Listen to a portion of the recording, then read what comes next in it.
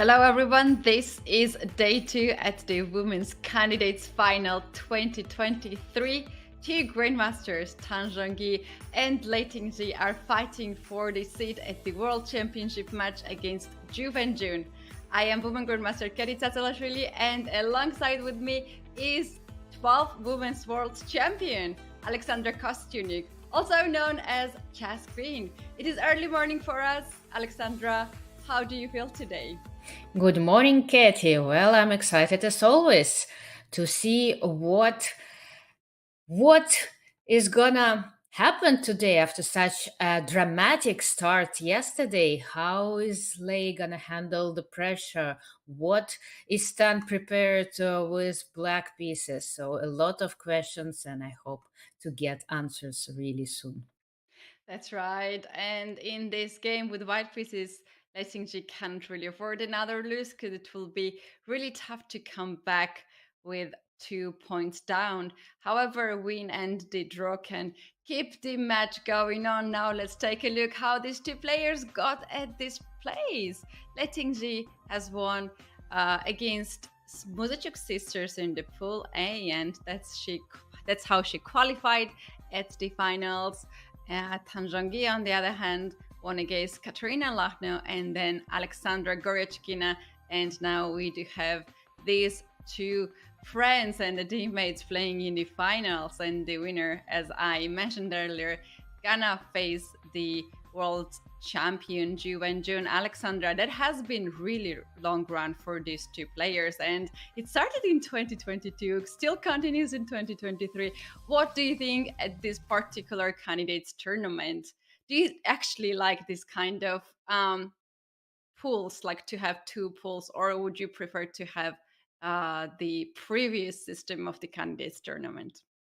Well, we can safely say that this run has started back in 2021. It's when both players qualified for the candidates tournament that was supposed to be in the spring of 2022 and then was postponed due to some tragic force majeure.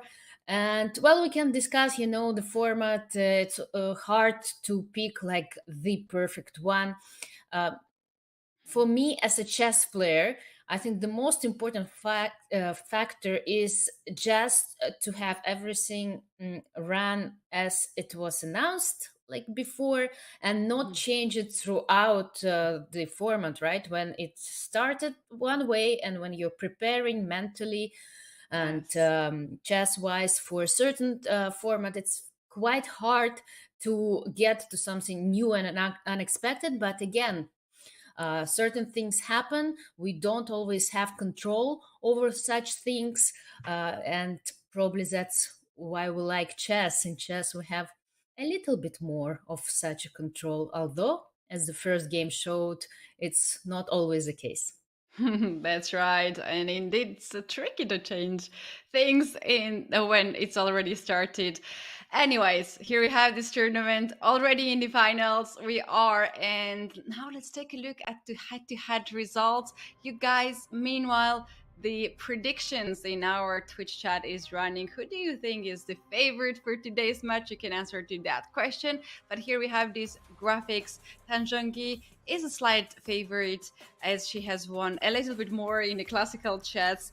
And yesterday's game is another additional win for her. Alexandra, you mentioned about the age of Lei Tingjie. She is really young, 26 years old, just turned few days ago. Do you believe that the age factor will play here a key role? Yeah, we discussed yesterday with you that there can be many factors that, and it's very hard to pick, the one that will make such a difference. Age is definitely something Lei can rely on. She's younger than her compatriot Tan Zhongyi, but on the other hand, Tan Zhongyi has already played a world championship match. It's a huge experience. It's hard to prepare for a match if you haven't had the chance to play it before. So Yes, Tan Zhongyi, of course, looking at the score, the statistics, is a favorite, but still, if you forget about the result of the first game, I think Lei can be quite optimistic. Because it was going, everything was working in her favor until this tragical time trouble. But Yes. let's hope that Lei will be able to fight back. That's right. There was indeed very big upset of yesterday's game. Well, besides the fact that they will get the uh, right to play against the current women world champion, fight for the title, there is also a pretty tempting prize fund for this tournament. Overall, 250,000 euros, and the champion will get 60,000 euros. Runner up will get 50,000, and also there are some nice prizes for third and fourth and fifth to ninth places. So that's very, very impressive, Alexandra. You have been in this world for long, long time, winning a lot of tournaments, winning a lot of prizes. This is the first time when the candidates tournament has such a high prize. What's your thoughts about these improvements with the prize fund? How important it is for women in chess? Yes, indeed. It's very nice to see prizes in women's chess getting higher, even if we compare with the previous women's candidates back in 2019. It got an additional $50,000, and of course it motivates women a lot. It motivates the younger generation to fight and to work on chess. It motivates the older generation to stay in chess. If we look at the top 10 right now, we can see that many players have been there for a while, and I think it's because of those prizes getting higher. I do remember when I was starting my chess career, it was a long time ago, and people tend to forget things very fast and very easily. But prizes were at that time, they used to be so low that there was no reason to stay in chess for a long. And now it's changed, and let's hope it's gonna change. We see the prize pool only for these candidates, right? And we shall not forget that the winner, well, the champion in this slide is called, the winner of these candidates is qualifying for the world championship match, and their prizes are even higher. And so it's a lot of at stake, and I hope it's just gonna continue the same way. That's right. I hope so too. The prize fund obviously it's a big stimulation for a lot of chess players, not only for girls, but women, but also for men. And we definitely need more and more sponsors in chess. Uh, Alexandra, let's now come back to the tournament for a bit and talk about the format. We will go back to prize fund and to talk of women's chess in general, because in other tournaments are still running alongside with this one. So about the format of this match is that we're gonna have five more games, as one is already down, and the first player who reaches 3.5 points is the winner, who will play the World Championship match against Ju Wenjun later this year in summer. The actions will start on 3rd of July. But before that, the players are already at the board, very focused. A lot of cameras are around, as we can see the flash in the on the faces of the players. They are so focused, Alexander. Look at them. You couldn't even imagine if we don't know that they are friends, actually, and the teammates. Yeah, it's hard to play against your friend and somebody you've been playing alone for such a long time. We know that these players, they come from the same city, so it's an amazing celebration for the city. Imagine how many chess fans are rooting right now for the players. Both of them were born in Chongqing, the city where this match is taking place. And well, we see both of them, yeah, are getting ready for the second game. Lei Tingjie is gonna play white today. We'll see how what she had prepared for the match, right? As an e4 player myself, I'm always hoping to see this move on the board, but we'll see what is actually in Lei's mind. We saw a long stare by Tank at Lei. It's also interesting to see how those players interact between each other, and I think they're getting ready. Yeah, it is already 3 p.m. in China. We do have here the handshake. Don't block the camera. No, please don't block the camera. We want to witness the first move. And here we have the first move. Ah, no, D4. no, my heart is broken. No, I'm okay, guys, I happy. am leaving the broadcast. Stay tuned. Katie will entertain you. No, okay, All my D4 it life I is. have been played D for Alexander. That's the only thing I know with white pieces, and I have huge love to that word. One thing is, I have to be honest, I was at least 80 to 90% sure Lei would choose one e4 because she Hmm. equally plays d4 and e4 first move. We talked about that yesterday too. And in most of the games against Zhongyi, she had played e4 before. So this is maybe a sort of surprise, something new to Tan that Lei can bring at this match. But yeah, indeed, as we discussed yesterday, both those players they can play basically almost any opening, any starting move, and probably like the main factor for a player to pick an opening was the fact that, as I said, at least I thought so, that Lei started her chess career as a D4 player, so she's more familiar with with all Mhm. those small sidelines and nuances that she feels more comfortable, and that's why then she decided to play D4.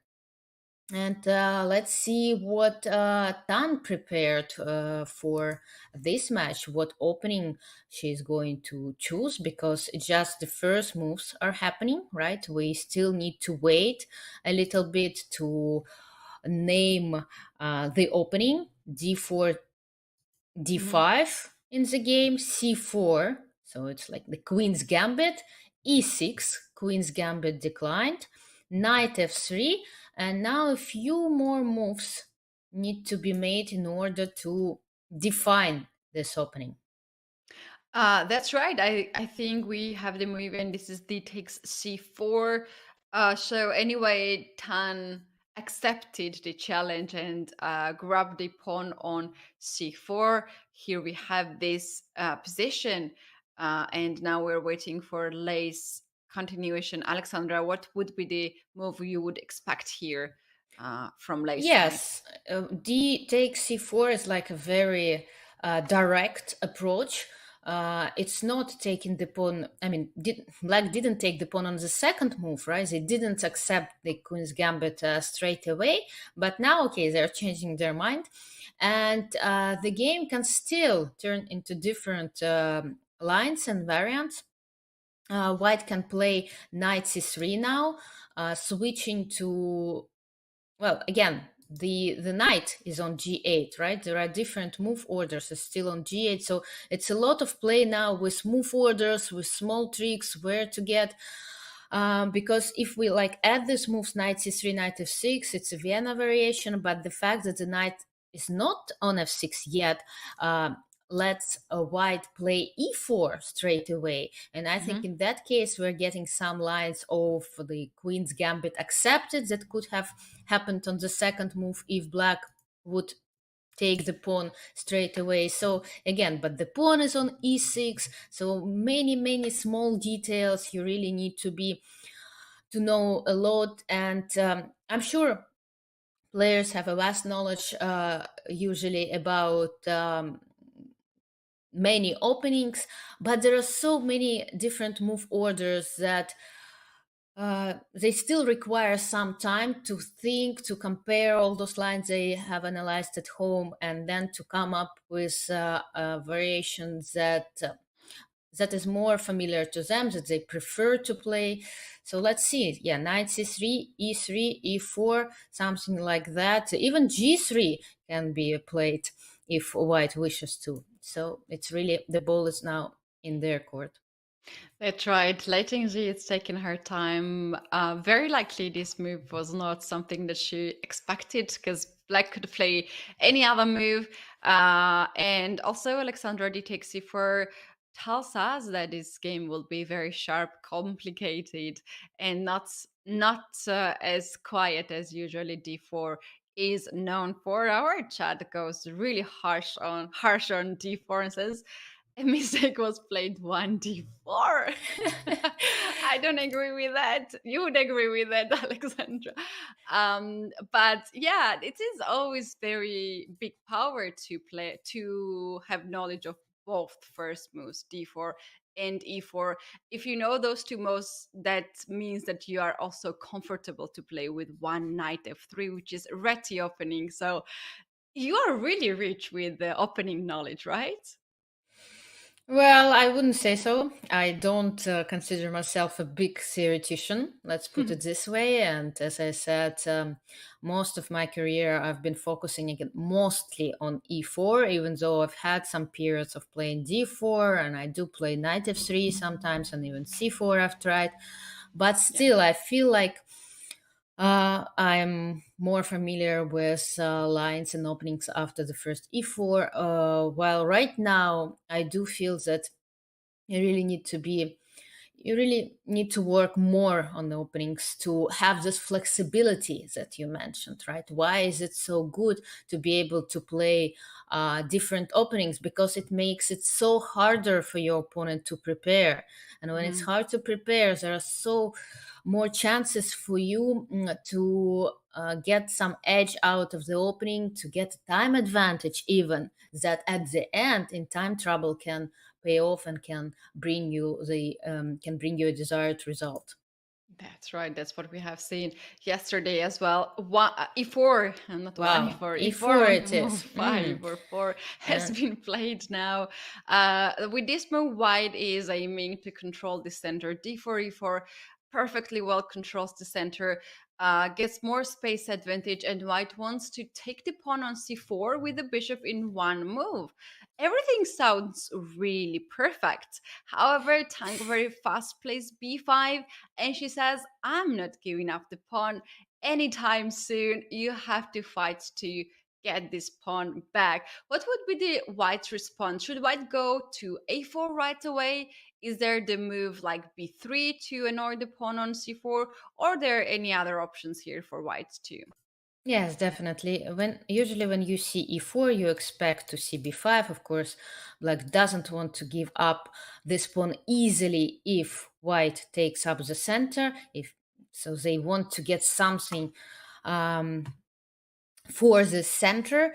And as I said, e3 here, when it's played, it's a calmer, more positional way. In that case, usually black prepares some queenside uh, pawns movements in order to develop pieces here. But when we see e4, that indicates that something like the game will become very sharp straight away. There is a lot of theoretical lines, as far as I know. Again, I think we should compare those lines with this main tabia of the Queen's Gambit accepted, uh, because they will look similar. Again, we have only the inclusion of these two moves, right? Knight f3, e6, but the lines that's gonna happen will somehow be close, well, at least in ideas, to the Queen's Gambit accepted. And I do expect to see some theoretical battle right now. Mhm.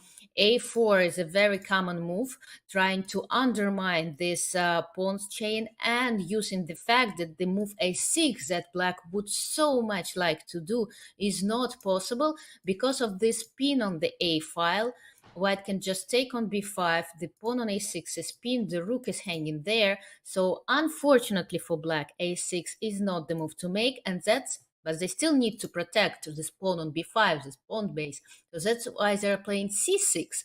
But c6 has its own drawbacks, and we're gonna see how white is going to react. They can continue attacking this pawn chain. They can just exchange the pawns and try to put more pressure on the b5 pawn. Also, after this exchange, a5, c b, the this long diagonal kind of gets open, and well, usually with the pawn on e3, it can be used sometimes when the queen gets to f3 and puts all this pressure on the f7 and a8 rook.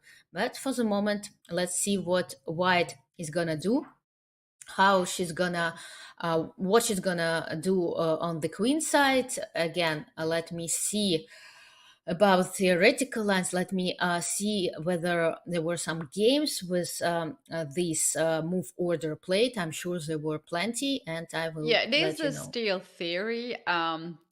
I myself play e3. I don't like this much of the Hmm. complications, but if sometimes you have a mood to play e4, why not to go for that? And here at this point, Alexandra, white can choose two ways. One to ignore everything and go with knight c3, bishop e2 castle, then bishop g5, and attack in the center just to have strong center. Or another move is to play b3 here and fight right away on the queen side and ask some questions to black, how black is going to guard the pawn on c4. So right now, Lei is going through this process. Either she will choose to sacrifice the pawn, end up the development, and starts to play with bishop g5, e5, and attacking the center. Later on, sometimes even d5 is a very strong breakthrough in the center. Or another option is just to play b3 here. Yeah, well, that's sacrificing, like making sure to sacrifice this pawn, right? Still, as yeah, the choice white is facing right now is more like, as I can see, to take on b5 straight away, to like add this Mhm. move and then start attacking the queen side, or attack it straight away by with the moves as you mentioned, b3 and knight c3. Yeah, but again, there were many games. I'm sure that Lade knows basic, I mean, main ideas. I'm sure that she's analyzed similar lines, but all those move orders and tiny except inclusions of additional moves can somehow influence her choice. Yeah, that's right. I am really keeping the eye on her time, as we have seen so dramatic moments yesterday when she made the move on 2 seconds on the clock, and that was the worst move. It was a blunder, and after that, she lost some of the material, and should be very upsetting for her. But Alexandra, you have been at this place where you have playing for the match.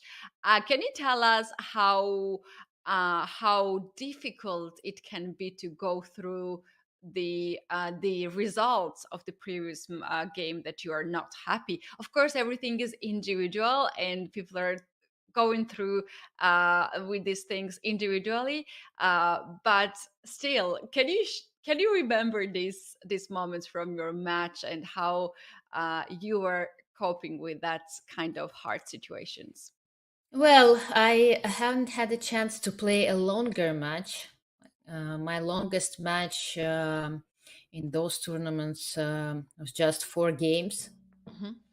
I think just the candidates that I played against Alexander Garyachkina, it was the longest match. And usually it's just a 2 game match, and it's a completely different story, right? When you have just 2 games, you either like win, make a draw, go to tie breaks, or even if you lose, it's not such a big deal because you don't have time to know, to regret, to start like um,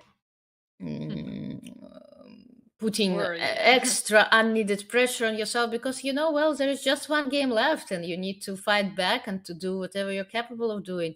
And of course that helps you to forget all those emotions and just focus on the game, on the preparation, and go and try to do your best. That's it.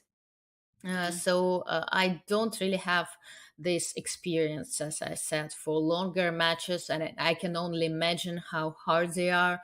Of course, I've followed many of them, I've read books about them, but again, cannot share my Mm. own personal experience. Fair enough. We do have actually the move Lei Tingjie after uh, several minutes of thought. She decided to push in the center, played knight to c3. Her idea is very simple. She wants to take on b5. And Alexandra, if black plays here a6, this is not something that you are guarding the pawn. White can still take the pawn on b5 and Yes, then with a6. knight to b5. So that's a threat. That's a trick, yes, and that's why it's not possible for black to protect it comfortably, this pawn on b5. So usually, in all those lines, usually this pawn goes even further up, attacking the knight. Mhm. And now after b4, white will need to decide where to put this knight, where to go with it. It can go back, it can go sideways, both ways. And well, white, of course, lost some time, right? Black was able to attack and to push the knight back. But after b4, there is no pawn left to protect this pawn on c4. And let's even say if the knight goes back to b1, now, what to do with this pawn? If you just gonna give it up, then the pawn structure is gonna be quite sad, I think, for black, at least temporarily. And they need to be very, very careful with white not putting like a lot of pressure. And all Mhm. those pieces, they're also kind of struggling to find a good place to develop. Bishop a6 is possible, of course, but white has so many pieces to attack this pawn on c4 that eventually it's gonna be lost.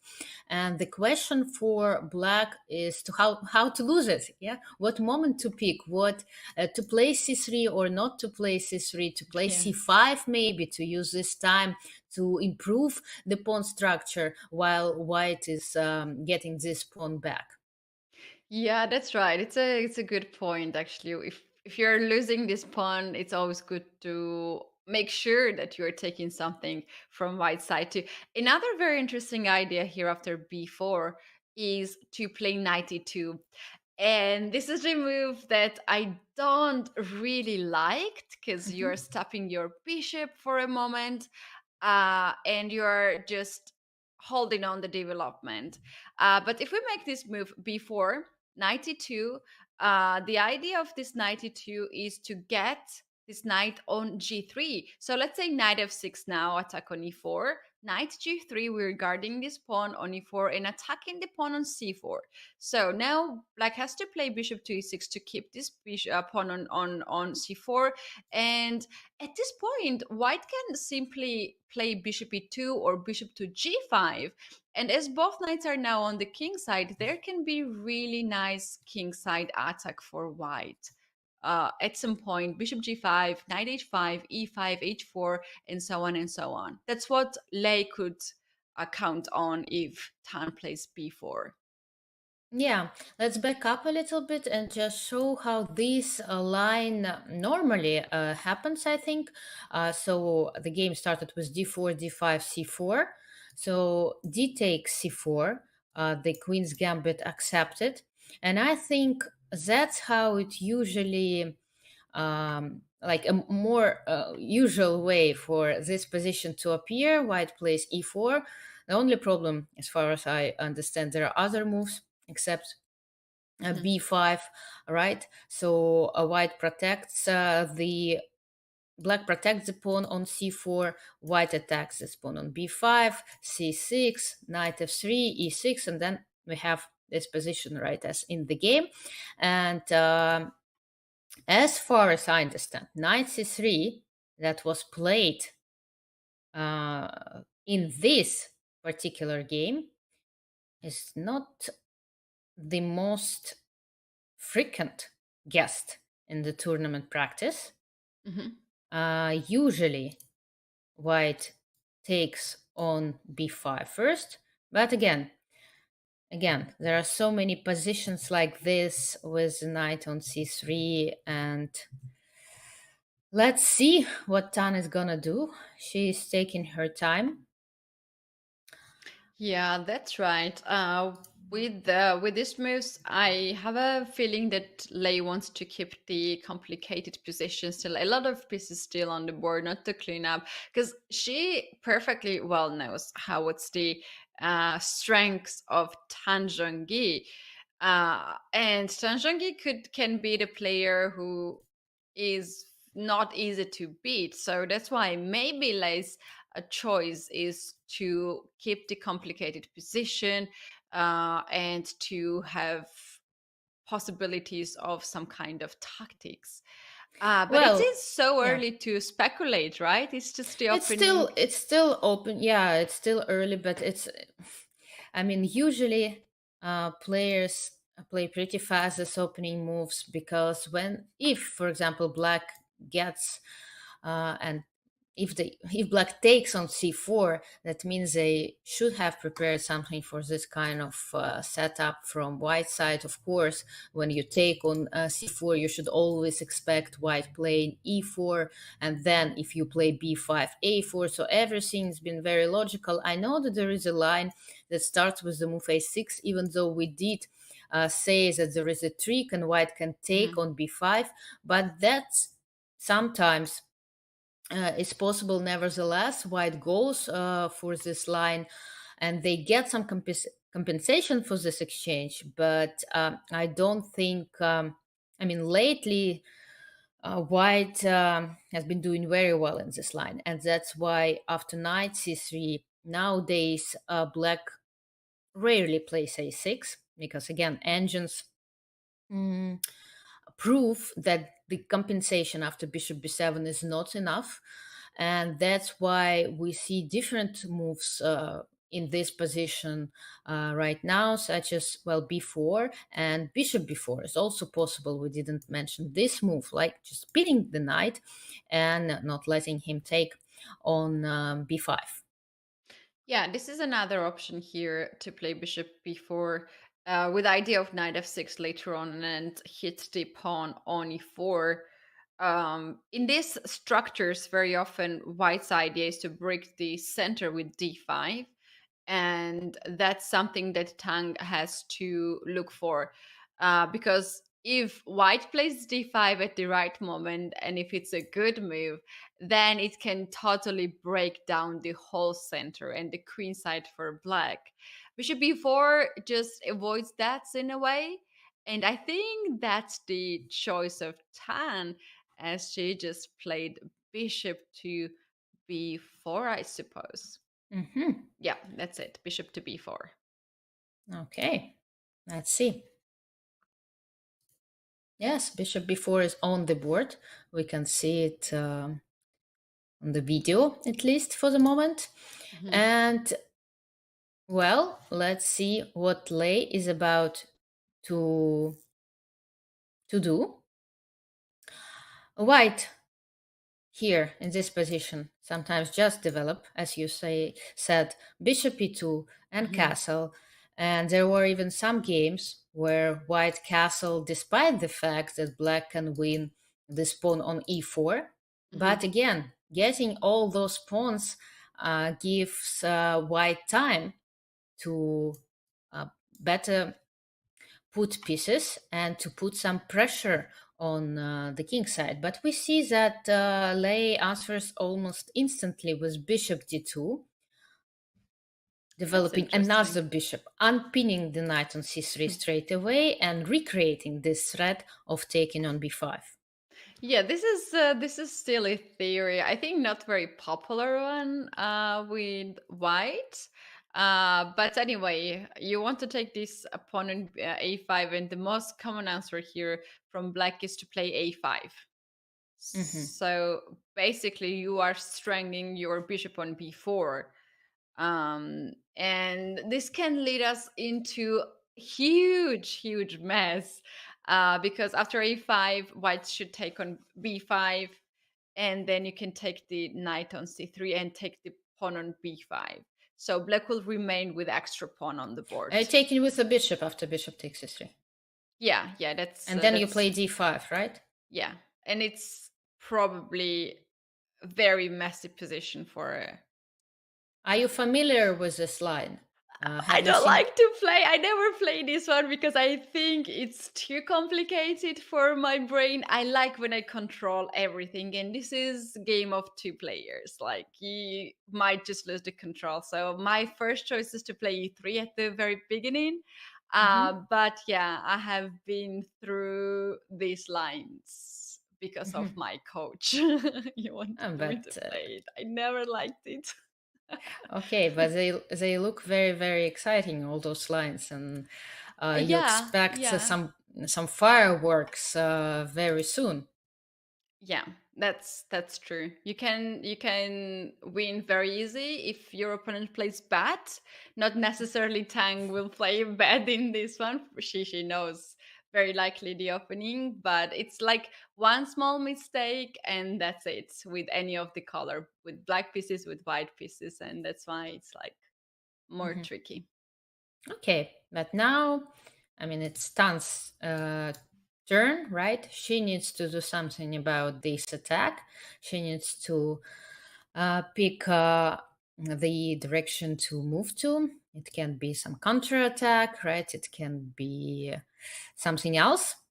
Mhm. It can be moves such as a5, as you mentioned, hoping to take on c3 and to take back on b5 if white captures on b5. So again, we're waiting for Tan's decision. I'm sure she's analyzed this line, she's seen it, and she has something prepared. Yeah, another move here that's equally played here with black is knight to f6. Hmm. So you are ending up your development on the king side. Your king is ready to castle. White's king is still on e1, so it's gonna take some time to castle for white. But the idea of this move is to hit on e4 pawn right away. So if you now take the pawn on b5, then you will lose the pawn on e4. So you should look for the lines like bishop takes, knight takes, or c takes b5 in this position. White will get very strong dark square bishop. That's true. But chess is very concrete game. And yeah, after takes probably maybe on b5 first. On Maybe to take b5. on b5 first. Okay. Yeah, to have this idea to push a5 at some point to go after Hmm. the dark square bishop. Right. um but it's double-edged position. Someone might choose to play here with white because white has pair of bishop, and at some point if you push d5, this bishop will be a monster on the dark squares. Hmm. Okay, we'll see what Tan will do.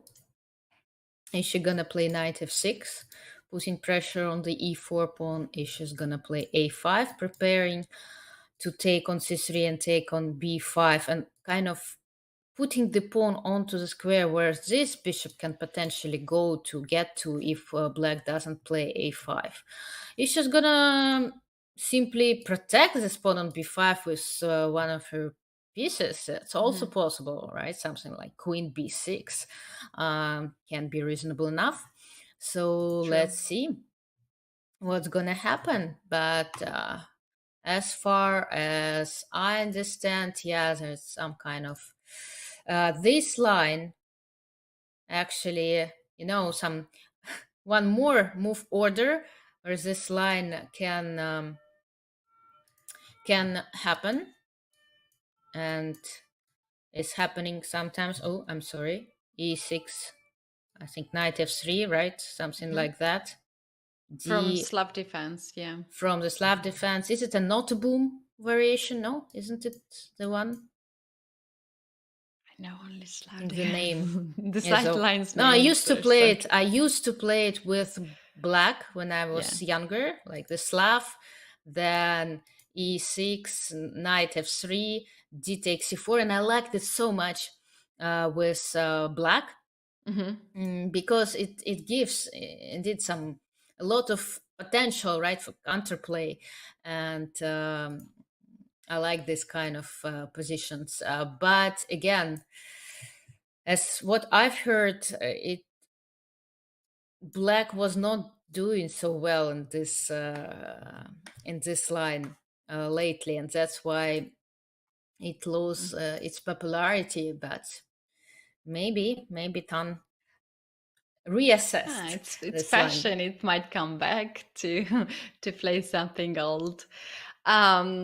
Yeah, this is indeed very interesting. And Alexandra, it's quite a heavy start of a day for these two players. Like they are taking quite some time at the very starting of the game. It's move seven only.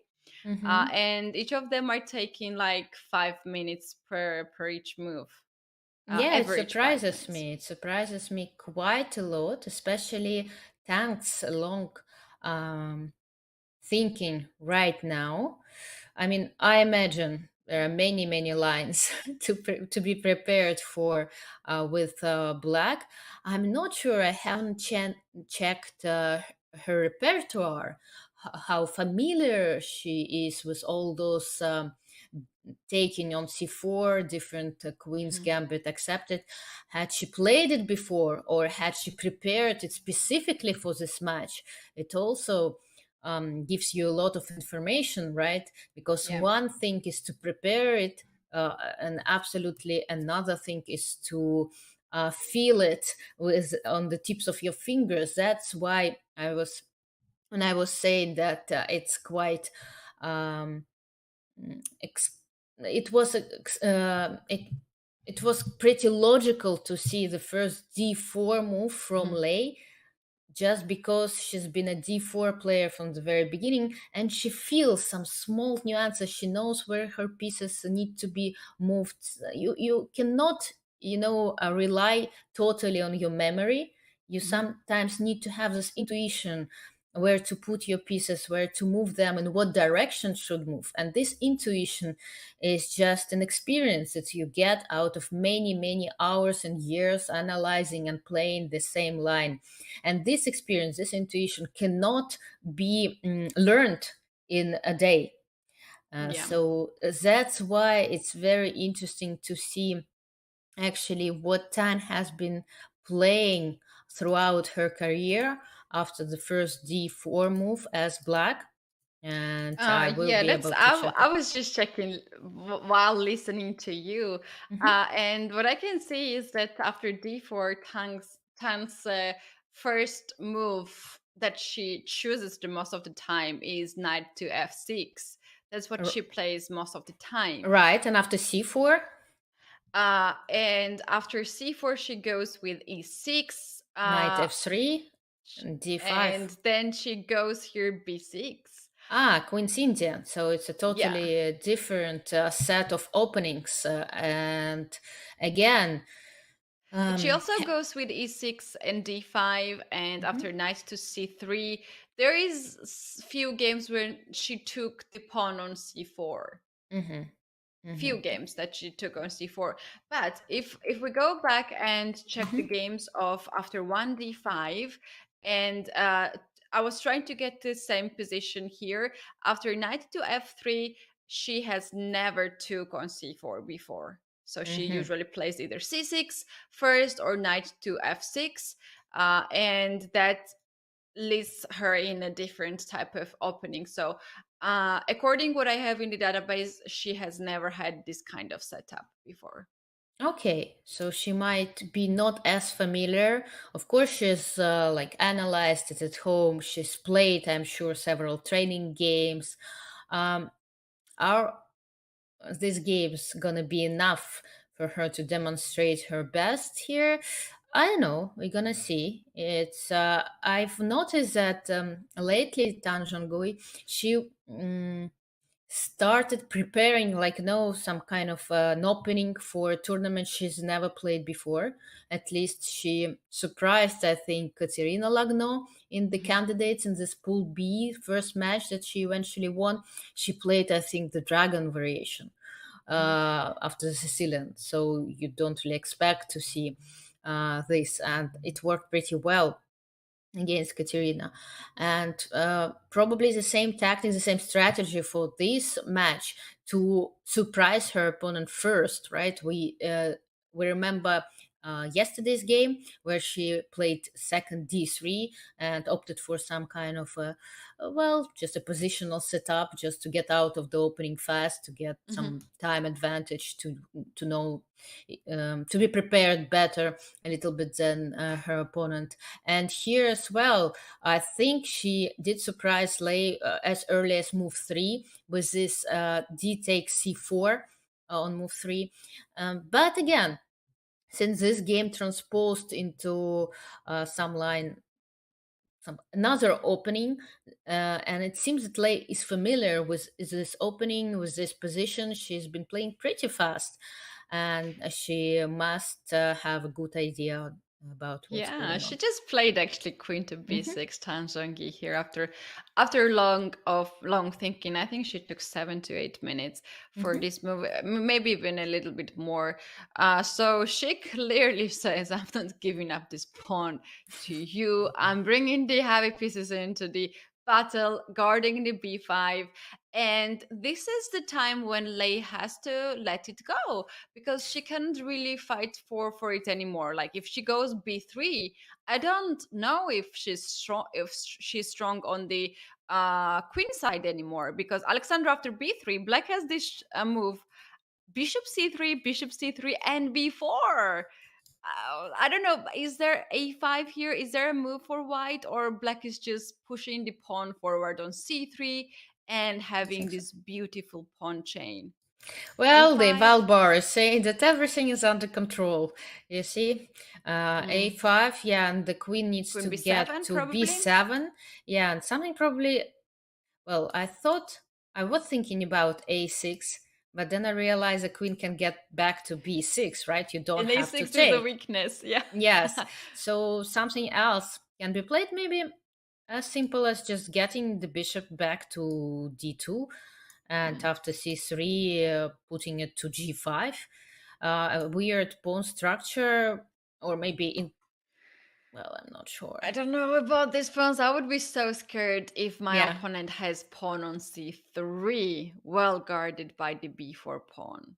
Yeah, but So, we see that the computer somehow is not scared at all, because it knows probably that you're gonna have some trouble with development, with putting this king into safety. Because imagine if you play knight f6 in your castle, and there's just one knight guarding the whole king mm, side, and after bishop d3, e5, bishop takes h7, black's king is gonna get in trouble. trouble. Yeah, there's also 95 knight c4 ideas to Hmm. dominate fully on the dark squares.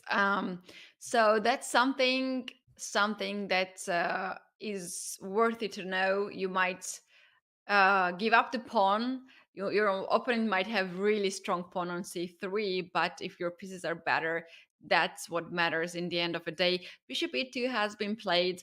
Hmm. Lei just decided that okay, she can just let it go for the moment. Maybe castle, and still these ideas are on the board to play the queen to c2, e5, knight d4, and try to bring some kind of kingside attack with knight g5 later on. Yeah, just a quiet developing move. Okay, White says, I'm a pawn down, but Mhm. we're not playing just in pawns. It's not only about pawns. I will finish development. I will put all my pieces onto the central files, and who knows then? I mean, and then black can just collapse because it's so hard to find good places for all those pieces, right? This poor bishop on c8 is kind of suffocating behind these pawns on white squares. This knight on b8 cannot be developed onto c6 because of this pawn that is disturbing him, and if he gets to d7, it's not so clear where to go next, and it's just gonna disturb his Mhm. colleague after knight f6, e5. With the knight being on d7, it's not so clear anymore where to go with this knight. Okay, to d5, there's always the square. But if white castles, knight d5 can be impossible because of knight takes d5. So a lot of questions to. I Uh, love the way um, how you're putting the arrows. I think chat would really appreciate that and like that yeah, picture. arrows. I love those arrows, so let me know if it's okay or I'm putting just too much. Love I'm it. into I my think Chad also creative loves artist mood. Too many arrows, you see. And Chad doesn't like those arrows, but I do like No, to. I think it's opposite. I think everybody really likes that. Well, it is so nice that we can demonstrate like that because during the chess games, sometimes that can be the factor. Like when you're calculating long lines and there's no arrows, you can move your pieces. Sometimes you are forgetting where the pieces are really. Never enough arrows. Yeah, that's true. That's true, actually. Well, if we kind of sum up like the opening moves, I think again, I mean, not again, because in the first game, Tank, we had the feeling that she was better prepared. She was more comfortable with the opening moves and she was putting Mhm. pressure onto her opponent. While now Lei seems to be very confident. She's been playing relatively fast with relatively rare moves in this line, demonstrating that she had analyzed this position. She had prepared something before the match, and well, I mean, if you're not familiar with this kind of position with black, I would be very, very, uncomfortable because, as you said, this position is very, very double-edged, and you really need to be very careful because if you make one inaccurate move, you can end up in a very bad situation. And of course, Yes. Tan doesn't want that to happen. She brings her knight to e7 in order to avoid all the ideas connected with e5. After knight f6, for example, if white castles, then white is threatening to play e5. While here, e5 is not leading to anything. It's not attacking the knight, right? So it's and the knight on e7 is more flexible in a way. It can get to g6. It doesn't close the road for this pawn. Who knows? Maybe at some point, black will be ready to play f5 in order to get this knight to d5.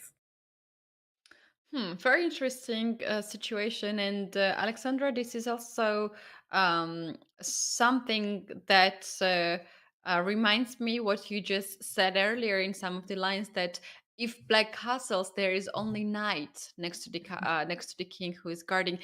Kind of similar position. We see all these queen, bishops, knight, and the rook on the queen side, and the king is just alone on the other side. So what it would be if white castles here Mhm. and starts to attack with pieces like, let's say, 95, bishop to g5, and even maybe f4. Not necessarily need to push f4 and bring the all these pawns forward because you're gonna also weaken your king. But it's possibility starting with queen c2, in fact, to hit on h7 pawn, e5, knight g5, 94, 96 ideas.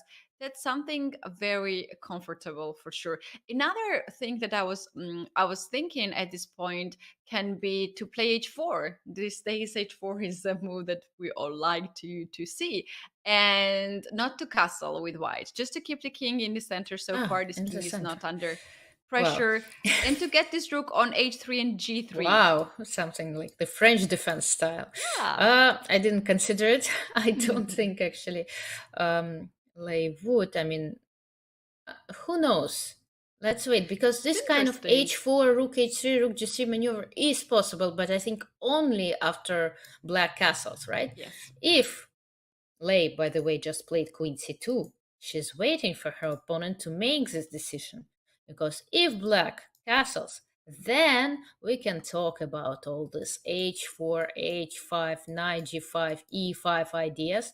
Mhm. And they can be pretty unpleasant because, yes, indeed, there is only one knight protecting and guarding this king side. And how to protect it? Um, is it going to be possible at all? So that's why black, I don't think they should hurry. with this decision of castling. They might still try to improve the position on the queen side somehow.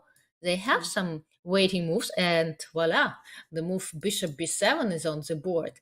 So black is not Not castling going to just yet. castle yet. Yeah. Yes, and I think she has every reason to do so. Bishop b7, developing the bishop, although it's hard to name it really development yet while the pawn is here. But who knows, one day it may get to c5 and open up this bishop and put some pressure onto the center. So maybe let's see what white is going to do. Are there any more improvement moves that can delay castling? Such as Hmm. even h4 that you mentioned. Now the bishop is on b7, so rook h3 is not getting under attack anymore. Yeah. H4 is the move that is waiting, is not creating any weakness. You can even castle after that, and you're perfectly fine in that position. As we said, black is very much focused on the queen side. Um, and it is also unpleasant to wait for this moves like h5, h6 later on. So this is one opportunity. Another opportunity is just to castle here and Yes, anyway to play this position. it Uh, creates a trap. I mean, after you castle, there is a threat that there is a move that white wants to make next, which is not possible with the king on e1. So, for example, if black plays knight to d7, it loses almost instantly. Well, not loses, but gets white a mhm. huge advantage after knight takes b5. Because right now, bishop takes d2 comes with no check, right? The king has already left, Yeah. and white has this intermediate check onto d6 and then knight d2, knight c4, or maybe another knight. Knight c4, knight d2, even like that is Mhm. possible to grab. So huge Yeah, beautiful. advantage, decisive advantage for white. So black needs to be careful, and castling seems as the most logical move indeed. I mean, just to castle and then see create this idea of taking on b5. Black needs to be careful, and if black castles, then white can consider starting this kind of attack on the king side. Oof, I love it. I love it. That's a nice trap indeed to castle here and wait your opponent to blunder something. And 97 is a very logical move too, just to wait and wait until you castle. Yeah, maybe that's the one. But I really have to mention that it is probably a very good opening choice for Lei Tingjie, knowing that she's very dynamic player. She's very comfortable in tactics. This is the position she wants to have, not any other boring position like some kind of positional maneuvering things, but to have possibilities to attack the king, to make some traps and so on. Yeah, but again, it's as you mentioned before, it's pretty double-edged, right? Black has this extra pawn. They're a pawn up, and this initiative. It looks very pleasant. I mean, I tend to choose and prefer positions with initiative, but we know, I think, pretty well this initiative is something that slips away so easily. Immaterial is something that stays for much longer, so Mhm. you got to be careful. You Lei lost her first game, and she shall not, you know, over push. She should keep the pressure on, yes, but should be quite careful with. Uh-huh. And she does not castle.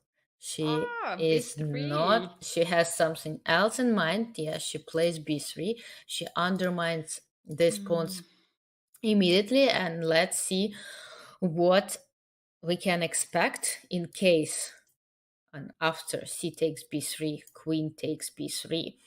And Let's first start with b takes a4, right? What kind of position it is. The king is still on e1, unfortunately, for white, because otherwise knight takes a4 would have been possible. But now white needs to take with the rook, probably. Yeah, And there attack the is, oh bishop. no, wait, this rook is protected. So black can get away with this bishop and take with the pawn. Oh, I'm not very familiar with this position, as I can see from the val bar. Every single move I make, it just doesn't like it. So maybe, maybe we can see a little bit. I think after b takes a4, rook takes a4, a5 is also possible, right? Maybe that's the move to um, make. can we consider to go to the end game? Like, let's say after queen takes b3, uh, to take on a4 with knight to force this end game. hmm The idea of this move is to go to the end game without queens. We have beautiful c5 square. hmm We have open b file. Oh, black also has the open b file, but we are the first who is getting there. And That's so tricky. if I don't yeah, but know. then I think I mean again we have this hint. The eval bar is saying that it's Something nothing. is Maybe wrong just with castling. that. Maybe Ooh, no, because I thought not that that. I can castle, protect the rook, and then take the bishop. Oops, and grab the rook on a8. But no, that's I not think the rook move. to b1 here. The idea of Yeah. this move hmm is to attack b7 and b8 as well. So No, wrong choice again. I think rook to d1 actually. Look, because we're not only attacking here, stop the also bar. not the best move. Yeah, hard, you see, hard to say, but we're attacking the queen and we're getting ready to play knight c4. But the computer thinks otherwise. Hold It's on. How about queen to b7? yes. Queen to b7. You Then take bishop and now d1, cover the check. bishop d1. Protect the knight and then grab the rook. Mm. Wow, yeah. And if I castle, I'm I'm not able to capture the queen, right? Somehow to trap it. To trap the queen. Probably No. not, because I have queen a7 also on the way to Wait. capture this pawn. hmm White castles, and it's a lot of pieces. Well, just one piece, but it's not enough. It says, unfortunately. Yeah, because you can still even castle, or you can take on a7. Yeah, so you see, not so easy, and I like very much. And it's happening. I like very much your idea with capturing on a4 with the knight, because indeed, after this exchange, in case black just simply exchanges the queen, those Mhm. beautiful knights, they're Yeah. coming onto a5, c5, and yes, white is a pawn down, but this Oh, pawn, you can give this pawn anytime in this type of positions and play. yes, It's especially, for perfect. It's example, perfect. yeah, I want to show you, I know, again, this tactic, yeah, but it's working, it's It's working. working. Knight Yeah, on because b8 I is thought that the hanging. knight on c5 is going to hang, but in fact, the knight on b8 is hanging as well. Hmm. So there are some lines, and again, as I said earlier yesterday, when all those tactics start to work in your favor, that's a very good indication that you've done something well. Yeah, true. And if you take this pawn on a4, knight a4, you don't have much of the choices, Alexandra, right? But you Indeed, have to yeah. go to this end game, because otherwise your queen is hanging, your bishop is hanging. So maybe something should be better in here. Although the bishop on b4 is hanging right now, and move like bishop c3 to give up the dark square bishop here at this point with open position might be just too much. Yeah, so there is just one move left for black, which is a5. If b takes a4 doesn't work, as if bishop takes a3 looks very bad, right? What Hmm. else to do? You cannot retreat your bishop because the pawn is going to be hanging. So maybe just simply protect it. And yes, the pawn is hanging, so white can win it back. But okay, then this bishop on b7, it can. It can protect the king. Black can play bishop c6, and well, maybe everything is fine for black. Yeah, the whole difficulties now is gone. Almost the half of the board is gone. You have a beautiful bishop on b4 guarded by the pawn, and you are very close to castle. Should be all the problems just solved in this position. So a5 is the move that we might be witnessing soon from Tan Zhongyi here. Maybe instead of taking on b5 here, Lei needs to keep pushing and just finalize development and just castle. And castle finally. Mhm. Maybe, but then again, shall we consider bishop takes e3 and b4? Yeah, that's probably the possibility. However, I think that after b4, white can keep this bishop on b2, aiming on g7, d5 can be the threat. 95, knight c4, Hmm. e5, 96 is a possibility. Still game on. Yeah, I like it much better than capturing on b5, where black seems to be solving all her problems, but maybe something here. What else? Quite a complicated position, right? With a lot of tension on the queen side, and this tension can kind of jump to the king side as well as soon as black castles. Yeah, that's for sure what lays waiting in this game. She looks quite fresh. She looks like she has recovered from yesterday's terrible blunder, and today is the day when she is moving a little bit more, not very much focused. Because I felt that at some point she just got tired, and that's why she just blundered the material there and the almost the whole game. And Alexandra, then she could still save in the end with queen to b1, which I still consider to be the hardest move of a game to find.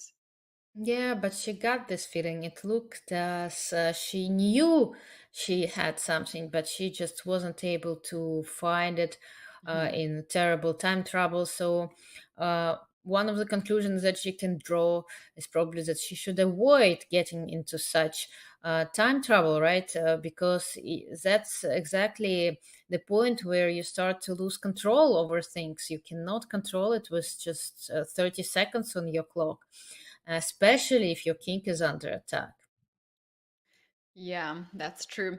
We're waiting for the move from Tanjongi. She is taking 5 minutes and she's And going a5 is the move. We have seen some of the lines after a5. Now it's time for Lei Tingjie to trade the pawns on the queen side and go to the end game, or keep the pressure on and just castle. You guys, we're gonna see all this action. I think it's just heating up. We kind of have quite heavy morning, Alexandra. It starts really slow. Players are taking so much time. The position is so complicated, but hey, that's what we want to see here. You guys, these two players, both of them grandmasters, Lei Tingjie with white pieces, Tan Zhongyi with black. Layla have lost yesterday the game, and today is the chance for her to get back the point. Now we're going to take a very short break, but you guys don't want to miss any of these sections. The players are not taking any breaks, and they are keeping to play. And the moment we're back, we're gonna have a lot of updates. So don't go anywhere. We will be back in a few minutes.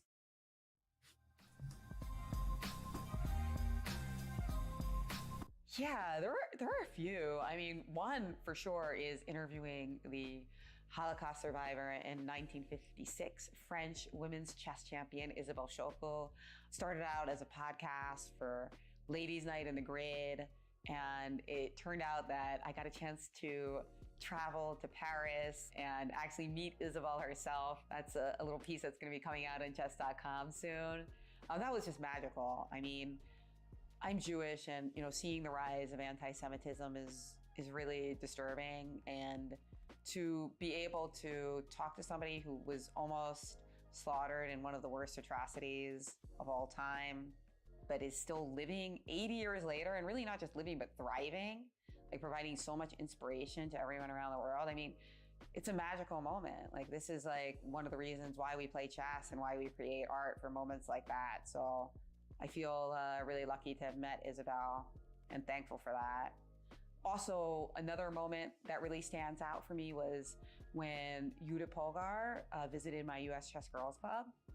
We had hundreds of girls there from all over the world. In fact, we had girls from Kenya. We had girls from, obviously the United States, from Colombia. And we also had adult women there as well. So it was a huge turnout, and Judith was just so charming and brilliant in her answers. In particular, I noticed that a lot of girls asked her similar questions on a variation of like, what do you do if your confidence is shattered? What do you do if you lose a few games in a row? If you're scared, if you don't know what to do? And it's funny because Judith's reply was so striking to me, because she was just like, oh man, these questions are tough for me because I've always been so confident. And she did manage to reply, but it was interesting to me to see that was a bit of a struggle for her, because she has always had that confidence that she was great. She hasn't suffered from imposter syndrome. And I think that's a big secret to her success, and just a reminder of how important confidence is to becoming the best chess player that you can be.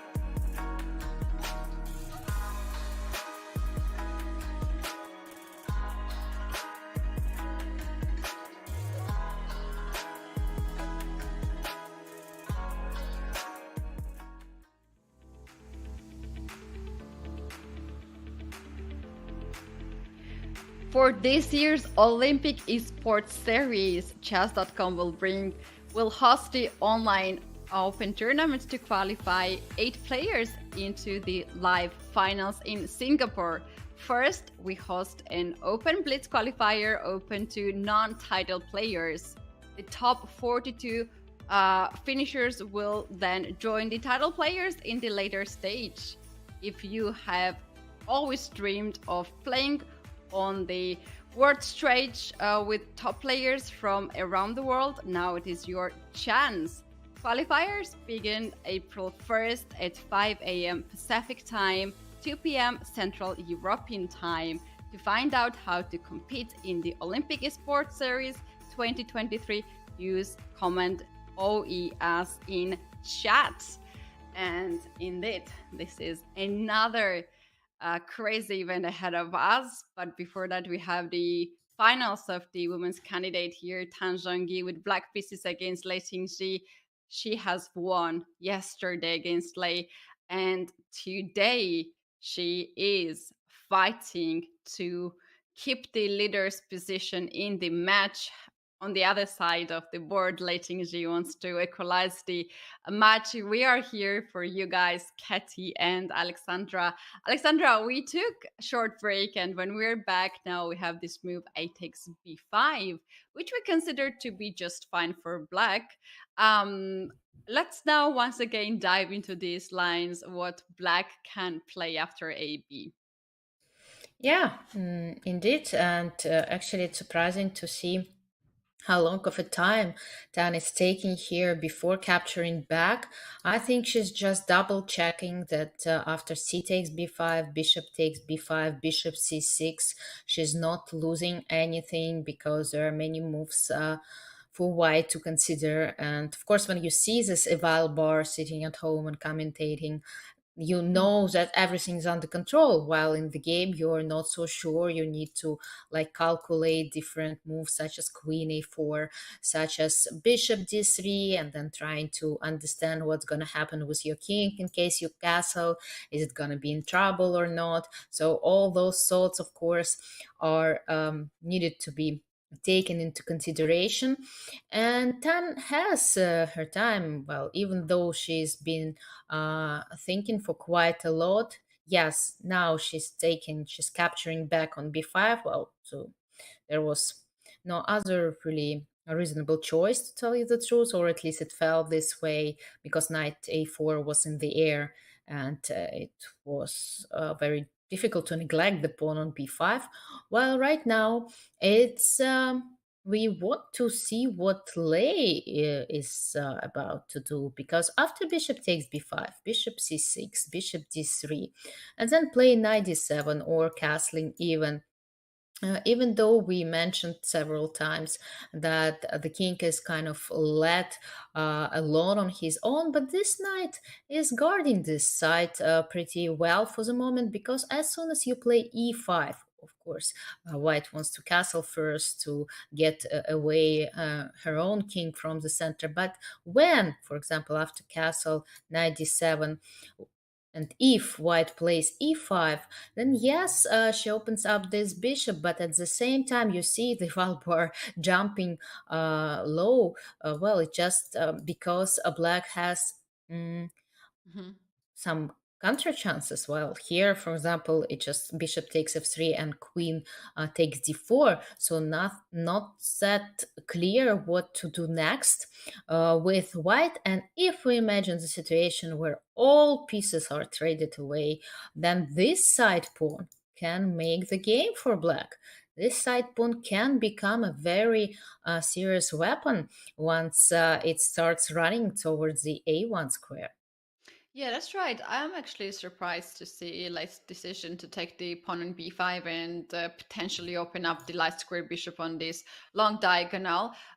Very likely after bishop c6, she will just capture this bishop, not to keep the bishop on the board. And at that point, after all, Light didn't really get too much out of the opening. Bishop Yeah, takes indeed. c6, knight takes c6. You have to castle probably. Black will castle, and here we have the position where white has this strong center, but not enough pieces to use this space advantage in the center. Like basically, there is not very strong threats to black after these changes. But you also need to be careful about the pawn on d4 right now. I mean, if you castle, can black just simply take it on d4, or you have queen a4 idea? right, in mind. You wanted Yes. to do something, maybe. Well, I was actually thinking about queen before I did too, but it's not really working there. But knight d4 seems to be a little bit tricky here. Maybe take and knight to b5. Yeah, but then, okay, the rook is hanging, right? So I don't have time to take on e4, and you want to play um, bishop takes b4, so I'm kind of almost. If I take on d2, there is knight c7 coming, and it seems that black is in trouble. So, yes, I need to be careful. Mhm. They cannot take straight away on d4. And probably, yes, that's how the game can continue. Because this bishop, if it's not exchanged, the slight squared bishop on c6, it can suddenly start playing a very unpleasant role uh, in the game. Yeah, that's right. Shall we see this line here after castle? If black also castles, if Mhm. white can push d5 right away and to start to annoy the black's pieces with that. Yeah, so a lot of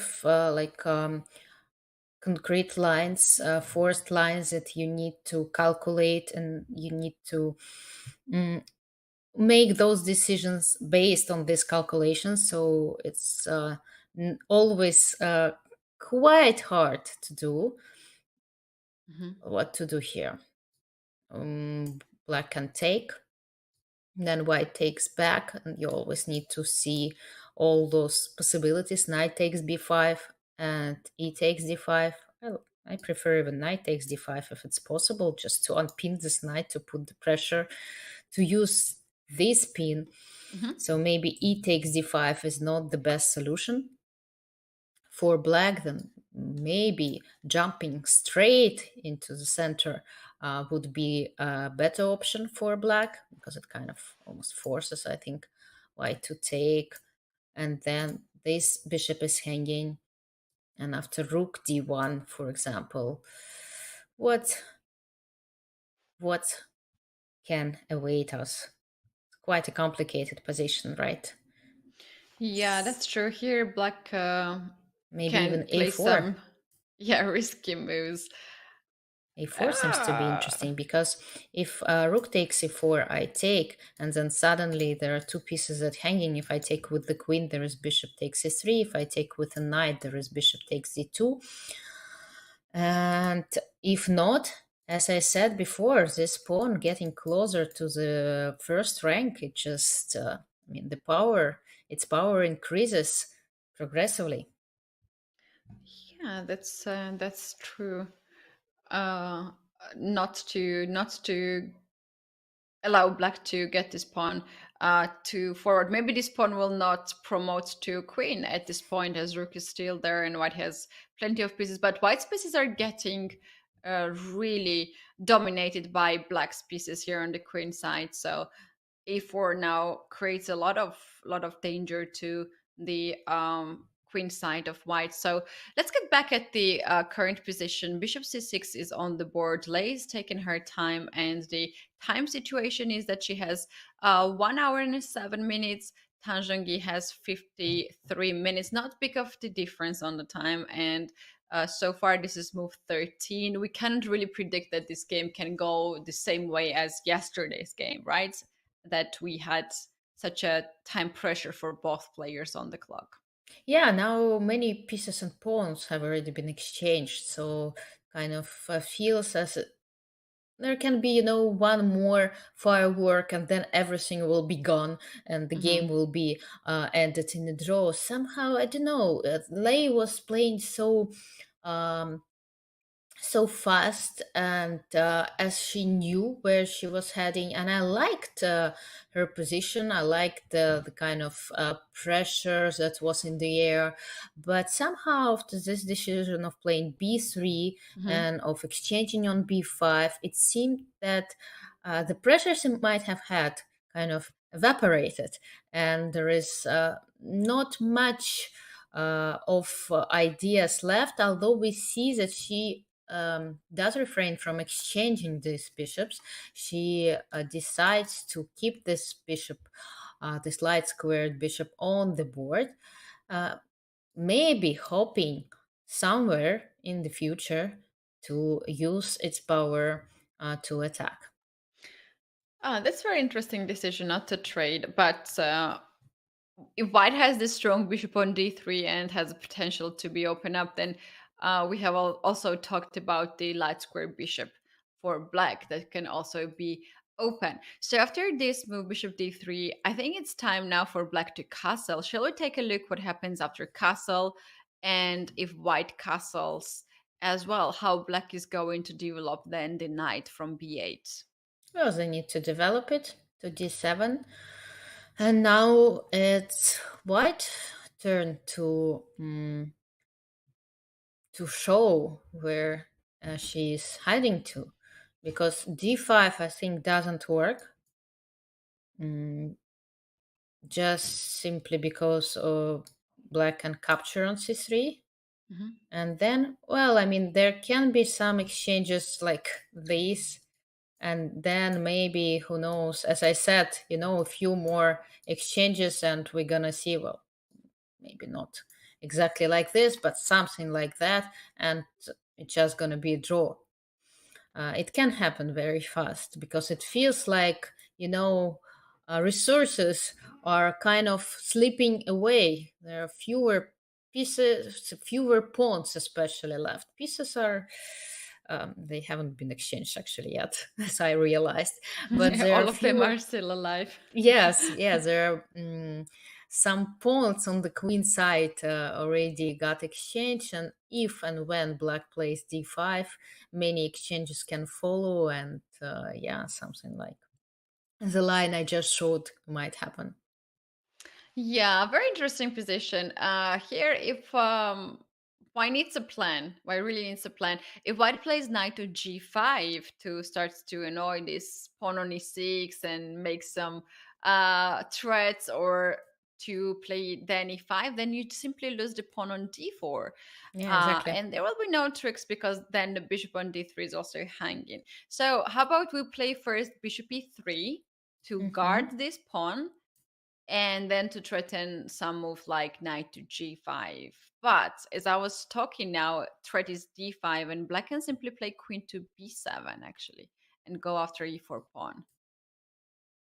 Yes, they can. And again, yeah, again, it's up to white to do something about this center. I mean, the center looks very, very nice, right?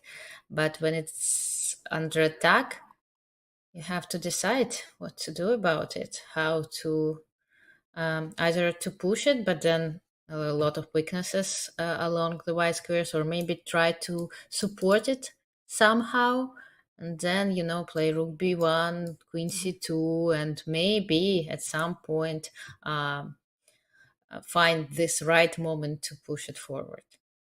Yeah, very interesting. In this position, I think we're gonna Mm-hmm. go at this position somewhere close very soon. Tan just played knight to d7, and Lei castled. Tan also castled, so Mm-hmm. they have the similar position, but started with knight to d7. I don't think there is a big of difference between this move order. So here we have, and now it is White's turn to make some choices. And Alexandra, we were talking about the center on e4. And this is the center you don't know, is it strong center or the weak center? Because like you can't really move freely with your pieces because they will be hanging. Like the pawn on d4 is hanging if you move the knight, and the pawn on e4 sometimes can also hang. Well, it's an everlasting discussion, right? What is better, to put your pawns onto the central squares or to attack the central squares, right? Some openings are based on this discussion, such as a Grunfeld opening or even Queen's Indian, where black let white put pawns onto the central squares, but then they put some pressure onto it. So we'll see. We'll see who's gonna handle this question better. I have to shout out to our moderator, Anita, in the chat, who seems to be in the best shape. I think better shape than the players. and, That's and great. Yeah. brings a lot of very interesting ideas in the chat to, you know, bring some topics here. Uh, there is a topic of the food. I see the food. Don't talk about the food because You I'm don't getting want to talk. hungry. Yeah, I had breakfast quite early at 7 a.m. And so now it's like almost lunchtime and it can bring, That's a dangerous yes. territory. Exactly. Yeah. That's what I thought too. Mhm. That's what I thought too. Um, but yeah, this game to me is a little bit slow, right? Little bit But slow it's often start. starting. I mean, chess games often start like this, in this Yeah, way, and then especially hits that. classical chess games, where players take a lot of time for their first moves. They are trying to, to get some edge out of the opening and getting slow into this middle game, and then then the time trouble starts, right? When Wherever Daniel anything comes can. here, I think it will be a right moment and he'll be very hyped and very happy. Yes, so he picked the Right right time. time to join. Yes, exactly. Now we're doing the rest, right? So Yeah. we tried to do our best to discuss the opening, and well, we can always talk about women's chess, right? The European Mhm. Championship actually just finished yesterday. So there were so many games, as I mentioned, to follow, and this is just these women's candidates. It's just the tip of women's chess mountain, if you wish. It's of course this.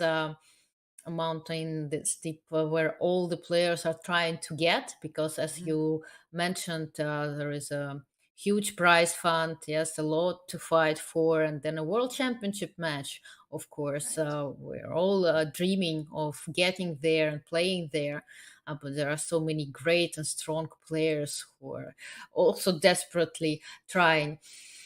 So it's interesting to follow all those roads, all those fights, and the European Championship was amazing. So many great games. And actually, yesterday, during the third round of the Women's Grand Prix in New Delhi, also all four games were decisive. So a lot of excitement going on right now in women's chess, a lot of emotions, interesting Mhm. games, and Yeah, talking about this tournament, Alexandra, this is a really hot topic still.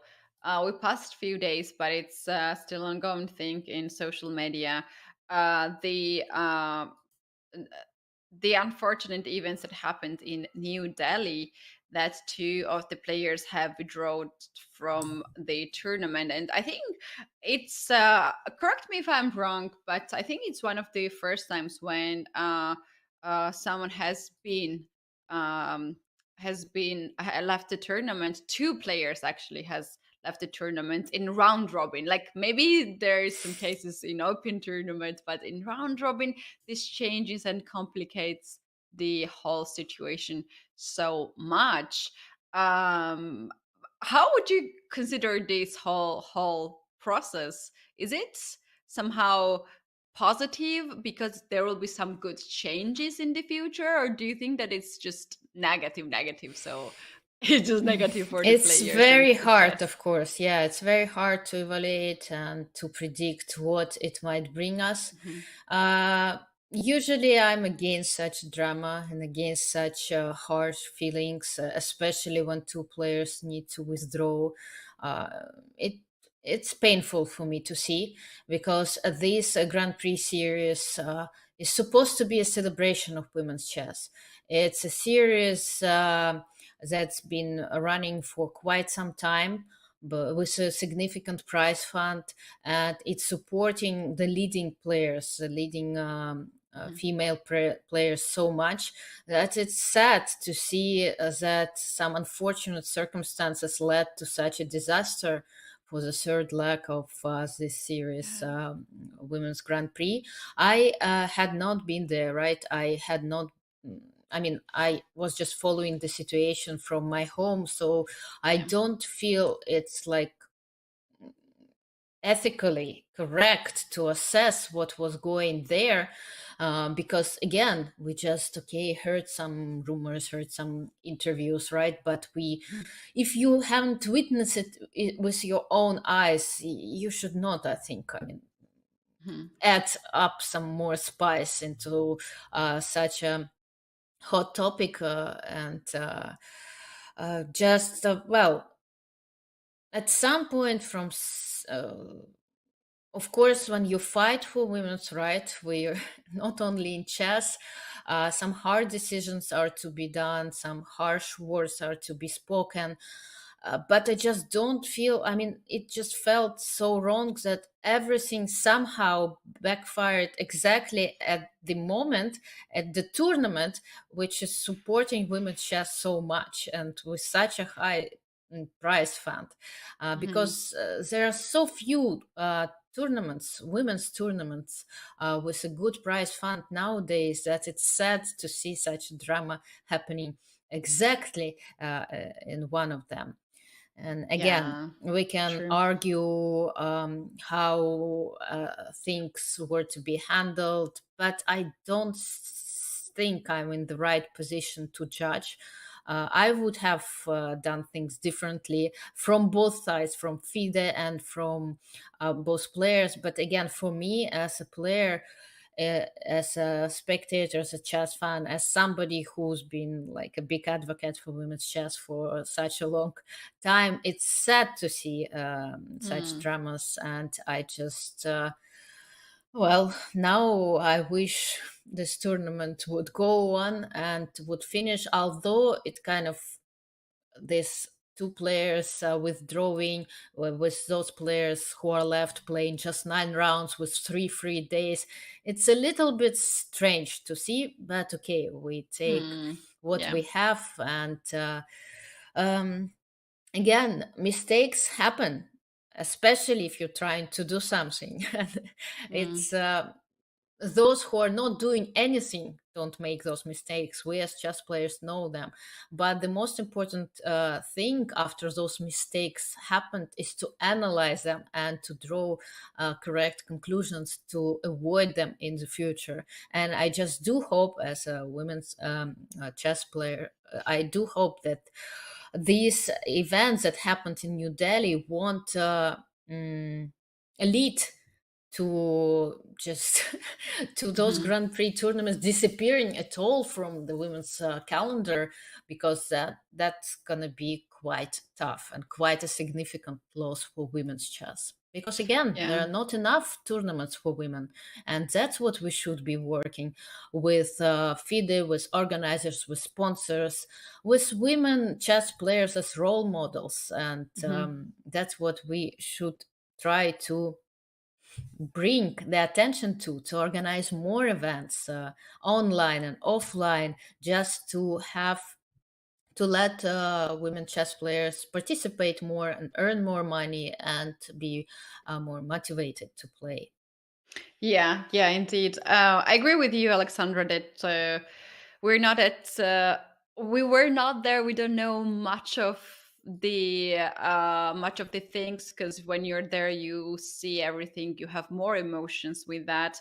But on the other hand, we can uh, be more neutral with our thoughts. And me personally, I believe that it is somehow very hard for those players, like all of them, not only those two players who withdraw and did not play the tournament, but also the rest of the players who went there for the competition. And now this is really complicated what's going on there. um, but in long term, I am really positive that this case can lead us into something which is well planned, well sponsored, and also like somehow change the whole situation in a good way for all the women. As you said, this is one of the tournaments that you can lead to the finals at the candidates, right? You're getting more points at the Grand Prix. Two players have rights to qualify at the candidates tournament. So it's very important. And anything, any decision can be crucial for some of the players who are leading this tournament. And you know that quite well. You're also competing yourself. You have played your two Grand Prix already, and any changes like this can affect two players, um, Well, any directly or player, yes, any indirectly. player can be affected. But Yeah. again, of course, players deserve the best, right? The best Mhm. conditions. They need to have, well, I know how difficult it is to be able to focus and work hard and to fight throughout those long 2 weeks of Yeah. such a tournament. Playing conditions, plays, any single, I mean, every single detail is important. But I just, I'm a strong opponent actually of Mhm. changing rules Mhm. throughout a cycle, throughout tournament. I mean, there are regulations, and those regulations there are to follow. They are worked at. We can, I mean, discuss them in between tournaments. We can argue that one point should be changed or another point should be changed, but the start of the tour of a tournament is not the place to start changing those regulations. I mean, there is clear like rule what to do if one player withdraws, and there should not Mhm. be any discussions after that. That's why Mhm. I was so surprised that all these dramas actually started. It was very unfortunate, and really, I would like to be as optimistic as you are, but I'm not. Yeah, Unfortunately, I I'm understand not. your point. You are actually it can affect you. Any decision can affect you because you're competing. Myself, I'm very neutral and I see things different. I don't have that much of the emotions. I cannot have the emotions that much. So just hoping for the best. And clearly, there is a problem. This problem has to be solved. Maybe it is brought with a huge drama, very unpleasant for the players. I'm sure no one is a good situation right now, but hey, maybe it's just a good beginning of something good. Yeah, well, let's Alexandra, to hope get so. Yeah, let's hope so. But yeah, we should let's just hope so. we should understand that I think there are I mean, there is a responsibility from FIDE, right, to organize well, to find Mhm. sponsors, to bring attention to women chess. But there is also responsibilities. There are also responsibility from chess players. So that these responsibilities they should be mutual. We cannot like say. Like from FIDE's point of view, okay, I will neglect my responsibilities and will force players just to make them play and Mhm. don't listen to them. There should be a dialogue. This dialogue should be kept going on. Like in between tournaments, but not during tournaments. There cannot be any discussions Mm. during tournaments. Yeah. That's why there are regulations. And let's hope, yes, let's hope that again, this unfortunate situation, very unfortunate situation with two players withdrawing, and actually two players withdrawing even beforehand, we simply forget Mm. and neglect about, and it's very sad. So basically, in total, four players withdrew for different reasons. Again, the situation is going to be analyzed calmly, not in the Mhm. middle of this emotional chaos, Mm. and the right conclusions are going to be drawn.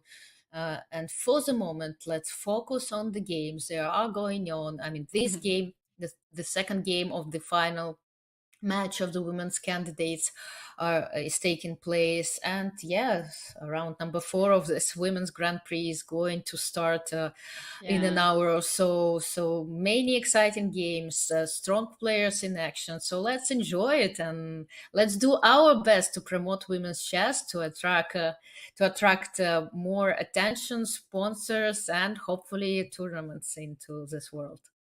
Yeah, right, right. We have here quite a peaceful match of two players. The biggest drama was yesterday, Alexandra, when the unfortunate blunder happened right before the 40 moves, just few moves.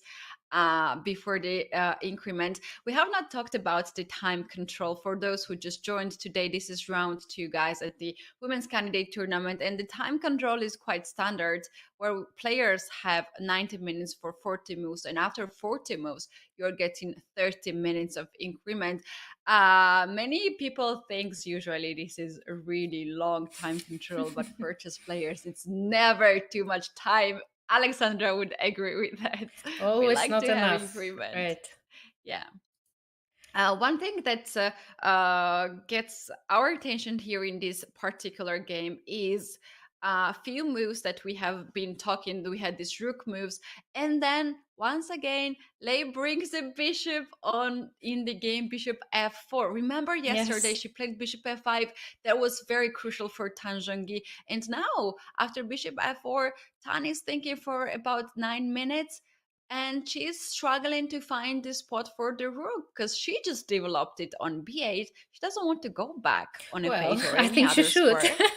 She should There's no go other get option. away from this attack. She should um, move the rook away from this bishop, and I think probably it's not such a big deal for compared especially to yesterday's game, right? Bishop Mhm. f5 was so much more powerful there, while here, okay, black of course like put the rook quite logically onto this open file, but we were talking a lot about this pawns in the center and how important it is to attack them, to put pressure onto those pawns.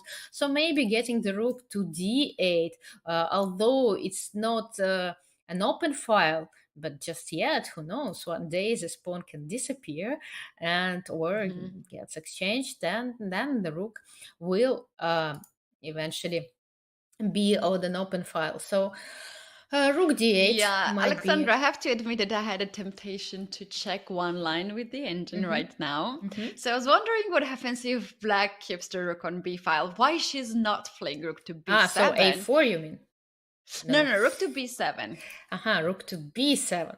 Okay. Yeah, and here's this line. Let's take a look. After d5, Yeah, too many we want pieces. to we want to drop this bishop. Now black has knight to c5 to attack the queen and the bishop on d3. And white has this interesting idea to sacrifice a queen with d takes c6, knight b3, and c takes b7. The rook is hanging, knight is hanging. Black has to take the pawn on b7, rook to b3, and here engine gives advantage to white. Well, white has a material advantage here because she has a rook and two pieces for a queen. Mhm. Queen is 10 pawns, right? Rook and two pieces are 11, 5, 3, 3. So even counting like materially, it's fine, but okay, there is one more pawn, right, for black.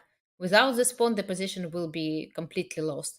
But usually, like many pieces against one king, several pieces against one queen is Mhm. better, especially in the middle game, right? Because, well, just you can use the coordination between those pieces. You have more chances to attack, to create some ideas. So, yeah, the position is great for white here. Yeah, so that's interesting. If I actually plan to go there, we can see that the time that Tang is picking here is 10 minutes. She's thinking quite hard to make decision. Where if you bring this rook back, let's say Mhm, c8 or d8, mhm. knight e2 can can win something. Well, yeah, Can it? yes, and that's why Tan is thinking because it's very important, right, to calculate everything to make sure that she has enough uh, ideas Mhm. to reply against, for example, such moves. I don't know here, like knight f6 can be considered Mhm. or something like this, trying to attack the pawn on e4 and again to put some pressure on d4. And thanks to the It's fact that interesting. this square is under control for the moment of this bishop, while it's still alive, white cannot play rook e1. Of course, they can capture the bishop, right? And then, I was thinking actually, how about we play knight bishop to g5 first? These three pieces on this diagonal they're looking so good for this bishop. And if we take the pawn on e4, then I can take on b4 and win the knight on e7. How Yes, good that yes. sounds for white. Yeah, that looks very good because Mhm. the pawn on e5, e4 should not be taken apparently immediately, but what should be done? That's another question. Not a very pleasant one, I must say, for black to mm, find an answer to, right? Because during the game, okay, now we see the val bar being almost at the like equality, but during the game, you have no clue whether you're Yeah. winning or losing. You don't have this hint saying to you that, okay, there is something in this position, look for it, and if you find it, you'll be able to equalize. Well, And there is a history of some players having that possibility, well, but they okay, were we won't banned talk about those for cases. some Yes, we time. rely on the fact that we're in the fair play mode always, unless proven otherwise, right? Hmm. Yes. Okay, That's true. so, Yeah, okay. but if we're Um, back to what can be done, something, Bishop f4. I love this move. I really love this move. well, it's always nice to attack your opponent's piece, right? Hmm. But there is something. Okay, come on. We should be able to find it. We should be able to find some counterplay for black. Who knows? Maybe just getting your rook back to b8. And getting your rook back to b8, the rook b8 might be the answer. No, it's not. Apparently, it's not. Ah, can we do some? No, we can probably play e5 here and do the Greek sacrifice because we are giving up too many pieces probably. e5, knight d5 to take on e7 and then to take Yeah, h7, but knight yeah, I can g5, queen take with the h3. bishop, or you want to take it Yeah, first. that stops. Yeah, yeah. Take the first on b4 probably. Hmm. I can take with the queen as well to exchange them. Queen Uh, c2 every single or move I bishop make. h7. Yes, bishop queen c2 is very strong. So I Yeah, should take with the pawn. And then, well, no, I don't believe it's a very beautiful line, but I just don't believe it's not enough. possible. So Knight just g5.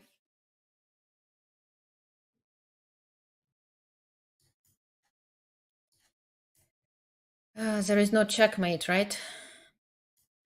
Here It's only check. you run out of pieces, yeah. But I don't think you should give up your material so easily, and you can actually prepare what you were implying. Queen c2 looks pretty good here. Every single Mhm. move I make, the Valbar does not agree with it. Okay, guys, sorry, the position is quite complicated, as you can see. It is Stan still thinking, yeah, she is. And actually, it's just, 35 minutes. 35 minutes right now. Uh, And Very interesting. Let's take a look once again at the profile of Tan Zhongyi. Here we have this chess player who is the reigning women's rapid chess champion. She won the tournament in Astana right before the end of the 2022. She has qualified at the candidates tournament because she got the top three places at the FIDE World Cup. She has won a lot of junior tournaments, youth tournaments, and also she has been in the top players for more than 20 years that I can recall. I mean, she has been in the chess for 20 years for sure. And I can remember her name, Alexandra, to competing at the high level since forever. So very experienced chess player, very strong grandmaster, and we have described her style as being very strong and positional player. Mhm. Would you add something to her chess character rather than that? Well, I couldn't define her that clearly, to tell you the truth. Um, they're, as I said yesterday, they're pretty balanced with Lei and Tan. They have some similarities, probably some Mhm. influence that they got in their childhood, right? Getting um, and being brought up in the same like environment, club. Who knows? Maybe their first coach was the same person who influenced them in a way. So, um, Oh, Alexandra, do you know that my first coach is the first coach of my grandmother too? oh, really? Yes. Wow. Wow. Amazing. Yes, yes. So that's something very interesting that a lot of chess players are having some kind of memories or the traditions or the stories. I'm sure we have a lot with them, but unfortunately, we don't know these two players in particular that open, right? We don't have much of the interviews and the much of the information of Tan Zhongyi and Lei Tingjie, but one thing we know for sure, they are very strong players. They got the right to get into this tournament. And now one of these girls gonna fight for the world championship title. Once I was corrected when I said girl in in one of my posts. Maybe I should say woman, but when there is a participant at the age of 26, that's quite relatively young in chess world, and that's why I do. So I hope no one takes it too hard. Rook d8 has been played, Alexandra. Here, is there anything better than knight a2 here, or knight a2 is good enough to go? Yeah, 92 looks very powerful indeed. I mean, I did try to defend this position with black right after 92, and I must say that I failed to. So, why not attack this bishop straight away? And yeah, maybe like knowing the evaluation already, we can we can agree that probably rook a to b8 was an inaccurate move, because somehow I Mhm. was looking at this position with the bishop already on e3, but in fact it's just on d2, so there is no d5 threat in there. And who knows, maybe black could have used this time to unpin herself, right, to bring her queen out of this annoying knight a2 idea that is about to come to life right now. Yeah, she's taken some of her time. Look at the time situation. Now this is significant difference. 20 minutes difference on the clock. Lei is taking out the edge on the clock as yesterday. But I think yesterday was a good example for her not to invest too much of her time in some of the moves. So really expect her next moves to play it very fast at this point. Can we consider here d5 still to play, and then to play knight a2 right after d5? Well, we should always consider such moves, but I'm afraid that after d5 there is knight c5 possible. No, it Hmm. looks pretty annoying. And Hmm. then white doesn't have time to get through because the knight will take on d3. So it's kind of white is going to Can be we actually? Mhm. I was hoping to pin with bishop e3 instead. After Knight instead of c5 queen and bishop c2, e3. bishop Yeah. e3. Well, maybe it's, but then you wanted to play knight a2, or what did you want to do in case of e takes d5? Yeah. Let's say knight to a2 now. Then But I'm is just afraid that you're just losing more. Yeah, really counted on knight g5 for long, But it but just bishop d5 indicates is the that move. Yeah. d takes e4 is not the strongest move here. What is d4 is also possible. Oh, I'm afraid Maybe just bringing my queen also away might work very well. If I just bring it, to c7, if I just try to unpin, Mhm. because then you kind of obliged, or it feels this way, that you need to take on c5. I take on c5. I have such two strong bishops and an extra pawn already, and your knight is on a2, so it's not so clear why did white start Yeah. playing so aggressively. Yeah, that's really unnecessary.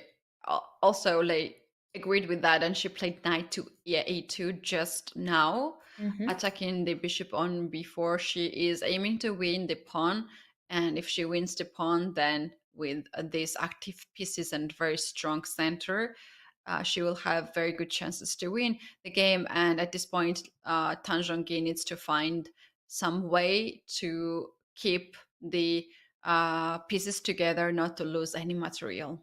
Yeah, exactly. And she's starting to feel this time already, right? So we're just at the move number 18, Mhm. and she spent almost an hour, so two-thirds of her time till the time controls she spent.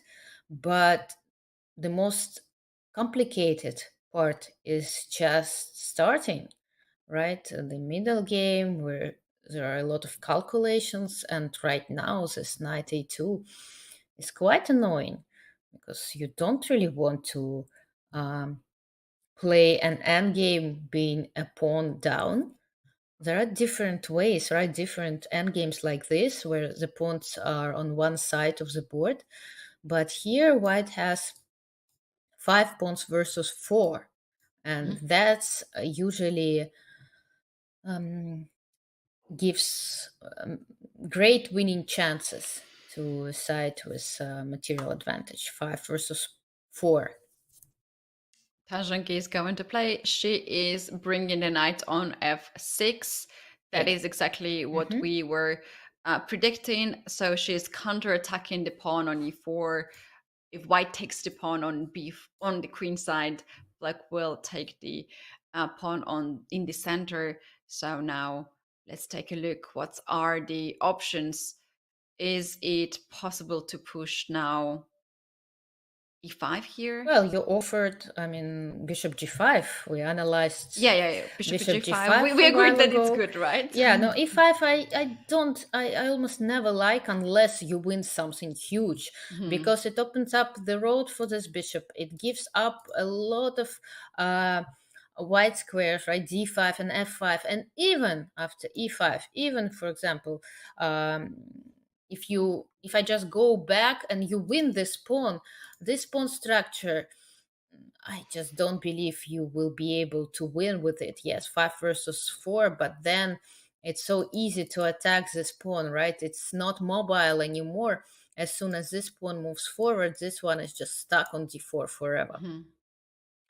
So I liked your Yeah. proposal of bishop g5 so much more, putting the pressure onto this diagonal. There are so many pieces right now there, and using this small tactical trick that knight takes e4 and bishop takes e4. They're both not possible because of this pin, because this bishop is just overloaded. It's protecting the knight. It should stay on the b file to protect the queen. So quite a difficult position. Suddenly, out of a sudden, quite a difficult position for black. I mean, what to do right now? E5, I criticize this move, but there are some ideas connected with d5 first, and then after Mhm. black captures on d5, e5, right? So with this sacrifice, you kind of block this d5 square, you block this diagonal, and then you use this time to attack the knight. So there are some tactical ideas in the air, and of course, you just simply want to take on b4. So the question is what to do, what move to make for black. It's not that easy to find just a simple move to protect from everything that we just discussed. Mhm. Yeah, bishop g5 is the move that is for sure gets our attention and players' attention to.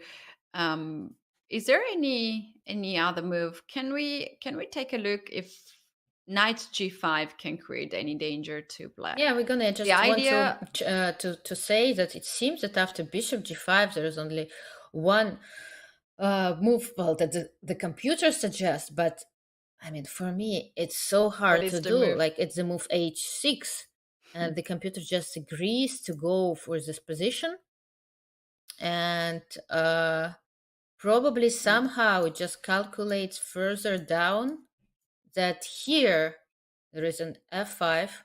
Here I'm just guessing, but suddenly, even though this like king side structure was destroyed, it's important in the middle game. In the end game, it doesn't matter so much, and black will eventually gonna win back this pawn. Well, wow, that's pretty line, but very unlogical. Yeah, Like yeah, you are threatening to take this knight and pin, that's and you so play hard to h6. make such Oh. moves, right? Such decisions, just because those pawns, and you open up the G file in front of your king, and it seems that, I mean, white can use up this factor. I mean, somehow bringing the queen closer to the king side and trying to attack those pawns, but I mean, the Mhm. computer. mm, Still, as you can see from the eval bar, evaluates this position as almost equal, although it's so hard to believe. So yeah, let's have a look at what else the position might bring to us. What else? What other candidates there are? Also, Bishop G5 is pretty tempting, but as we know, especially in the classical game, if you see one good move, you should look for a better one. And maybe just simply protecting the pawn on e4 with rook f2 e1 can do white many good, because keeping the bishop on f4 means keeping the control over b8 square, meaning no rook can get into there and no one to protect this bishop anymore. So what black can do after a simple rook f2 e1, they can try to attack the bishop, right, with the knight, but then the knight is getting to the side of the board, and even if I get to e3, I think there are some ideas with d5, and still the bishop is under attack. So what should Yeah, black do beautiful. in case white simply protects this pawn on e4 and kind of retakes this idea of taking on b4? Yeah, looks And you wanted very, to very analyze knight interesting. g5, right, you said? But then, Just an idea. yeah, When but if then you take probably. on d4, bishop c4 moves to just complicate the position if Yes, there but is anything. usually you need to complicate your position if you're in a bad situation.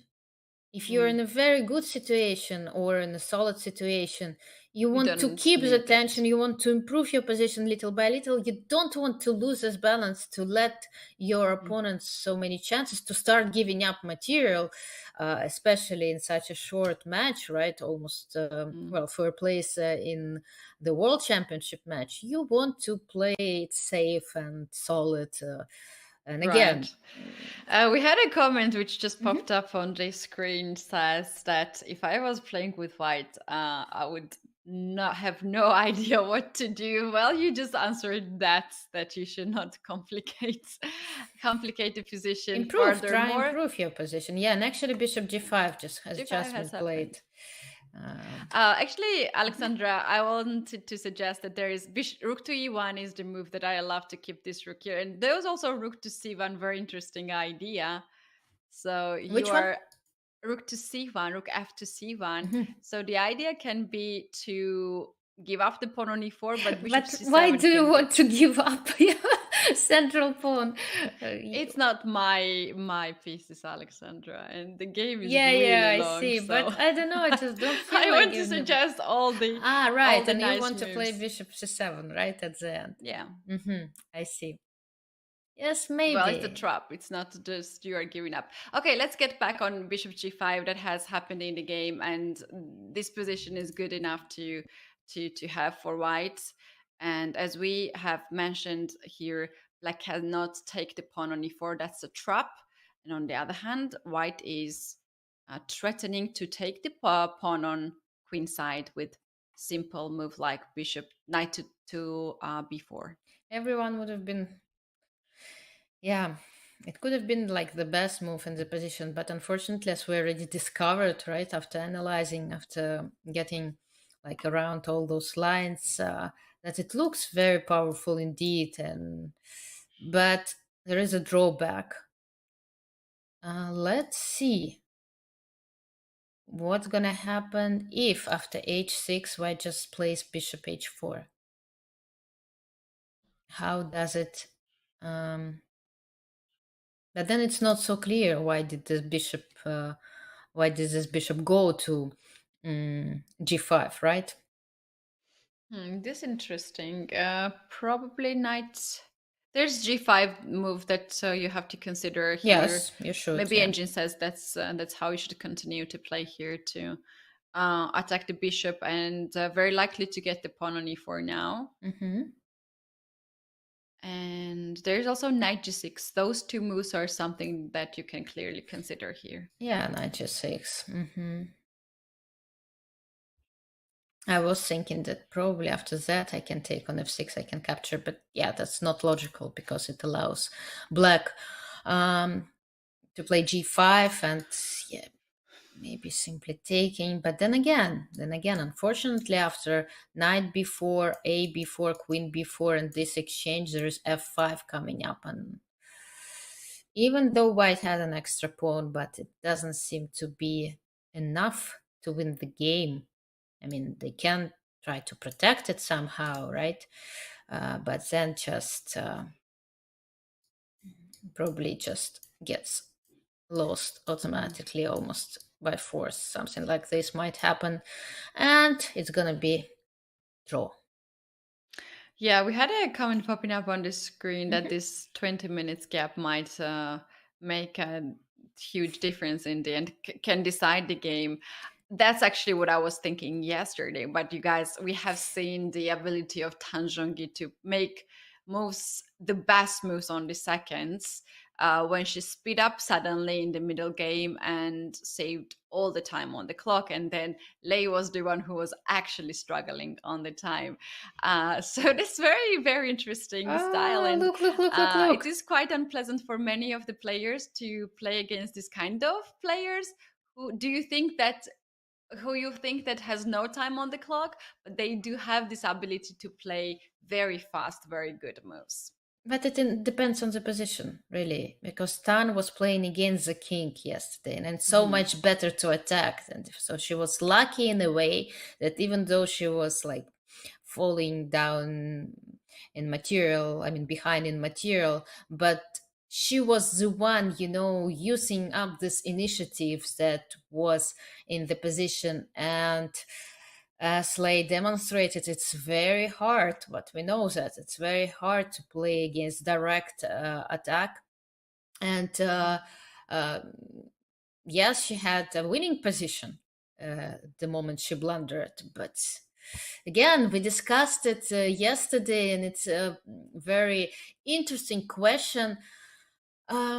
How to get this decisive result, how to get this victory. Sometimes if you make like the strongest possible moves in the position, it's going to be a draw because they kind of don't unbalance the position. But if you go for like risk, if you take it, if you accept it, if you start sacrificing, you kind of start shaking this boat, then one I mean move it may turn around, like flip around. But again, who's gonna win in those complications? You never know. So it's up to you whether to play solidly or take this risk, and you need to consider all the factors and use your intuition as well.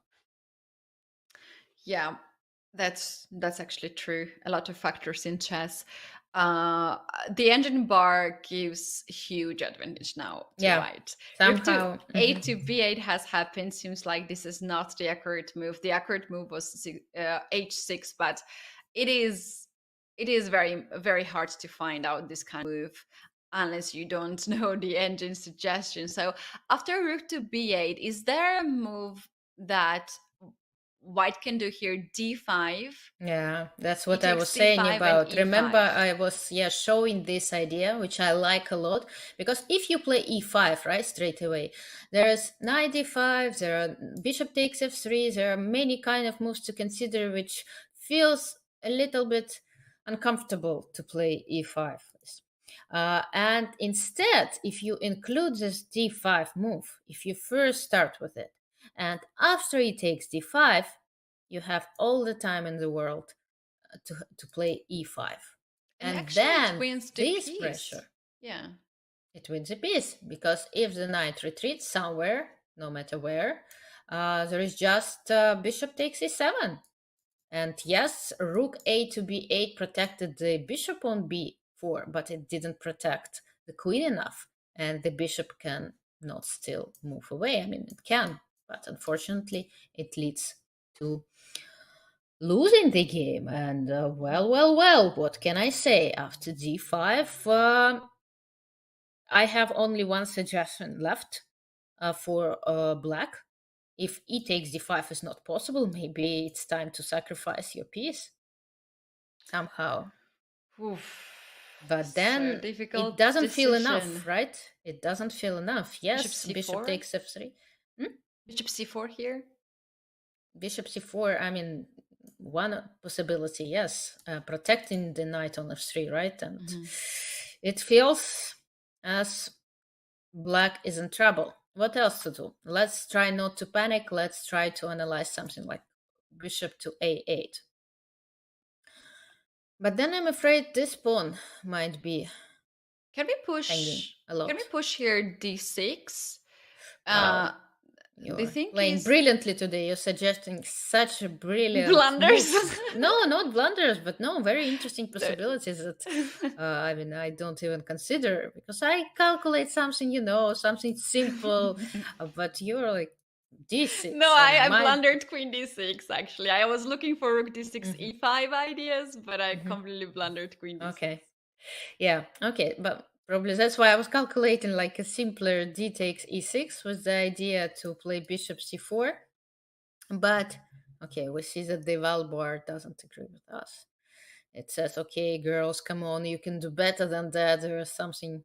Well, okay, maybe Valbar is not agreeing with us, Alexander, but there is very, very strong grandmaster who would agree with us all the time because he's very polite, polite man.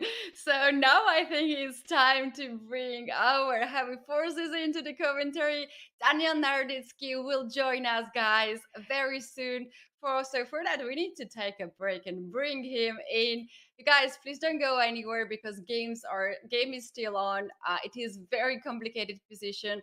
Will Lei find move d5? Will she play actually this move d5? We're gonna find out very soon, and we'll be back with Dania. Don't go anywhere, guys.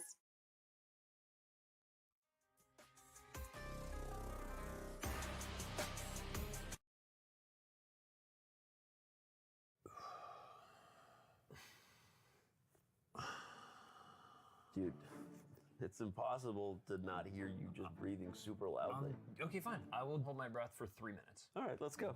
Okay, let's go sure. right now. Got the Ready? chess clock app right here. Almost there. And you did it.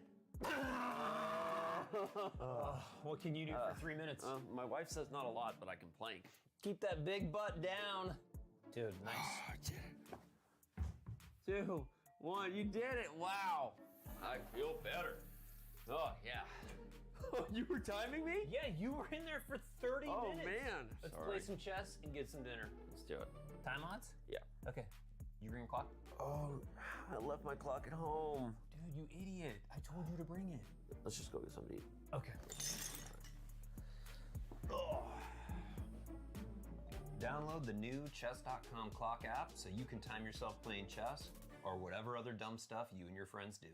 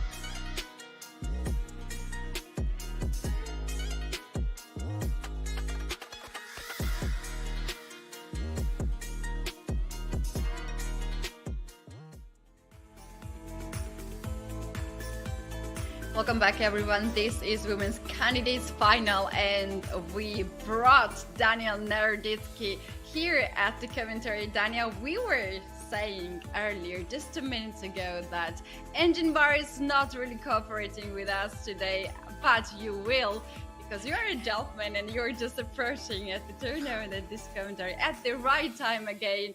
Hi, and welcome. How do you feel today? Oh, hi, Katie. Hi, Alexander. Always a pleasure to be here. I feel like I'm the who walks into the movie theater an hour after the movie started and I'm loudly chomping on my popcorn. But yet again, I've managed to come right when the action has reached its peak. Literally, the move d5 has been played, and we know what the move d5 means in any position. It means action, and I can't wait to unpack the action with you guys. Looks like Lei Tingjie is off to a phenomenal start. I'm really impressed with the way in which he's come back from yesterday's devastating loss. Yeah, that's right. Just to make sure that we are at the same page, can we just go back to moves? That's where all this action started. Actually, when the rook went all the way to b8, we can take a look from that place. White played bishop to f4, attacking the rook, and then the things went just with a flaw here. Yeah, bishop f4, hit the rook. The rook moved to d8, where it's vulnerable to potential bishop g5. Knight dropped back to a2. So all of the sides of the board start collapsing for black. Now rook b8 is not possible, so the bishop loses its support. Zhongyi tries to exploit the drawback of white's last move by hitting the pawn on e4, but the very calm bishop g5 really highlights how all of the pieces in black's position are hanging. The queen's undefended. The knight on e7 is vulnerable. So Zhongyi trying to bring the defenders back in with rook a b8, but the eval bar shot up, and it's because of d5. Alexander, I feel like this is very much a move in your style. Is the idea just to meet e takes d5 with e5? And second question, is black just losing a minor piece here? Indeed, I like this move very much. I did suggest that such an idea exists in this position because you want to play e5, but you don't want Black's knight jumping onto this d5 and f5 squares, and you don't want to see this bishop on c6 suddenly open up and show its power. So d5 is definitely the move to consider, and it's such a pleasure to make. No, black is not losing a piece yet, as we can see. It's not, of course, it's a lesser evil, we can say, but the bishop just retreated to the back rank. Tan just played bishop to e8. It's a sad situation, but sometimes you need to take such hard decisions, right? And we also must add that even though it looks so flawlessly well played by a white, black did have a chance. Rook a to b8 seems to be an inaccurate move, and black had to react after bishop g5 by playing h6, which is completely not obvious at all. We analyzed with Katie this position, forcing white to take on f6, and then and only then try to get to this rook b8 and get to this endgame, because then after knight b4, queen b4, and all those exchanges, there is f5 apparently. And it seems holdable for black. A very hard move to even start considering, because it's so unlogical. I mean, for black's point of view, because white just played bishop g5, she created this idea of capturing on f6, and you kind of forces her to do that. So that's why Tan, I think, played this simple and very logical rook a to b8, and it led to giving white some time to react straight away, and late jumps for this chance. She plays d5. We see how focused and determined she's right now. No doubt she feels that that's the moment she has a big advantage, but okay, having and getting an advantage is one thing, but it's not enough to win the game, as we saw yesterday. So she needs to keep this focus and this determination, and Yeah, Yeah, proof that's right. Here, moves. the engine bar is screaming that white is having winning position. Dania, what would be your first choice here for white? Hmm. Yeah, I've been sort of staring at this position and mesmerized by White's advantage in the center. The problem is, well placed pawns aren't going to win you the game. The idea that I'm really trying to make work is this move d6, which is good conceptually but fails tactically in this position Yeah, for the simple reason that black I know! takes D6 the is so queen. nice, right? Exactly, I exactly. suggested Katie this one. suggested this move a while ago. She impressed me with this D6 idea, but unfortunately, it doesn't Just seem lost a to be pawn with working. that. Yeah. Yeah, the bishop hangs on d3. So my instinct is to support the bishop in one of several ways. You could play rook fd1 or rook b to d1, and that might create the threat of d6. Or you could move this bishop away from d3. You could move it back to c2. And all of this exploits the fact, as Alexander pointed out, that after e takes d5, the d5 square is taken away from black's knight, which means that after e5, the knight has to move to e4, and black will ultimately lose a piece to bishop takes c7. So if I'm Lei Tingjie, my top priority is to solve the problem of the vulnerable bishop on d3. But that's just one way to treat this position. You could also play more positionally with something like bishop takes f6. You could really cash in your chips if you wanted to and maybe follow up with, let's say, a queen retreat to b2. So fundamentally, I think there are two approaches. You could go after black's minor pieces by preparing d6, or you can make a move that kind of cashes in your chips, like d takes c6 or bishop takes f6. I think this depends largely on Lei's mindset, but I could see her spending 15, 20 minutes. Could you see her taking a long think here in this critical moment? Oh, yes, that's what she did last time, as well yesterday, when she had really good position. Then she took too much of the time off the clock, and then she found herself in a very difficult situation on the clock. Position was just fine, but the clock was not something that she was very happy. I think today she will have a different approach. And Ooh, here's a you lot called of it. moves, queen to b2, but the engine bar is dropping it just a little bit down. Now it goes back up. What can be the black's choice, Alexandra, if you play this game with black pieces? Bishop f6 definitely is a threat now. Well, we'll see, yeah, because the knight on f6 is hanging. And actually, when you were discussing different possibilities for white, before queen to b2, right, I realized that there is one more possibility which we didn't consider, which is back to f4. Bishop f4 was also possible. Okay, this bishop was like kind of maneuvering back and forth, but this maneuver seems to improve the position. But okay, Lei had another idea in mind. She didn't want to capture on f6 straight away, right? She prefers to keep the tension, to keep the bishop on g5 alive. Just yet, she might change her mind and consider taking on f6. But let's discuss what's going to happen after e takes d5, right? We need to, like, first have a look at all possible takes and captures, and e takes d5 seems as a possibility, unless, yes, there is e5 again, and the positions doesn't seem to um, change a lot. There is bishop takes e7, uh, always with queen takes b6. And yes, it's still this e takes d5 capture doesn't work. But how to release the pressure, how to get this annoying bishop away from g5? What should black do? Gosh, this is unbelievably difficult to handle. Yeah, bishop takes f6 is a pretty devastating threat. I'm sort of sifting through all of black's legal moves. I'm not seeing like any way, given the strain that black is on both sides of the board. If you move the knight away from f6, well, that's out of the question because white's going to take on b4.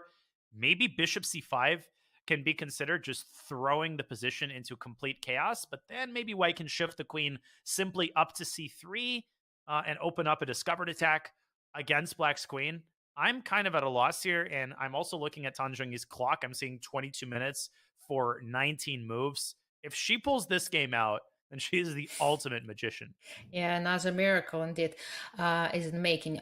Bishop c5, bishop takes f6 is also, right, possible to meet Oh, this move still. with. Oof. So bishop takes Whew. f6 is a threat, right? We need to I mean, black needs to do something against it because, well, we cannot just ignore this move anymore. Well, at least it doesn't seem so. Maybe playing something like knight g6, or somehow you need to give up this pawn, but you need to find, or moving your queen to c7 Maybe or somewhere h6 again away. here, the engine move to give up the pawn on f6 and then take on d5 to offer a queen trade at least. Exactly. So you're saying it is knight g6 or queen c7? Oh, knight g6, yeah. Knight g6 looks knight good. g6. So let's have a look at it a little bit more carefully. Knight g6, if white takes straightforwardly, so the idea is he takes d5, suddenly the queens are looking at each other, and the last thing that white wants is obviously a queen trade. This actually does not look palatable in the least for white. So if white takes on f6, then maybe a different move here. But I actually think after knight g6, new possibilities are opened up to white. There is the move e5. I'm a little bit skeptical about it because black might even be able to sack the exchange there with knight takes d5. So it might be the case that knight g6 is like the only move that doesn't lose the game for black. Is that an exaggeration? Well, even if Wow. it is, it's not so much of an exaggeration, right? Because, well, the knight is hanging on f6. Again, if you make any other move, the white is just gonna capture the knight and capture the pawn and get too close to the black king. Well, to find out this move, knight g6, it's not so easy. You need to spend some time to calculate all these moves and find out that none of them are working. And then you have this knight g6 move.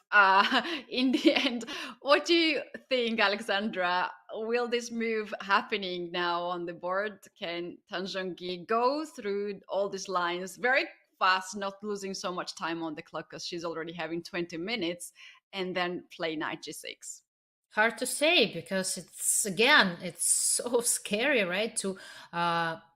It feels as if the knight on e7 kind of protects black from the spin of the bishop, right? Because if you move this knight away, it seems that white can play e5 and there is rook on d8 hanging, and you don't want to move it away. But again, you need to do something.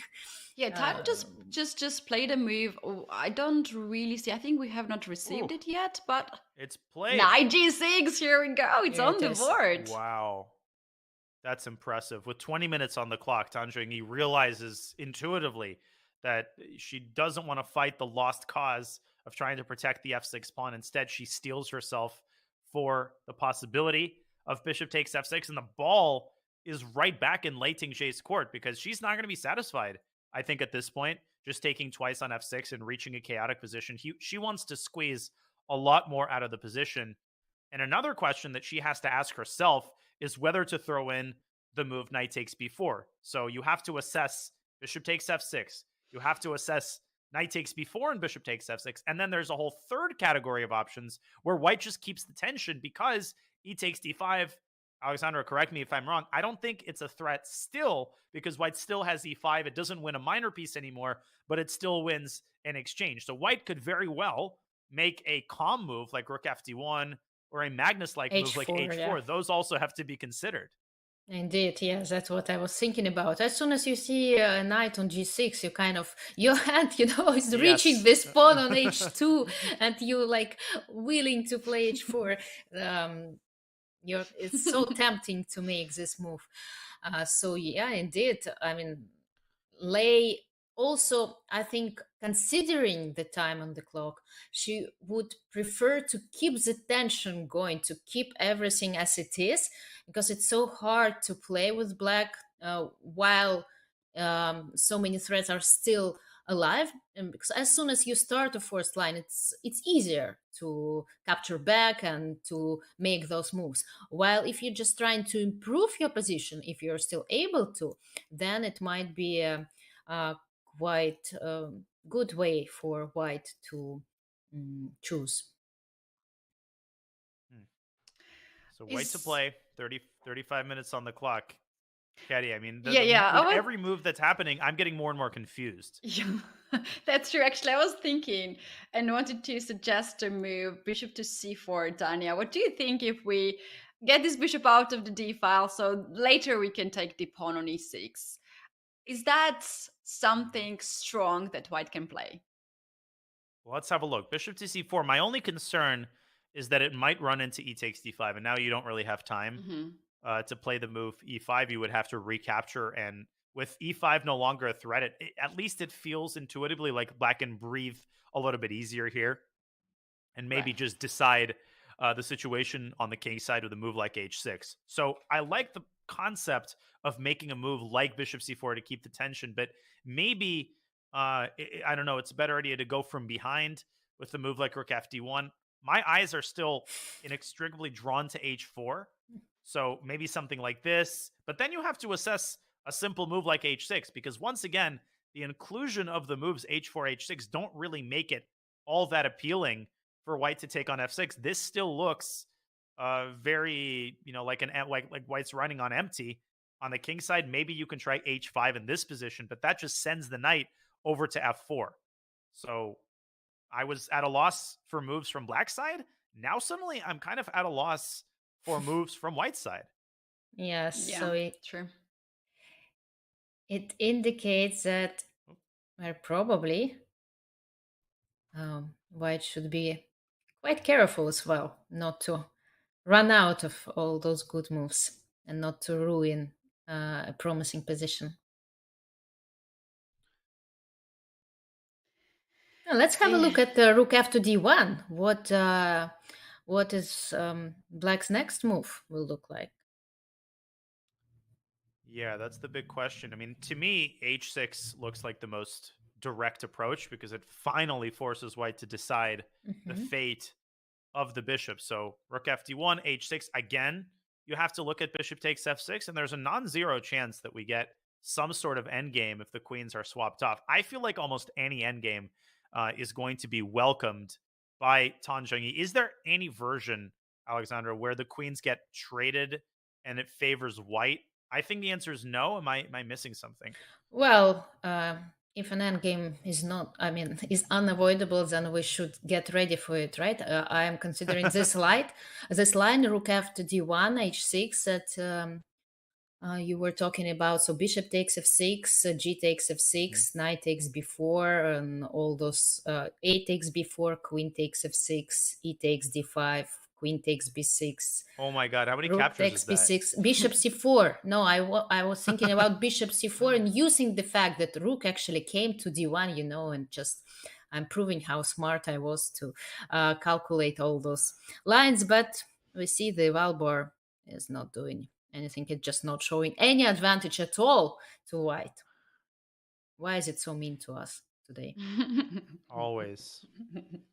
Is it this move? Could it be d takes c4? Ooh. No, it cannot. Rook takes d8, c3. The pawns are going nowhere. I'm gonna of course, grab I knew the that. bishop. I'm gonna grab the bishop. I was just Oh, the bishop's hanging. I and thought then the knight rook was c8. on f6. Yeah, I'm gonna stop it. Yeah, I'm You gonna thought give the knight myself was on a little bit of f6, slack. right? Oh wait, Danny, I didn't ask you the question. Have you actually had a sleep before before coming here, or you had very long day today?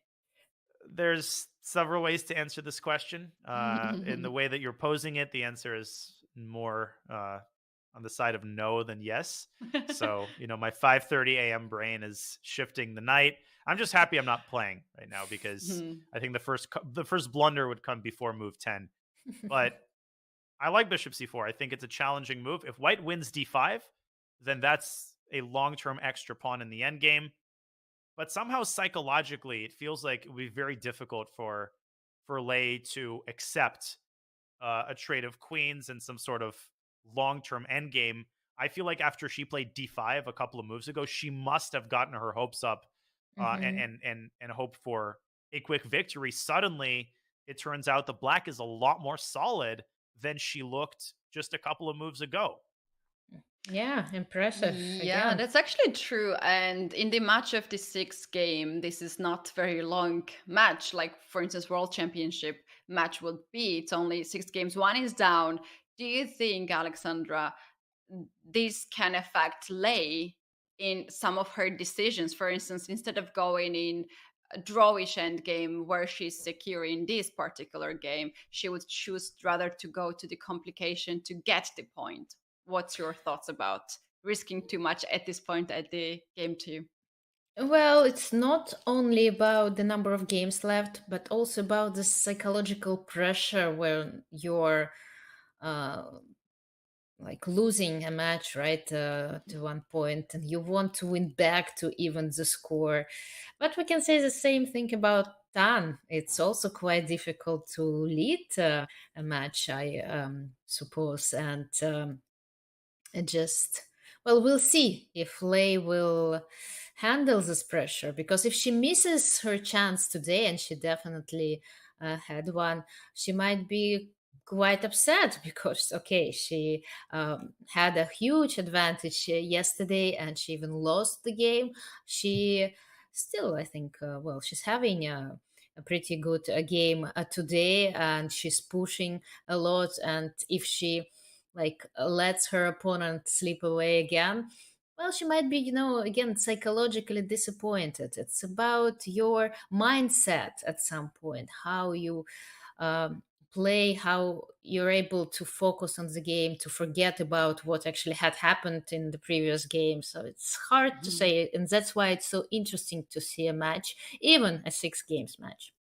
Yeah, that's right. It's so difficult to get rid of the thoughts from the previous game. Daniel, do you think that at some point, uh, Lei Tingjie will start to remembering what happened yesterday if she then misses the chance to get more advantage in this game? Do you think that she will just feel very bad emotionally if next two moves is not going on her way? Definitely. I mean, I think the baggage builds up over the course of the match where you miss one opportunity, you're irked. You miss two opportunities, you start getting seriously upset at yourself. At some point, you just, it becomes harder and harder to push all of that away because there were so many other ways that the match could have gone. At the same time, perhaps Lei is inspiring herself with all of the stories of crazy match comebacks that we've seen throughout chess history. The one, of course, that comes to mind is Kasparov Karpov from the 80s, in which Karpov led 5-0. So, Yeah. it's very important. And I said this yesterday, I'm going to repeat this now. It's important, I think, not to catastrophize if you're Lei and not to pretend like the match is over. Like, you absolutely have to win with white. A draw in this game, even a loss in this game, would definitely not signal the end of the match. And Alexandra, that's perhaps the one silver lining from losing early in the match. You just have a lot more games that you can use to turn things around. Yeah, that's true. That's true. You're kind of getting used to this unfortunate situation. People tend to adapt pretty fast, right? Even to the most tragic circumstances. So, but okay, we're very far from like being that tragic yet. The situation is definitely looking great. For this game, at least for Lei at the moment, even though Queen B2 seems not to be like the most precise way according to the engine. But let's even have a look at the line where White, as you earlier said, decided to cash out, right, all the chips she has. So E5, knight takes D5, and bishop takes D8. Okay, of course, Black gets a pawn for this exchange, but is it enough to equalize, to keep the position even? Man, it's a hard position to evaluate. The knight is beautiful. It can be supported with a well-timed knight g7 or knight f4. So I was attracted to the possibility of bishop e4, but then it occurred to me that black can play. Maybe knight g7 is not the most active possibility, but even a move like knight g7 builds up this weird construction with the three minor pieces that are all kind of defending each other. It's like a conga line. And black poses the question, well, what progress is there to be made? If you take the bishop on b4, black can take back with a pawn, and we have the same conga line in place, the pawn defended by the knight defended by the other knight, and the initial knight essentially cannot be attacked by white. So, Ketty, I mean, I feel like in a position like this, white isn't really risking. I mean, let's be real.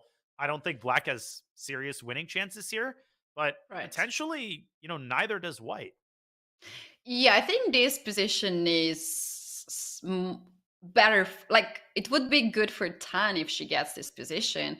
And Lei might think that she missed the chances that she could get actually more than this one, because not d5 and pawn on b4 is enough to for the exchange, and white doesn't have any real chances here to start any kind of king side attack, and there's no pieces on the queen side. So I think this is something that is not the line that Lei wants to play. That's why she's taking 12 minutes off the clock now. She's not happy. She sees this move like it's right. It's just two moves and you win the exchange, but she's not happy. She's looking for something better.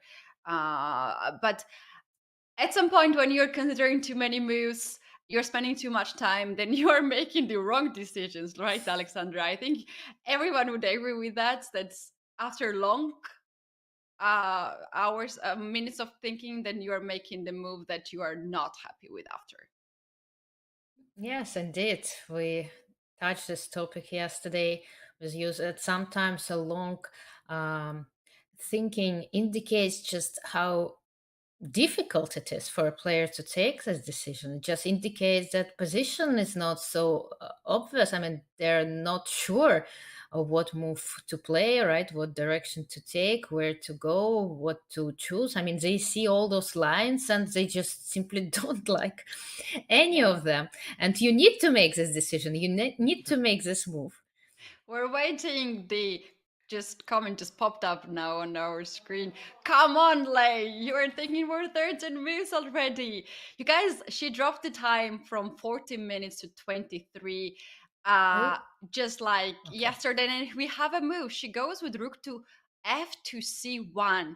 Dania, this is the move we did not really took into the We were consideration. close. We were Yes. one square away. I mean, it's close enough, right? Rook D1, Rook C1. What's the difference anyway? It's just a rook move onto an open file.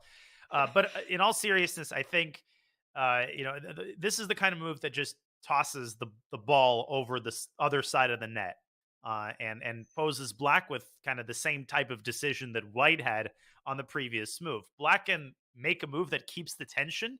I don't know what a move like that would look like personally with 20 minutes on the clock. If I'm Tan Zhongyi, I'm considering just like playing h6 really quickly, and trying to keep the pressure on white's clock and on white's side of the board. So h6 will lead very likely to the liquidation that we talked about, Alexandra. So with a rook on c1, white no longer has your resource of bishop c4 at the end of that line, but maybe there are some other resources connected with like a rook infiltration to c8. What do you think about the placement of the rook to c1 in relation Exactly. to this liquidation? Yeah, I was going to say that oh, maybe actually I did consider putting this rook onto the c file, connected with the idea, well, at the end of all those exchanges to play rook c8, but well, the bishop is on e8, it's not on a8, right? There is no check. So yeah, I attack the bishop, but first of all, the bishop on d3 is gonna hang, and second, it's quite easy to protect this bishop on e8, either with the rook from b6 or with the king. So I don't really see how white can exploit this fact of the rook being on the c file. And definitely black should try to release the pressure, try to attack this bishop on g5 and get into all those exchanges. After h6, I wonder what would be the answer if white gets the bishop back on e3 and attacks the queen. Maybe the idea of rook c1 is to control this c file, so queen cannot really go on c file, and only square that I can see it's possible to move the queen is on d6. And in those lines, it can fall for e5, or even sometimes like Whoa. knight before bishop c5 ideas. I will admit, this thought didn't occur to me at all. But when you mentioned bishop e3, I suddenly Yeah. realized the queen is virtually trapped, and queen d6 does run into e5. That leads to more crazy complications. But it's important that after e5, white has the possibility of capturing the knight on g6, which can be a very important intermezzo if the bishop on d3 hangs. I think that is precisely what white's idea is, Katie. That was a good call. And it's so hard to find a move like bishop e3 because your eyes are focused squarely on the knight on f6. That's what you're trained on. And yet, just a devilish idea, I think, developed by Lei Tingjie. Is this tactically feasible, Alexander? Is bishop e3 her idea? Yeah, as soon as Katie mentioned it, wow, of course, we all started looking at this move, and we both can agree, I think, that we like this idea because after bishop Mhm. e3, it's indeed, it seems that queen b7 is the only move because queen d6 gets Oh, under e5. But chat then, square. yeah, it's too early, but then bishop d4 can be played, like regrouping our pieces, building up this battery and putting some pressure back onto this knight. Wow. Shall we also consider move like bishop h6 Wow, instead of Katie is bishop on d? fire today. Yeah, bishop. Katie Where is is the on bishop fire. not going? Bishop takes h6, bishop e3, bishop f6. Oh no, Dania! Bishop e3 first. We don't like this queen to be on b6. We kick it back, and now the difference is that after queen f6, if black Mhm. takes on h6, of course, there is no queen trade coming up, so we're not afraid of queen trade. Right. And so he takes d5 is what you're saying. Does not come with tempo. White can Yeah. play a move like e5 and open up pressure on the knight. So if we go back to position after bishop h6, maybe black can sort of calmly capture on d5. The one downside I would point Bishop takes out, g7. of course, I having I said thought A, you we did must say knight B. d5 there too. But what if I take? Bang. Well, we see the eval bar. It kind of distracts us. It makes our, Turn it off. yeah. It diminishes the romance, of this Yes, attack. exactly. Okay, maybe first we need to play e5. And then Uh-huh. something like this. I before E except after C. So E5, probably black will still play knight Knight E4. Mm. And E6 almost works. Small problem, black can take the bishop. But worst comes to worst, I mean, white can drop the bishop back and say, hey, I've got the D4 square.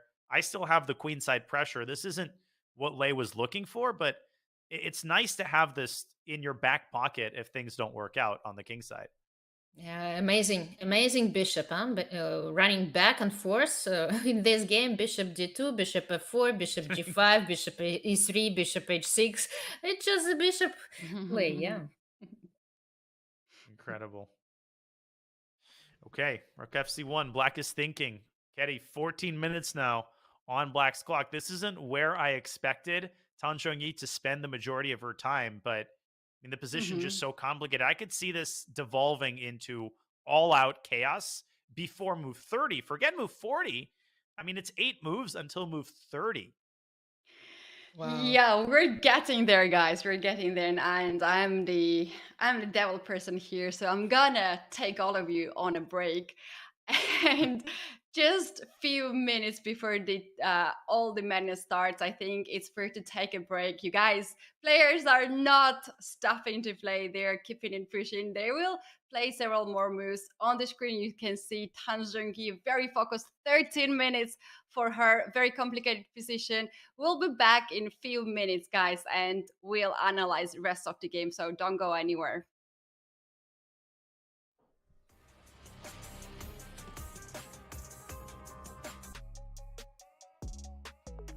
I have 3 puzzles here. Are you ready for the last one?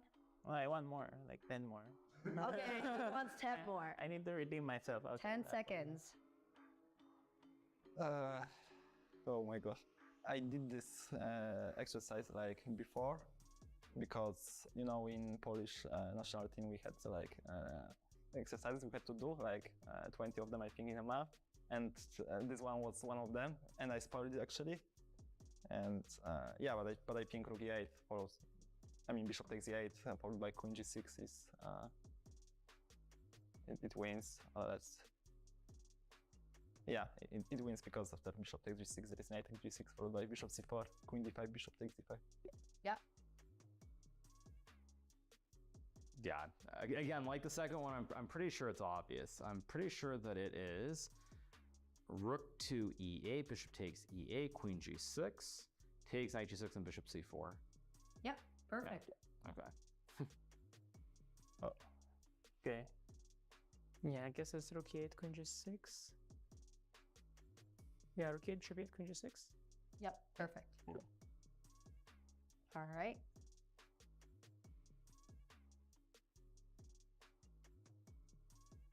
Rook e8 check, bishop takes e8, queen g6, takes knight g6, king g8, bishop c4.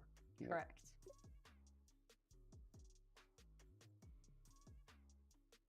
Oh, 1 second. So I'm thinking of sacrifice my queen, but that shouldn't work. Okay. Rook e8 check. Bishop takes e8, queen g6. Yeah. Yeah, finally. Yeah, I got one correct. Yeah, rook e8, bishop e8, queen g6. Bishop takes queen, knight g6, king g8, bishop c4. Completely correct. Yeah, so at least I got one correct, huh?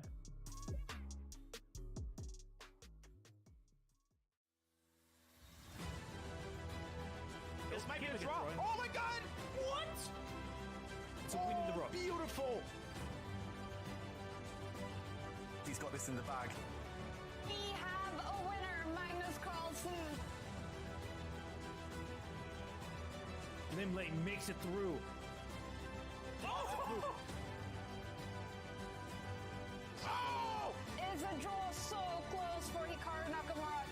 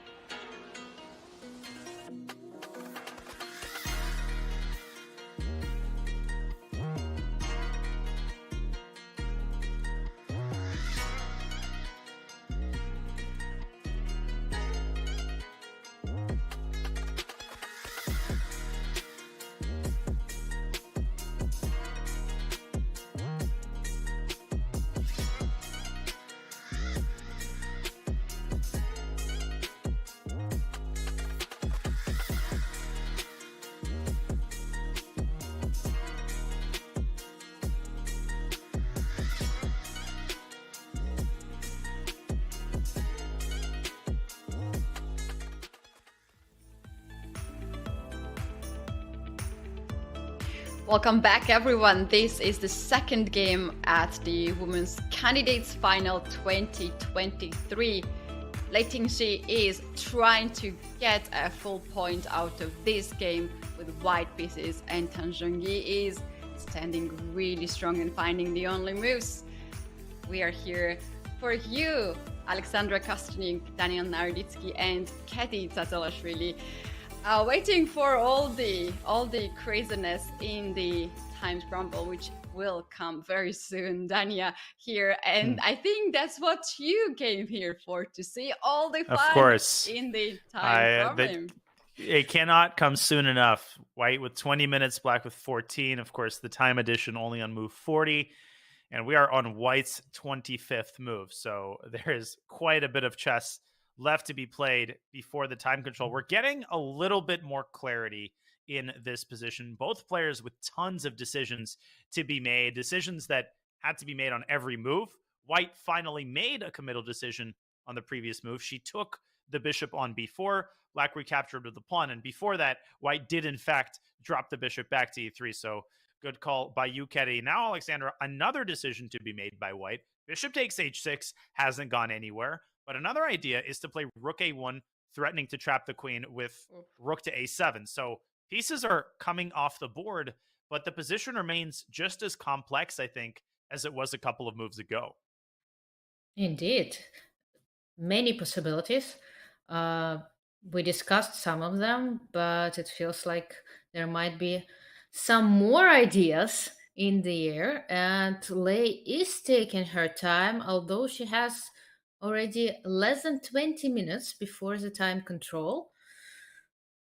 But she's trying very hard to keep this initiative, right? To keep this pressure, to refrain from exchanges, unnecessary exchanges, as much as possible. And rook a1 has been She's played. going to trap the queen. What a sneaky move. I like that. How black is going to avoid to lose the queen, Dania? Well, the sort of move that one would play in a bullet game, well, probably is e takes d5 and lose the queen. But if you saw, on the off chance that you saw the threat, rook a8 is the instinctual move. I'm searching. I don't see any other satisfactory option. Man, I guess you could play like queen e7, but that seems just masochistic after rook a7. So the big question is, okay, what does white want after rook to a8? How does that additional tension between the rooks help white? Maybe Lei wants to take that opportunity to finally take that pawn on h6. Maybe she wants to go in the other direction with bishop d4. Lots of questions, not a lot of answers here for either side. Would you consider here to take rook a8, rook to a8, Alexandra, to trade their rooks and hoping to get either b4 pawn or to push d6 forward and create the serious pass pawn, or even take on e6? That's even better. Yeah, I would definitely consider after rook a8, rook taking on a8, and not only because of these pawns that you mentioned, but for example, after queen takes a8, it feels as the black queen goes away from the seventh rank, and there are some ideas connected with rook c7 somehow at some point, right, start to come into your mind, and that's what I like, and that's what I feel can help in certain lines, such as, for example, rook c7, even here, e takes d5, then e5, knight e4, e6, and suddenly we see that the rook on the seventh rank, together with the queen on b2, somehow start to coordinate and work miracles. Yeah. Yep. Exactly. This is what we call a checkmate in certain parts of the world. We needed to do that. Okay, so this is after the trade on a8, and here the move rook c7. But worst comes to worst, white could also play, the more banal queen takes b4, e d5, e5, and this is like a nice warm fireplace and a glass of wine. Here, it's clear that white's not risking, and white's kind of having all the fun. So I don't know if Lei will be able to resist the temptation to take on 8. Maybe she shouldn't resist that temptation. In the meantime, a different move has been played. I thought I saw rook a8, but no, it's rook b to c8 that's been chosen by Tan Zhongyi. What do we make of this move? Lei was surprised. I mean, the impression on her face, and we talked a lot that this player, it's a pleasure to watch because her face is not still, right? There are a lot of facial expressions, and you can try to read and to somehow get some feelings about her own impressions of a move. And definitely she was very surprised to see rook b to c8 because, well, the rook is not guarding the square a7 anymore, right? We discussed about, I was talking about rook getting to c7, but now rook a7 is possible straight away or with after rook takes c8. But it's such a pleasure to get your rook onto the 7th rank. That's right. Actually, after rook to a7, I think what Tang has here planned is to take on c1, rook c1, queen c1, and to play queen to b8. And in the position, actually, queen is not on b2 anymore. It doesn't create any pressure on g7 pawn, and b2, b3, b2 comes on the way. So you need to control that. That's a bit difference out of the position we have seen. So maybe rook to a7 is not the move. Shall we take a look at bishop to a6? That's why I said rook takes c8 first might be a possibility. First take, because otherwise black takes with check. And now after rook c8, bishop a6, that's game, set, match right here. Okay, that wouldn't be match. That would be 1-1. But the rook on c8 would be lost, and then the pawn on b4 would follow. So black has to take back with the queen. I wonder if Tan Zhongyi has planned this, or could she have just overlooked bishop a6? Because when you get fixated on one move and that's all you're thinking about, it's so easy to miss an alternate tactic. Rook takes c8 is on the board, the moment of truth here. Queen takes c8 is forced, and now white has another pleasant choice. There's that queen takes b4 move that we mentioned earlier with a stable advantage, But maybe you Oops. play a move like rook c1 and you try to squeeze more out of this position. Alexander, what comes to mind in this position? I'm just looking at the Dania players. and Alexandra. I'm Yeah. sorry for that, but what I have just saw on the camera is that Tan Zhongyi took the rook, take the hand towards the queen, and she took it back. She was not Exactly. sure. She has only two moves. One is not working, and another she did not make that move. She had the rook in the hands and she took it back. Yeah, but interestingly, she captured the rook first, right? So she like grabbed the took rook. the rook, yeah. She lifted it up, and then yeah, Uh-huh. it was like she was heading towards the queen, but somehow she saw something that she disliked and she put it back. So she did miss something. The question is, what did she miss after queen takes e8? This is disturbing, though. I mean, you have no choice. You have to take on c. You know, it's the sort of move first, think later kind of rule. Whatever it is you missed, nothing's going to be worse than allowing bishop a6 after rook takes e8. This is very concerning because this might just be a blind spot for Tan Zhongyi. She might be so preoccupied with the possibility of rook a7. We've all made blunders like that where a move like bishop a6 catches us completely unaware. But I'm holding my breath right now if I'm a Tan Zhongyi fan. What about bishop b6, guys? After queen takes c8, can't it be the move she missed? I mean, I would also miss it, but look, queen takes c8, bishop b6, then rook d6 is kind of feels almost forced for some reason. Then rook c1, and there is bishop c7, bishop c5, e5. So many ideas are in the air. Ooh, wow, that's a game changer. Also, queen takes b4 there. Yeah, hits the exactly. rook and protects the bishop. Exactly. Oh my gosh. Bishop b6. So does black have to go rook to d7? Bishop b5 then. In response. Ooh. And if rook b7, again bishop a6. Yeah. Yes. Wow. But maybe then rook b6. Let's make the moves on the board because this leads to some very interesting complications. So what we're saying, just to make sure we're all on the same page here, at the very least, there's queen takes b4, hitting the rook, defending the bishop. Rook d7, Alexander mentioned bishop to b5.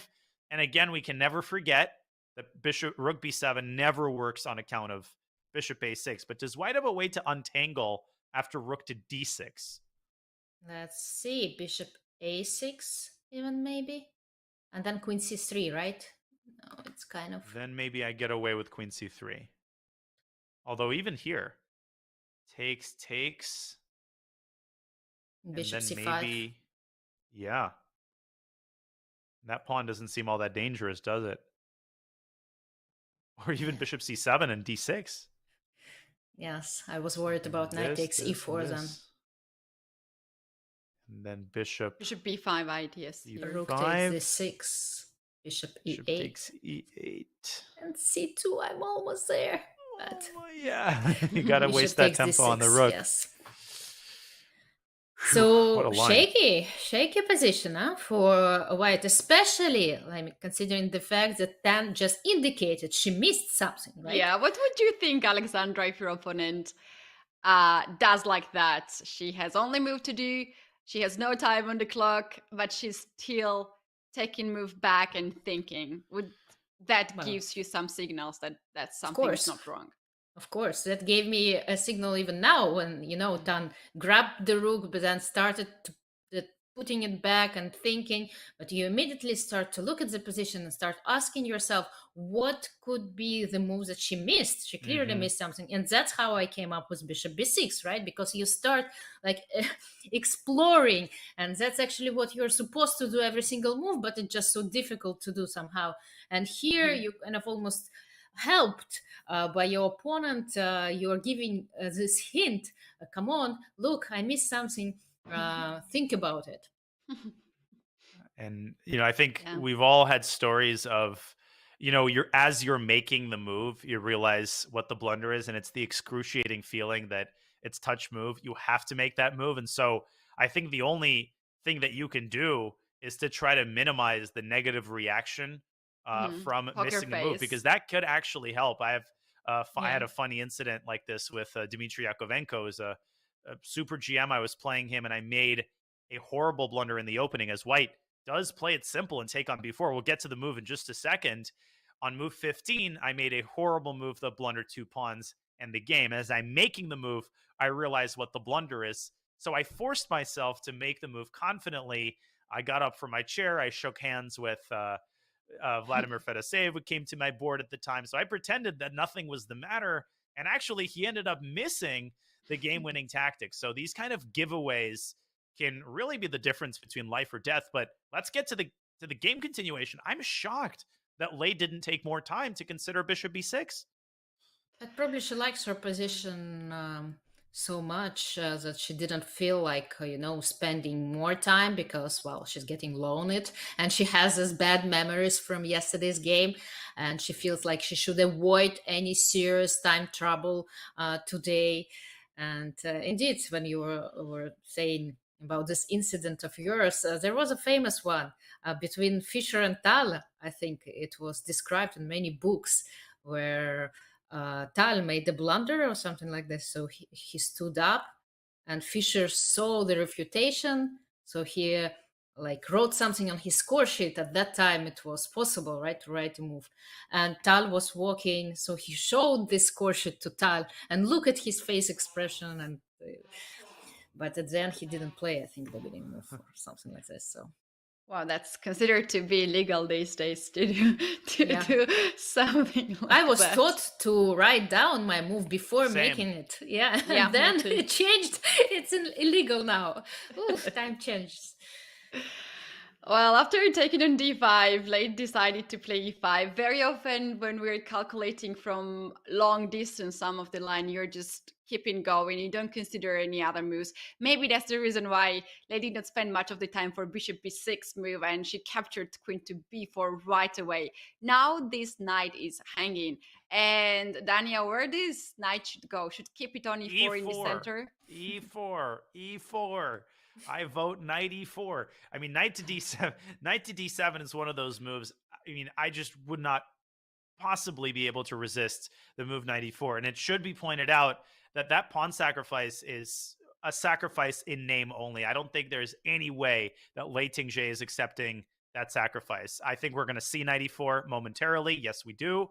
After the trade on e4, black brings her bishop out to c6, and that position looks about as good as any position Tan Zhongyi has had, I want to say, since the start of the game. So, Alexandra, is there any way that Lei might have underestimated the potency of this knight on e4? Because it suddenly seems to me that White's advantage is rather minimal.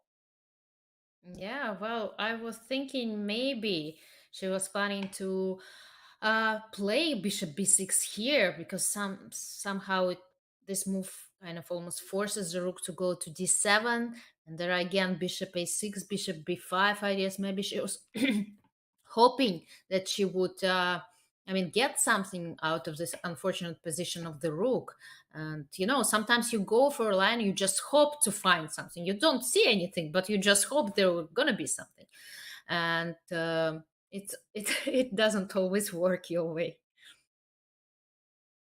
Yeah, I agree True. with that. Actually, can we take a look what happens after bishop to b6 and rook to d7? How White can continue she can from capture. here. She can capture on e4. And it's a better version. Well, I hope so, but I'm not so sure because there is queen c3 and back rank problems might. There is no queen a6 yet, right? Because I was thinking that too, actually. Yeah.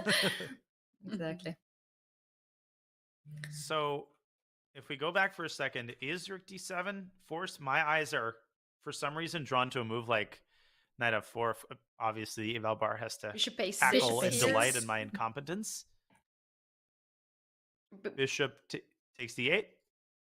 Bishop a6. Bishop a6, but then queen g4 is on Queen the board. G4. Ooh, sorry. Yeah. I didn't. Hello. Yeah. Game over. Daniel planned this, Alexandra. Yeah, I'm sure about it. I forgot about my king. It was all about queen side and the rook on d8.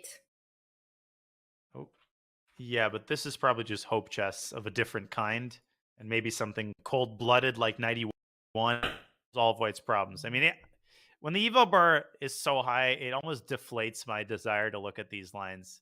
It's just so Exactly. But unglamorous. why? Why? Look, knight e1, knight h3. And knight King g3. f1, knight g3. Maybe knight Incredible. h4. Can it be knight h4? But then no, knight h3 again. Still No. knight h3 and the discovery again. Jeez. Is it g3? No, then I take on f3. No. And maybe Yep. bishop... No. Who knows?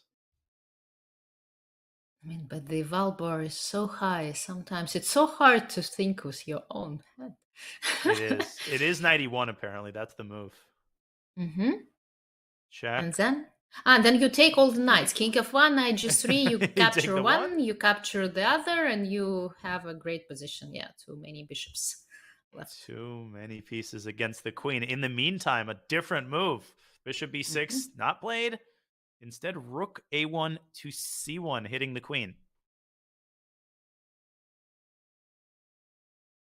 Okay, what to expect? Queen b8?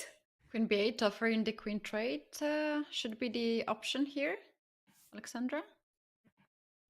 Seems like it. Seems at least like as a very reasonable move to make. Is there anything else? Is there a queen g4 idea now when Dana pointed it out? Like, opened up this Pandora box now? Now... Right, we're gonna need to consider this move every single time. Queen f5, like a more aggressive way of playing. I don't want to draw. I want to win or dream about it. Yeah, I mean, knight on e4, knight on g6. These pieces are active. If white overpresses, this absolutely could turn into a 3-result game. Queen to e6, so a sort of middle ground approach by Zhongyi. She stays on this diagonal, but can keeps she her play queen... knight to d4? Like, if you take on e5, somehow to then attack the rook on d8, queen to b6. There is no knight c6, unfortunately. Yeah. Bishop's a great No defender. knights, yeah. Okay, so knight takes e5 is now threatened. What does white do? This basically forces white's hand. Maybe a move like queen b6 at this point is the best that Lei Tingjie could do. But that's not what you want. Or maybe it's time for bishop takes e4. Yeah, looks like it. Looks like the moment might have come. Oh, but there's bishop c6 at the end. Wow. And it's a draw, right? Immediately or almost. That. Or I would decline a draw with black there, because you're going to take on f3 and ruin white's structure. No, I was thinking about queen c4, but then realized it's not possible. I'll show that on the board. This is instructive. Suddenly, black takes over the initiative here. Can't take it because of the back ranker. And if white drops the queen back, draw, no thank you. I'm going after your king. Queen h3, knight e5, anything. Gives black a great position here. Keddy, this could turn around. I'm getting those vibes from this position. Yeah, and we have seen it yesterday. The things turned out when Lei's king was very weak. Tan Zhongyi played all the precise moves. Lei should not go there for the second time. She needs to find something better. So at this point, maybe it's time to trade the queens. Tan Zhongyi is really strong with the queens. How about queen to b6 and try to look something in the end game? So you can't take e5 because the knight's going to hang at the end of the line. Yeah, no, it's not because of that. Too. Because of queen takes d8. Because knight takes e5, queen e6, knight f3. Jeez. But okay, yeah, the rook is hanging. That was the problem. But even there, gf3, I think, still would win because the knight hangs. But you're absolutely right. I absolutely did not see that the rook was hanging. It's still early. You really need to watch out for those unprotected pieces, right? Yeah. And I need to watch out for the coffee when it's ready. Maybe rook to c8. Although I shouldn't flirt with these types of moves. But well, then I think capturing on c8, queen takes c8. Still, there's some edge for white. No, the knight on g6. I was thinking, yeah, you need to somehow protect this back rank. That's for sure. Okay, two bishops, still some pressure. We know, though, that the queen is very good with knights, right? Usually it coordinates very well with them, but... Lei just made a move and she goes with queen to a5, the same idea to attack the rook on d8, but not trading the queens. Now this rook is hanging. Is there a move to play rook to c8 or rook to b8? What would be your choice, Alexandra, here? Well, you need to calculate. I mean, somehow intuitively you wanna trade as many pieces as possible, but then you need to calculate what's gonna happen after rook takes e8, queen takes e8, queen takes d5. Yes, the back rank is kind of hanging, but a pawn is a pawn, right? The c1 square is under control for the moment, and the knight on e4. It is a power when it's supported with a pawn, but when the pawn is gone, it can be trapped. It can be easily disturbed. So is rook c8 a good decision at all? I'm not so sure. And how else? Then rook b8. Yeah, but rook b8 is not fighting for the c file. I mean, I can consider moves such as queen c7. I don't know what such moves are bringing to me, but at least it looks very powerful. Well, following Smyslov's advice, or was Smyslov just make 40 threats and eventually your opponent's going to blunder on the 41st turn? 40? And one of those blunders is like... Katie's making notes. Okay, 40. 40, not 35, not 37. It has to be 40. Okay, so Tan Zhongyi has made a move. It is, in fact, rook b8. And one of those blunders that you can make, very easy to make. Queen c7, rook b3. Logical, let's attack the bishop. Let's not. Let's attack the queen and the rook with knight to d4. That would be a fork. And that is would the be... game over? Yeah. Queen g4? Here we go with this again. There's the Pandora's You box. taught me. I'm a fast learner. Okay. Let's make those moves on the board. Or not. Let's watch Lei Tingjie make those moves on the board. She's and she does. going to play with queen to c7. Yes. Well, such a pleasant move to make. Actually, instead of queen to c7, the engine suggestion was h4. Very strong move there, which is so insane to make move like that. No, you don't. Especially now we know queen g4 is a hole in white. Yes, position. exactly. Exactly. If someone makes a move like that, find the arbiter. Right. I was going to propose it, but then I realized how terrible this g4 square is after h4, and I thought, okay, h3 is a safer choice. True. All right, rook is hanging where the rook is going now. If you leave the 8th rank, you might have some problems with queen to d8, rook to c8. But white is not happy there on the 1st rank, Dania. So, yeah. No. I mean, rook a8 is one way to try to keep the status quo, and then white could keep following the advice with queen to b7 and following the rook around. Now there, black could infiltrate the 3rd rank because there's no longer a fork. But I'm with you, Ketty. I think if you leave the 8th rank, then you absolutely have to reckon with moves like queen d8.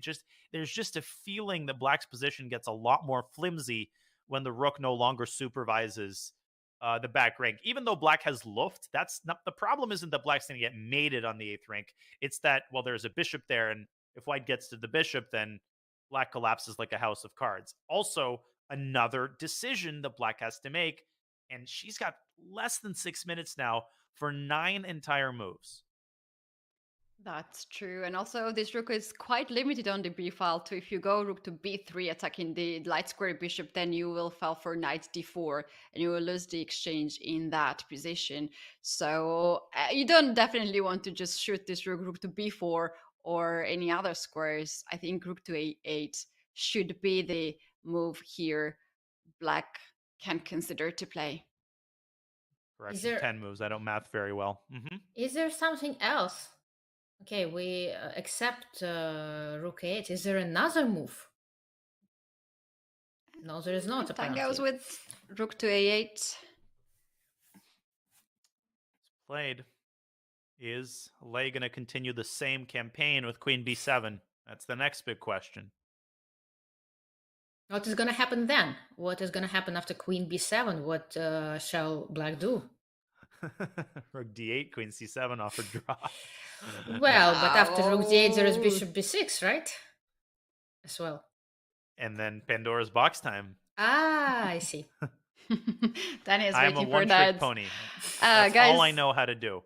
as we're now down to few minutes on the clock, let's once again remind our viewers what's the time control. The players are having 90 minutes for 40 moves. Some can think that's too much time, but this game can prove that it's not even enough. After 40 moves, players gonna get 30 minutes. That's what we are counting right now. And of course, each players are having 30 seconds of the bonus time from the move one. The move has been played here, and it is h3. I think Lei also felt that there was something wrong with queen g4. Yeah, we have bad news for you, Dania. You will need to Find to another. create create Hey. another trick. And who said I can't sacrifice my queen just to double white's g pawns? Ooh. No.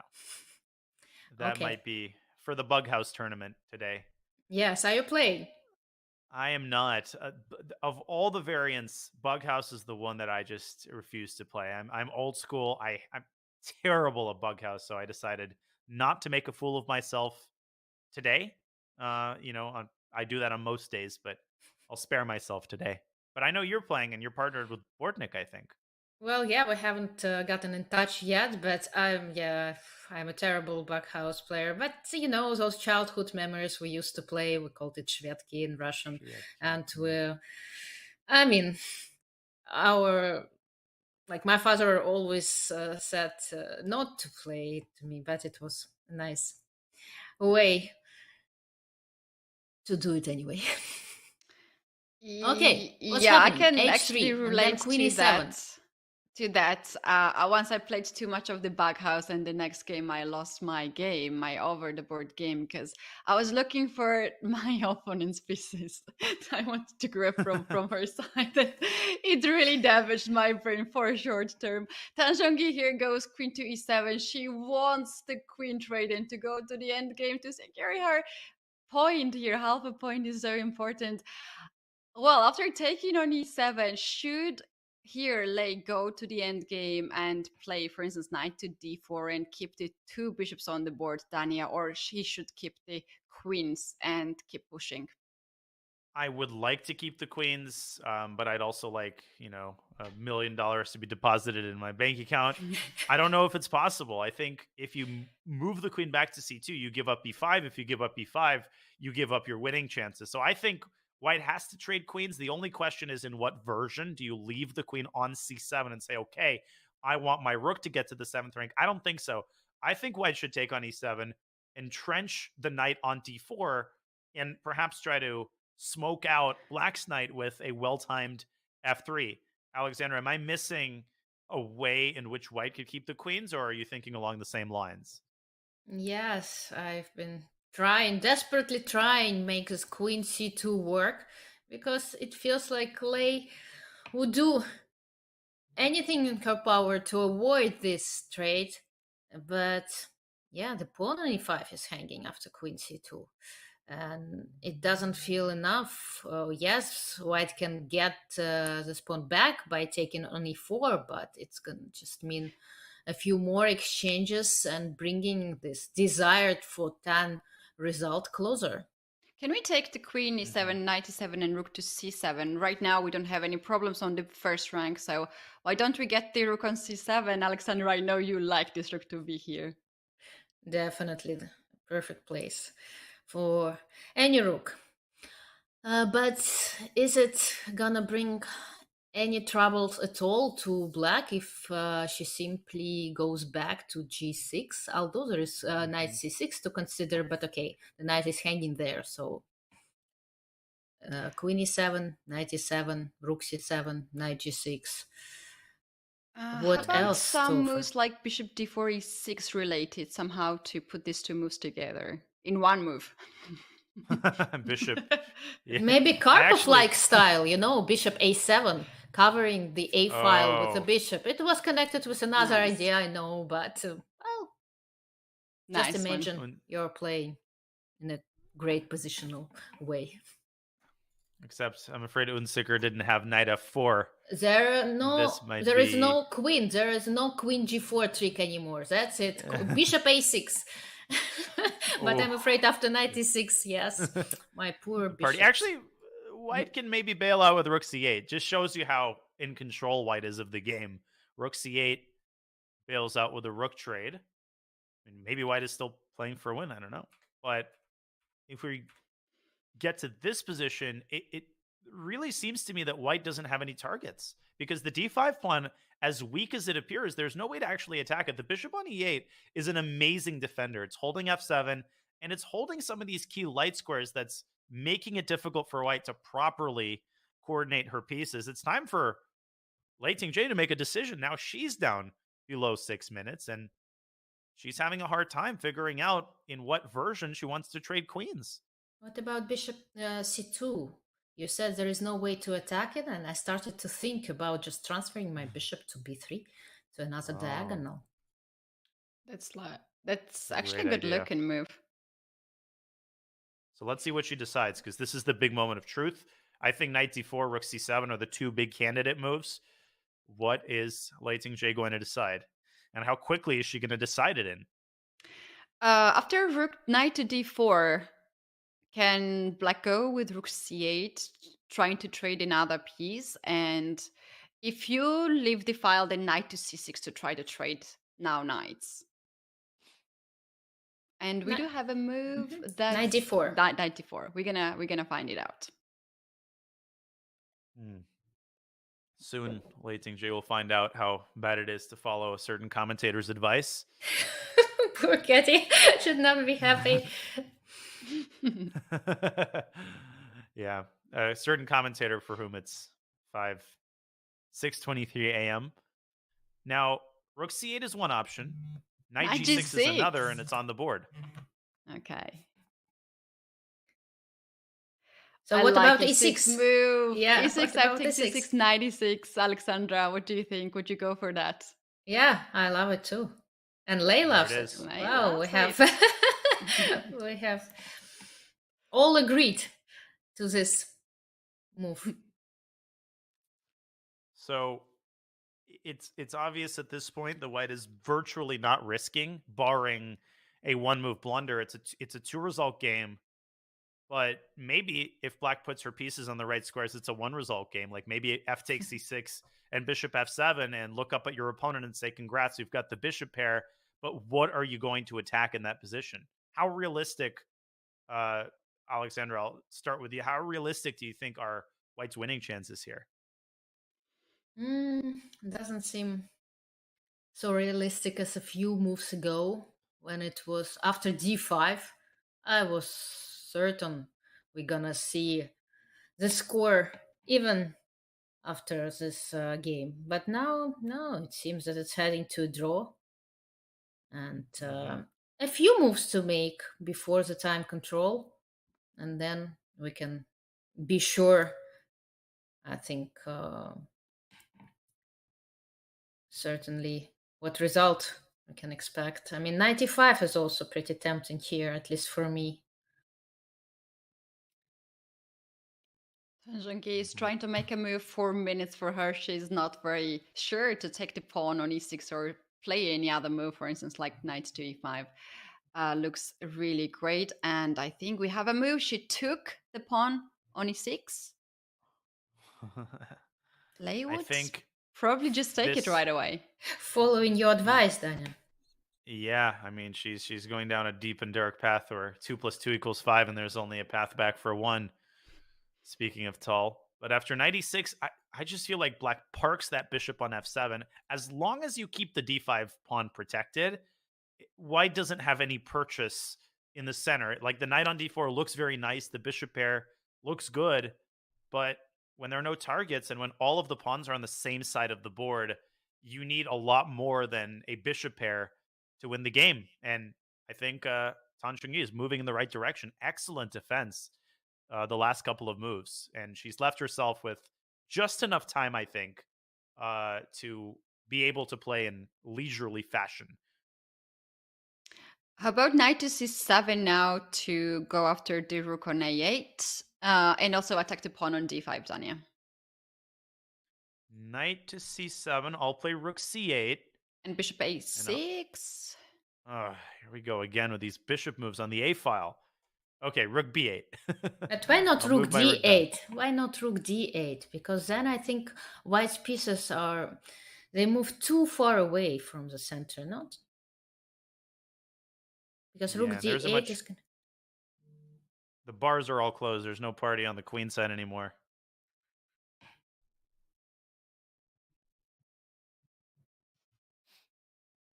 Because if you put your rook on d8, even straight away after knight c7, it's even better after bishop a6, and you're threatening to play d4.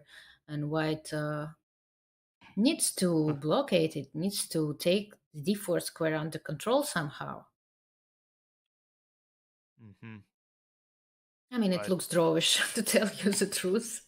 Yeah, whatever white... I mean, white could also play knight back. If white is ready to admit that her winning chances are non-existent, then I would probably go knight f4 and maybe pretend to shuffle your pieces in the resulting position.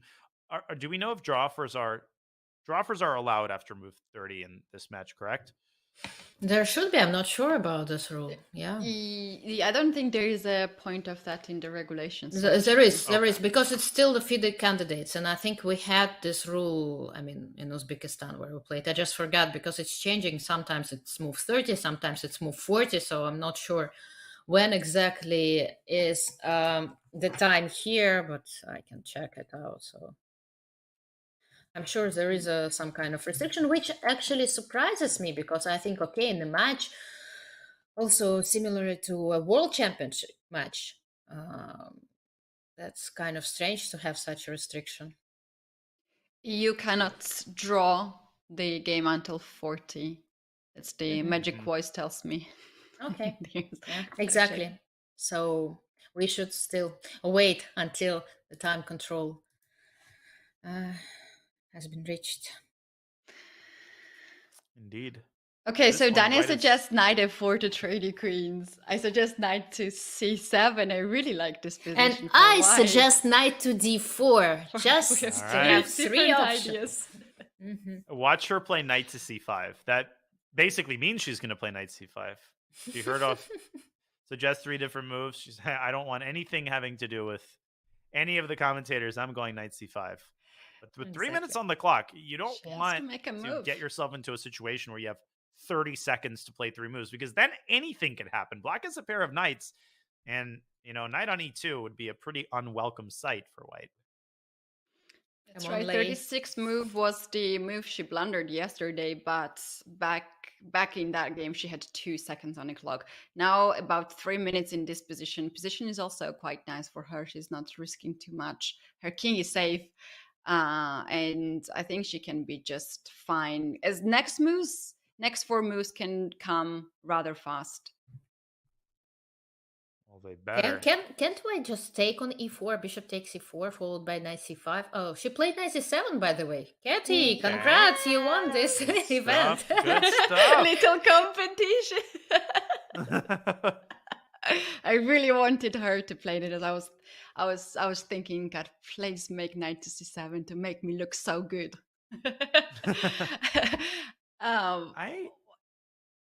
Rook c8. You are going for rook c8, Danny. I know that. You want. I like the idea of provoking bishop a6 because then you kind of clear the path for the d pawn potentially, as Alexandra pointed out. But even after rook d8, the big question is, okay, where is the knight going to go? Is white just going to bail out with bishop takes e4, or is Lei still thinking about generating winning chances? Maybe she wants to play f3 and chase the knight out of e4. That's part of the reason that I like the possibility of rook c8. Okay, and she waited for me to say that. Played rook d8. They're making each of us happy by each of the moves. So now it was Alexandra's time to be. How about rook to d1? The idea is to play bishop e4 to win the piece, just like that. Is it too simple to make this move? Like, is it just a cheap move? Rook to d1, Dania? Rook to d1. I mean, in time pressure, nothing is too cheap. You got to try everything that you can get your hands on. But I think rook to d1, again, I'm a broken record. First it was queen g4, now it's rook to c8. But rook to c8 there, I think, makes the most amount of sense because the knight is literally hanging. We're about to find out what Lei Tingjie has in mind. Bishop to d4. That does allow the knight to jump into f4. Yep. Right. Knight on c7 is too far away. I'm getting worried for it. Because, okay, after knight e4, bishop f1, rook c8, again, some pressure, unneeded pressure is starting to build up. Knight f4 on the board, bishop d3 is hanging. This is move 38. They need to make 2 more moves. At this point, we don't really consider this situation as a time pressure, right, Alexandra? No, but again, I mean, just a few moves to make, but I just don't like the way white's pieces are starting to go. It's just the knight on c7 doesn't belong there. It belongs on d4. I mean, if white plays bishop f1 now, and there are many pieces that hanging, and somehow they feel discoordinated. And bishop takes e4, for example, loses now due to knight e2, right? So you got to watch out. You have to be careful. And again, sometimes it's not about like the evaluation right away, but this is sequence of moves that you just made. Somehow you were pressing, and now it feels like you need to find this accurate moves. And that's this switch somehow. Oops. Where did she go with her bishop? To went ace. off the board somewhere. Wow. Bishop a6. Even though the rook is on d8, right? Still bishop a6. There's nothing to attack there. But she's protecting the c8 square, so there is no rook c8 with a pin. Okay. And can Tan find a way to pose one last problem to white before the time control? Obviously, if you're Tan Zhongyi, you don't want to do anything ridiculous just to pose a one-move trap. Lei still has 2 minutes on her clock, but she's about to make a move. Knight to g5, threatening knight takes h3 check, actually. That's and also 96 is another move there that you can play to trade the knights. And then 96, I mean, 96 might be quite unpleasant because, okay, 96, if the bishop gets away, then this d pawn supported by the d8 rook may become a power. I feel like it's been just aimless play by Lei Tingjie in this endgame. She's just sort of haphazardly arranged her minor pieces on seemingly random squares. And, for the first time this endgame, white is the one who has to defend against a serious threat. If you blunder this pawn and then the knight comes back to f4, we're going to see another 50 moves, but it's not going to be the side. The hunter will instantly become the hunted. And now 1 minute for Lei Tingjie to make one last move before the time control. I would just get the heck out of there with king f1. Yeah, you had to admit, right? Probably a little bit earlier that it's better to stop. Sometimes it's a very difficult decision somehow to make. So you're pressing, and then somehow like you understand that there is no more advantage left, and you need to stop playing, and you need to like exchange all the pieces that left and accept this draw, but you can't force yourself to do so. At least I find it difficult. Move 40. What about knight h3? King f1 now, and the knight is trapped. Wow. And if knight f goes to e6, then h4. I think that's her idea. After h4, knight c7, bishop c7 loses the material, and if knight goes back on e4, you take the knight, and rook to c7 hits g7 pawn. Well, suddenly there is some pressure in the position, right? Out of a sudden. Yep. Tactical the position, pressure. It's gotten unbalanced. Black could also consider knight to g6. Now, that could lead to repetition of moves after bishop d4, but if white stays on that diagonal, then the position sharpens up. Black could push d4.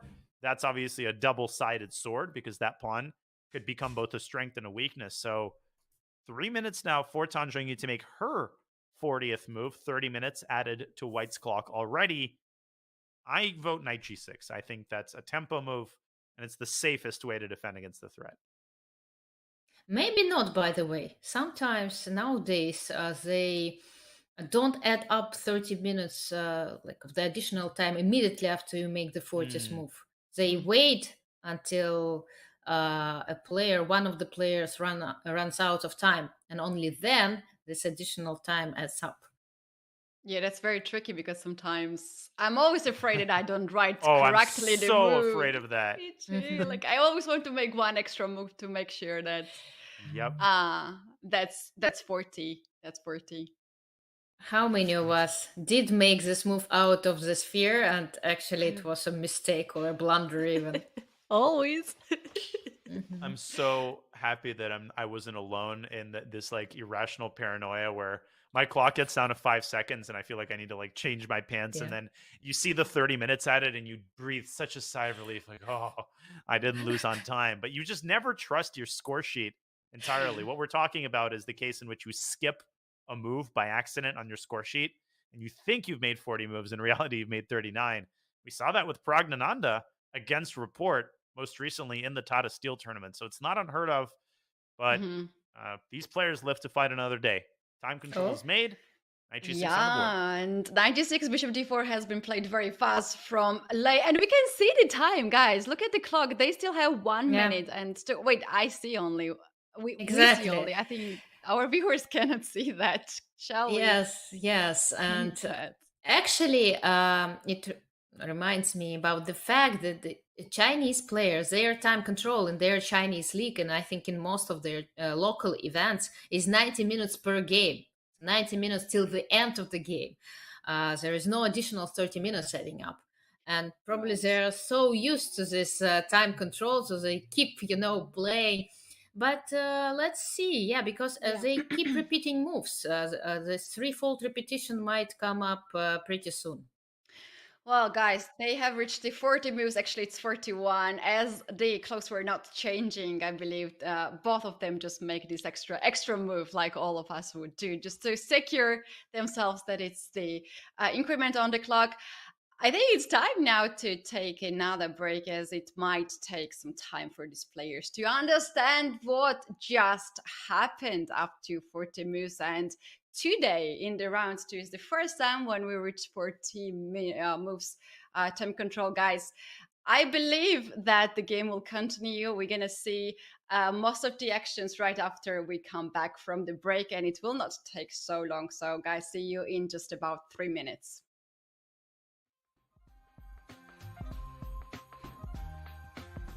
Hey everybody, it's Danny here, and as you may know, Chess.com and Chessable are now one, and I'm here to show you how you can make your Chess.com and Chessable one in just a few clicks. To start, let's log in and connect our Chess.com account. I just scroll right here above the browser and click Login. Scroll down and click Continue with Chess.com. Now, if you're already logged into Chess.com, it's just going to ask you if you want to approve that connection. I'm going to say yes, sir. But after approving, it'll bring you right back to the Chessable homepage. Now, the Puzzle Connect feature can be found under Tools, and you click Puzzle Connect. Now, what that does after you type in your username is it's going to pull positions from the games you played on Chess.com, create your very own personalized Chessable course, and then quiz you with the positions where you may have missed the best move. And the more you play on Chess.com, the more games it will have to quiz you as long as your account stays connected. It's pretty sweet, and it's going to help you get better learning from the mistakes in your games.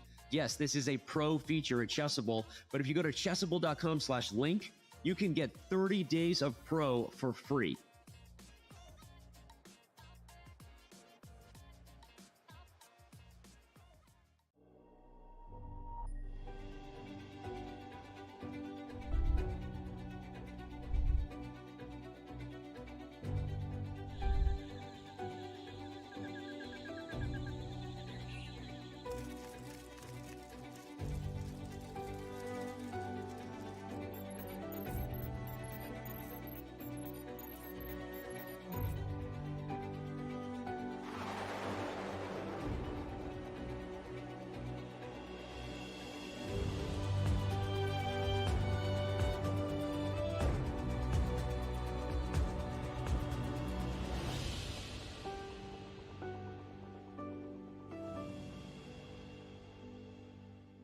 Today we're gonna go down into the New York City subway, set up a table on the subway platform, and see if we can get some strangers waiting for their trains to play chess with us.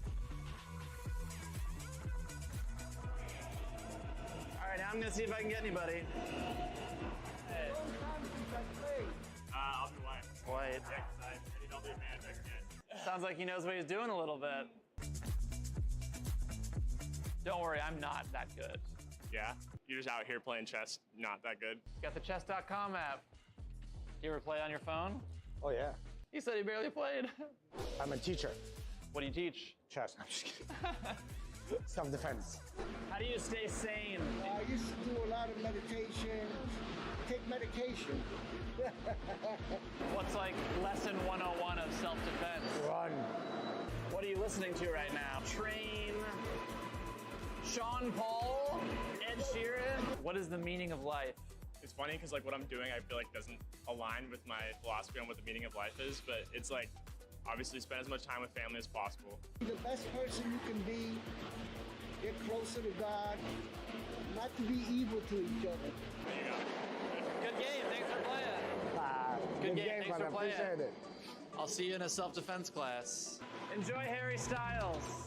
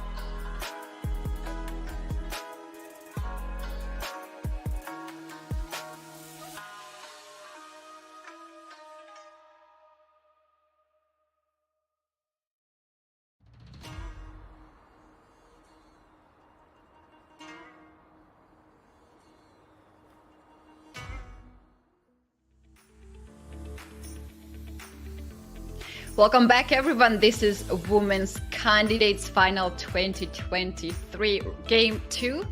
We have just witnessed that Zhongyi has survived the Thames Rumble and also very difficult position, and now she is taken from here in the end game.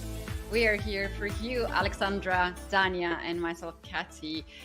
Analyzing this game, Dania, I think the storm has been passed now, and now we can take a look at some of the situations when things could heat up and these two players could play something different. Could you choose one of the moments which do you consider to be the key point? I feel like the game was sharp and unbalanced. In fact, both games, yesterday and today, the game was unbalanced from the very opening. But, you know, the moment I joined is the one that sticks in my memory. The moment when White played the move d5. And I think there was a moment when we all had the realization that the game might be over in, 2 or 3 moves. We saw e takes d5, e5, which loses a piece, but massive kudos to Tan Zhongyi. She collected herself. She didn't panic. She didn't overreact. And after she dropped her bishop back to e8, Alexandra, I feel like perhaps Lei Tingjie felt a pang of disappointment here at the realization that there is no forced win in this position. Then things became even more complicated. And after queen b2, we entered a period where there's massive tension on all sides of the board. I'm just impressed with the way that black handled the defensive task in the middle game. Indeed, Danya. Yeah, I am also pretty speechless, I must say, because when seeing this D5 brilliant idea, breakthrough idea, I felt like Lei was going to even the score, and we would be.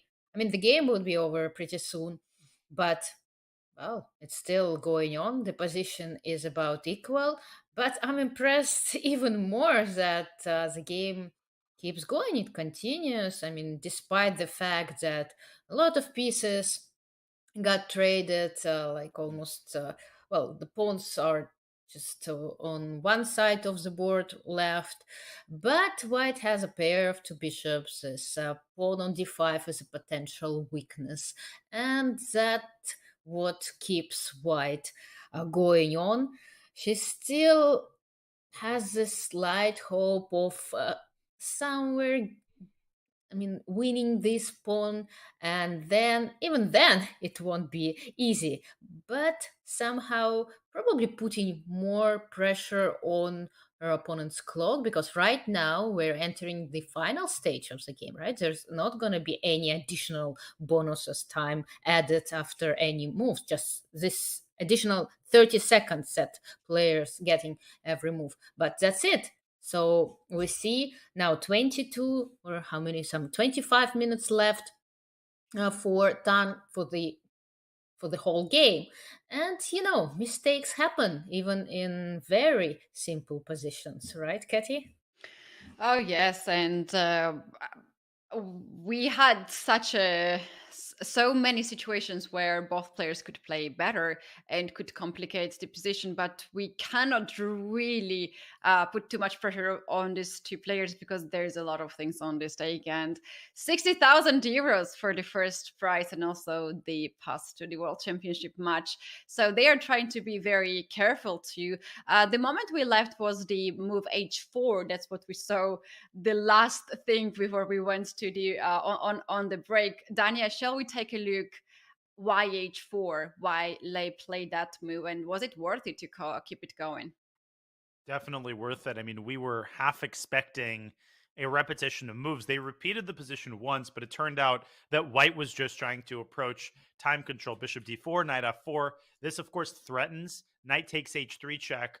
Bishop e5 would have been a repetition, but instead, h4 by Lei essentially forces black's hand. The knights get traded, and originally I thought that this was just a dead draw. But during the break, I took a closer look at this position. I had two realizations. The first is that if I was on the black side of this position facing Magnus Carlsen, I would be tempted to resign. I feel like Magnus would win this type of position. I don't want to exaggerate, but maybe 5 times out of 10 against a fellow super grandmaster. The second realization is that white actually has a clear plan of improving her position. What does this plan involve? Well, first of all, you could retract the bishop back to d3, and simply put, white could try to run the pawn down the board, f4, f5, and once the knight leaves c6, you have to reckon with the rook's infiltration to c7. So even though the pawns are on one flank, and even though there are just 3 pawns for both sides, I actually am starting to see why Tan Zhongyi seems a little bit uncomfortable here. This seemed like a dead draw, but there is some juice left to be squeezed here. I agree with you, Dania, and this reminds me very much of the positions of obstacle color bishop when the opponent thinks, that's draw, not even equal, that's draw, and you're keeping to play, you're pushing, getting a slowly better position and getting slowly better situation on the clock, and then somehow you win, and your opponent is surprised because it was a draw. So this very much reminds me of this position, and besides that, the position can get slightly better. Also, the time situation can get better because white's moves can be more easy to make if you find out this plan, and black still needs to be careful because this bishop on e5 pretty much dominates. bishop d3 controls h7 square, and the moves like f4, f5 is coming on the way with a lot of threats. White can also just activate the king, king f2, king e3, bring into the center. So far, rook can get on the 7th rank. Why not? It's possible to get rook a1, rook a7. So I think still we're gonna be here in this game at least 1 more hour. Oh, yeah. Alexandra, would you agree with that? So yeah, time to enjoy this end game. And we were talking about age difference, right? And we shall not forget that Lei is a younger player, meaning usually, normally, that means that she has more energy, and this energy can be felt in longer games, right? Players tend to get tired. They tend to make mistakes, especially, closer to the end of a game. So that's why, as long as there is some pressure, as long as there are some chances, and as long as she feels a possibility to put this pressure, we see that she will be doing that. Yeah, and I'm studying kind of her body language. Tan seemed to look up at her opponent several times there after playing the move h5, presumably to freeze White's kingside pawns, make it difficult to advance the g pawn. And that look is sometimes one of, okay, where's the draw for, let's cut this out, let's go to dinner. But I couldn't possibly imagine that Tan expects White to offer a draw here. I think it's pretty clear at this point that Lei at least is within her rights to make a couple of moves and really torture Black on the king side. Yeah, you can always offer a draw, but your opponent can always refuse, right? Well, nowadays That's what you're scared of. Nowadays it's more difficult even to offer a draw, right? We needed to look at the regulations today to find out when such a draw offer is allowed. It used to be possible from the first move on, but now you need to make the required number of moves. But it's definitely a possibility. But again, you can offer, your opponent can refuse, and the game will go on. Yeah, that's true. Although there's really few pieces on the board, Lei Tingjie is still putting some of the time. And she, oh, I thought she played queen. Bishop to c4, bishop to d3. She's hearing you, Dania. Bishop to d3 has been played. Getting his bishop, controlling h7 square. Actually, this king cannot run away now. And look at these bishops just controlling the king and keeps Black's rook on the back rank. You cannot freely move this rook away. Yeah, I mean it's just a nasty position for Black, and the eval bar is also reflecting that. 0.4 is again, for Magnus Carlsen, a 0.4 advantage in the endgame is basically a winning position. So, I'm not even smelling a draw for in this position right now. Black needs to find a move because the bishop is paralyzed. And the big question, I think, Alexandra, and I think this actually makes it worse for Black because this demands more time consumption. Do you want to play the move d4? I'm leaning toward no, because I feel like that merely increases the liability of that pawn. It makes it weaker, and it makes f4, f5 stronger. But if Black doesn't play d4, how does Black wait here? Maybe knight f8? What comes to mind? Yeah, knight f8 is a move somehow.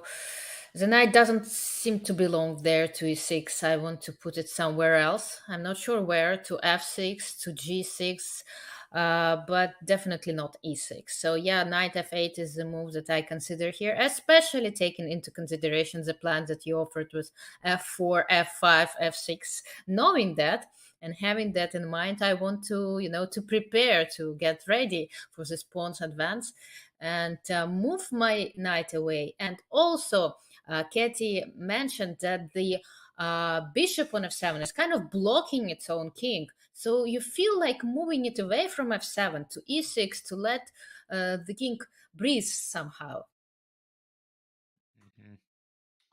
Right. There's also, I think, an important point to be made, which is that after knight f8, if white delves into c7 to the rook, that leads to some interesting tactical complications. I'll play the moves on the board. I think what you don't want to do here with black is play the tempting rook d7, because now the rook gets into c8 and now you're genuinely paralyzed. And maybe black can play like rook e7 and rook e8, but at this point you're already hanging by a thread. What I do like is the move knight e6 here. The point is, if white's rook stays on the 7th rank, I think black can generate active counterplay with knight to c5 and quickly run this d-pawn down the board. And this is exactly how white loses control of the game. But all of that is a moot point because Tan Zhongyi has chosen a different defensive approach.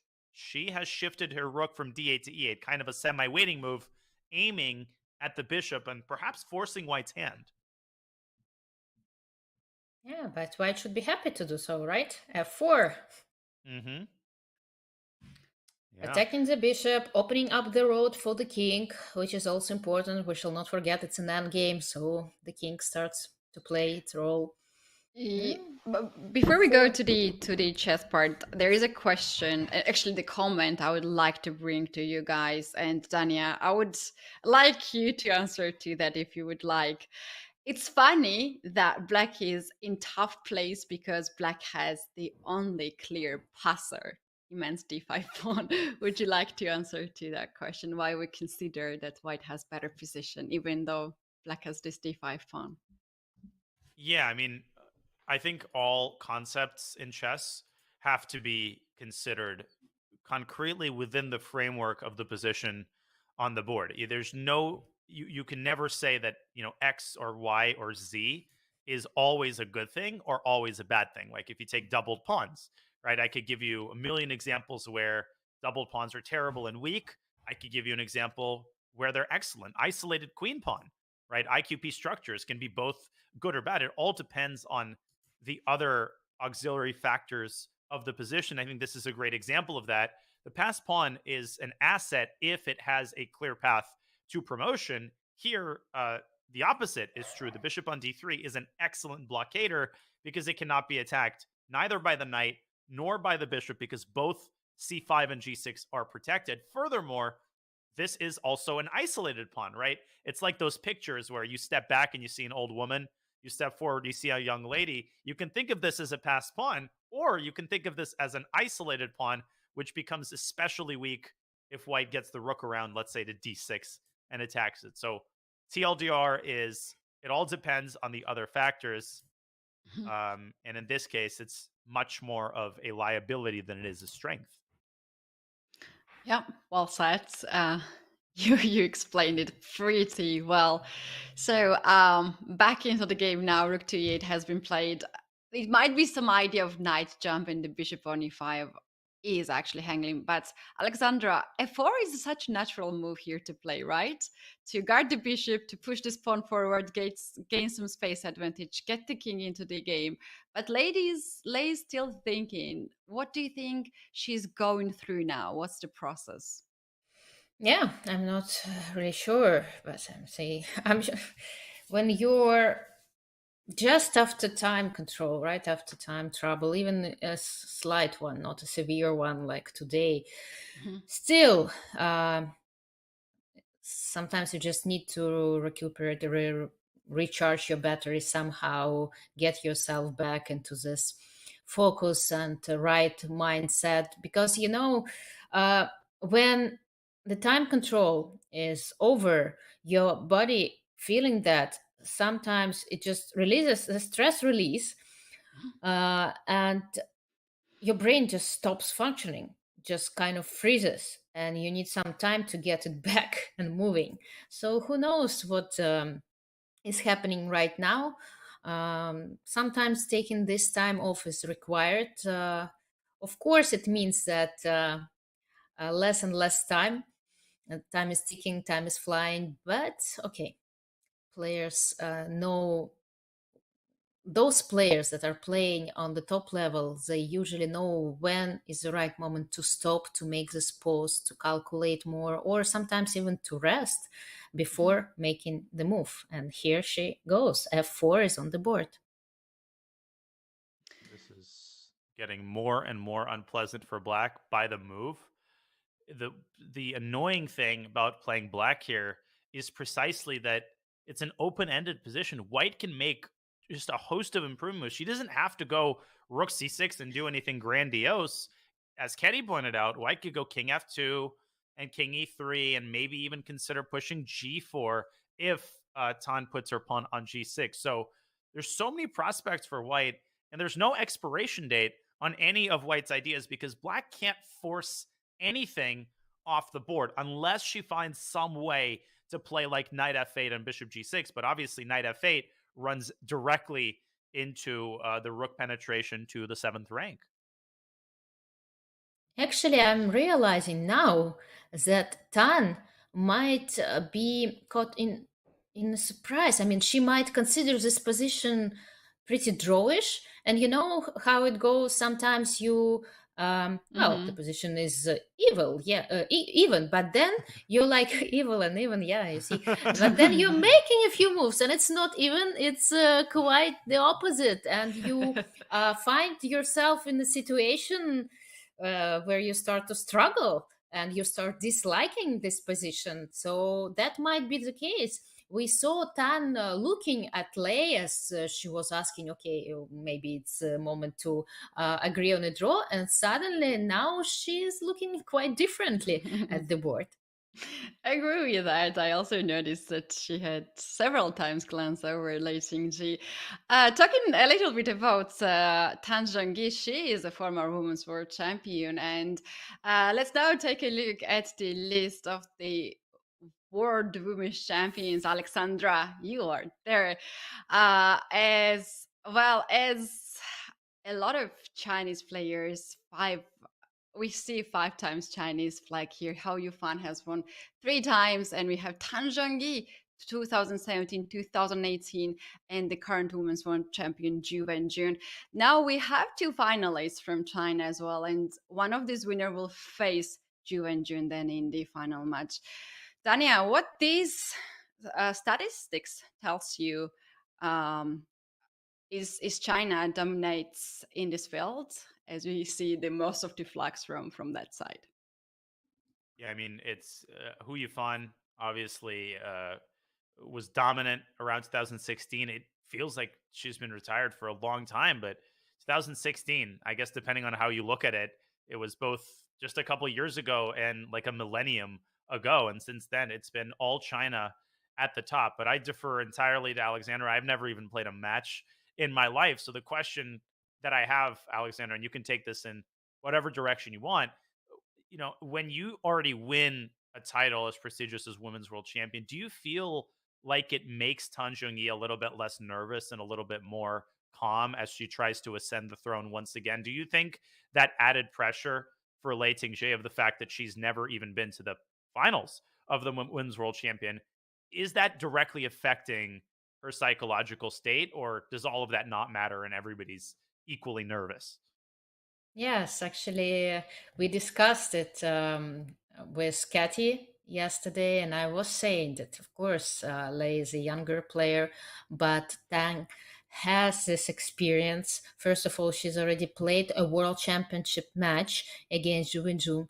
We see her name, but we should understand that she won a knockout world championship in Tehran at that time. So there was quite a lot of different formats, and many things were going on in the women's chess. We see this list is from 2008 until today, right? Until present, there are other great names that are not mentioned, unfortunately, on the screen in this slide. And such as Xi Jun, for example, that she was making the first move yesterday.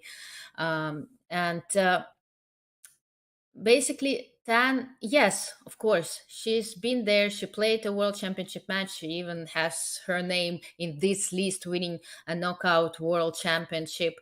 So she knows she's capable of it. She doesn't. She doesn't have this pressure, this willingness compared to Lei. Again, what's gonna be more important, this calm attitude or this determination? Yeah, I compared it yesterday with fire and ice. Lei being fire tan being ice. We'll see who's gonna win. Oof. What a question, actually. What a question. We're gonna know so soon as the match has just started. This is the second game, and we will very soon approach the moment when we can speculate actually better. And Dania, the last move that Tan Zhongyi played is a little bit weird to many of us. Rook to e8, then she decided to come back rook to d8. Do you think she just admitted that rook e8 was not the correct move? Well, I think it's perhaps, but also she could be essentially initiating a deliberate campaign of just making waiting moves because she's decided that she doesn't want to push her pawn to d4, a decision that I agree with. I think the pawn on d5 is a lot safer than it would be on d4. And so she shuffled a little bit, kind of tried to get Lei Tingjie to put her cards on the table. Now, though, she's making a much more concrete move in dropping her knight back to f8. This tells me that for some reason she's not afraid of the move rook c7. I don't know if her decision to wait for king f2 was somehow strategic or she's just starting to panic and she feels that a waiting strategy is not going to have a high chance of success because white has so many ways to improve her position. So I think it's one or the other. Either this is all a deliberate master plan or we're starting to see quite a bit of slippage from Tan Zhongyi, who's definitely realized by now that the defensive task that awaits her is rather monumental in nature. That's right. What happens if rook gets on c7 now, Alexandra? Ah. Rook on the 7th rank. Let's go. And if you play rook to d7, then rook to c8, I'm controlling back rank, and you cannot really get me off this off the board. I wanted to say off the screen, but we're talking about the players. Rook c7 here. What's your thought, Alexandra? Rook c7. Well, when you make such a move, what comes next after knight d7? And just bishop to d4, waiting move. Mm-hmm. Okay, and if I like continue my knight's maneuver and get to f6, is it going to be very unpleasant if white captures on f6? What do you think, Dania, here? Yeah, I think takes. It's a hard position to assess. If white's king was on d4, I think that white would have serious winning chances. But it appears to me that after king e3, black can throw in this check on d4, and this opens up a little bit more breathing room for black's pieces. The rook could get around to a2. This looks like a draw, but in the meantime, I think precisely for this reason, Lei actually puts her rook on c6. It kind of reminds me of this old joke about, I think, Vladimir Simagin, an old Soviet GM. He played e4, c6, d4, d6. Then after the game, he was asked, Vladimir, why didn't you play the Caro-Kann? I just didn't have the strength to move the pawn 2 squares forward. And Right. so Lei almost puts her rook on c7. Instead, rook to c6, preventing black from putting a piece on g6. What do we make of this? I like this move. Just avoiding even one threat, bishop g6 or knight g6. And to also the move looks very fancy to me. Rook to c6.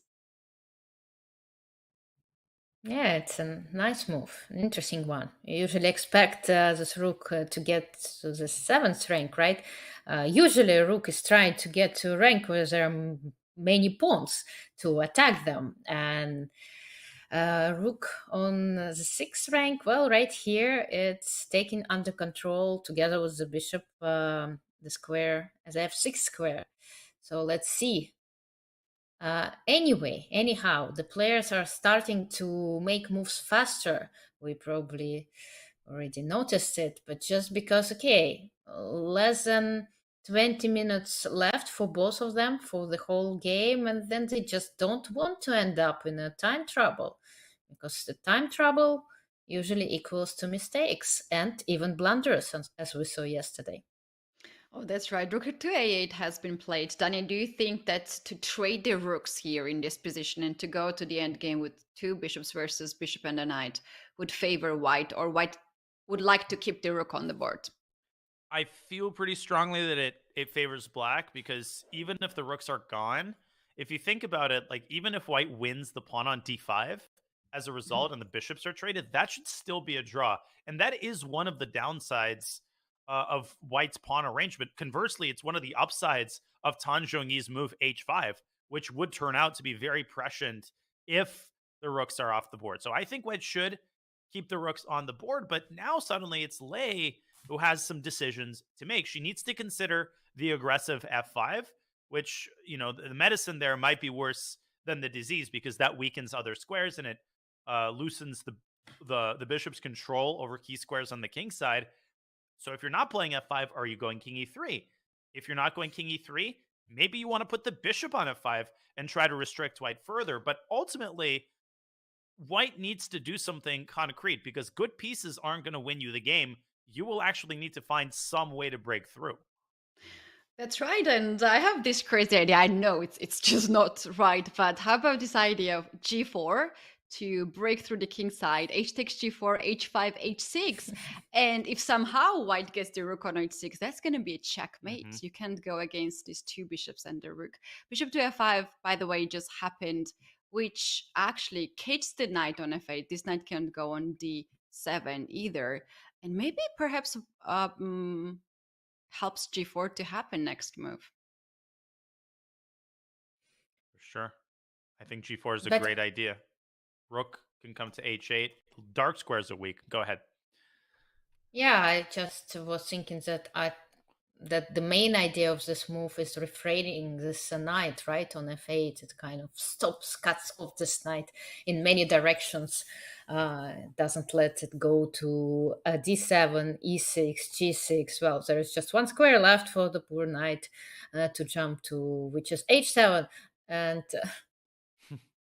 surprisingly, let's have a look. After knight h7, even if I capture on h7, usually it's a question, right, when to exchange this bishop for a knight. But even if I capture that and I go to c7, rook c7, and it feels like, okay, opposite colored bishop should be a draw, but the rooks are still alive, right? The rooks are still on the board.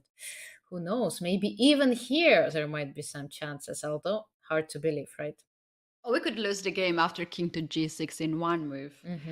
Because Yeah. we just fell for f5, and even though the position is so dry, there can be some funny traps. But king g8 is a safe move to make that true. So probably bishop takes h7 right here, right now. Not the right moment. Probably I should have started with rook c7 instead. Because it feels like you can always get that trade when you want it. But now, Alexander, your old idea, knight f6, is a cold shower for white because knight g4 suddenly becomes a pretty nasty prospect. Is it so after bishop takes f6, g takes f6? Are there any ideas connected with g4? And I cannot play h5, unfortunately. Yeah, I can't get through. I can't. Yeah, this should hold for black. Somehow the bishop is, it's been a problem piece for a long time, but it's also you can consider it a good defensive piece. Again, it's all about perspective, and when you're on the defensive, you got to count your blessings, and the bishop is one of the blessings in this position. It guards both of black's weak pawns, and it does so with quite a bit of defensive power. So if we go back to the current position, big question now, what is white intending against the activation of the knight via h7? Maybe bishop About- e6. I'm sorry, Katie. Maybe Oh, try to get rid of this blessing somehow, to exchange it, or bishop g6 even. I wanted to suggest king is e3 just to get this king on d4 because, like, basically after knight h7, there's no threat of knight f6, right? Because we will win a pawn. Maybe it's not winning position, but we will win a pawn. So if this king gets active, king d4, king c5, maybe even sneak in d6 square, anything can happen. I have extra piece now. King gets into the game. Such a career for the king. Yeah, it's just getting started.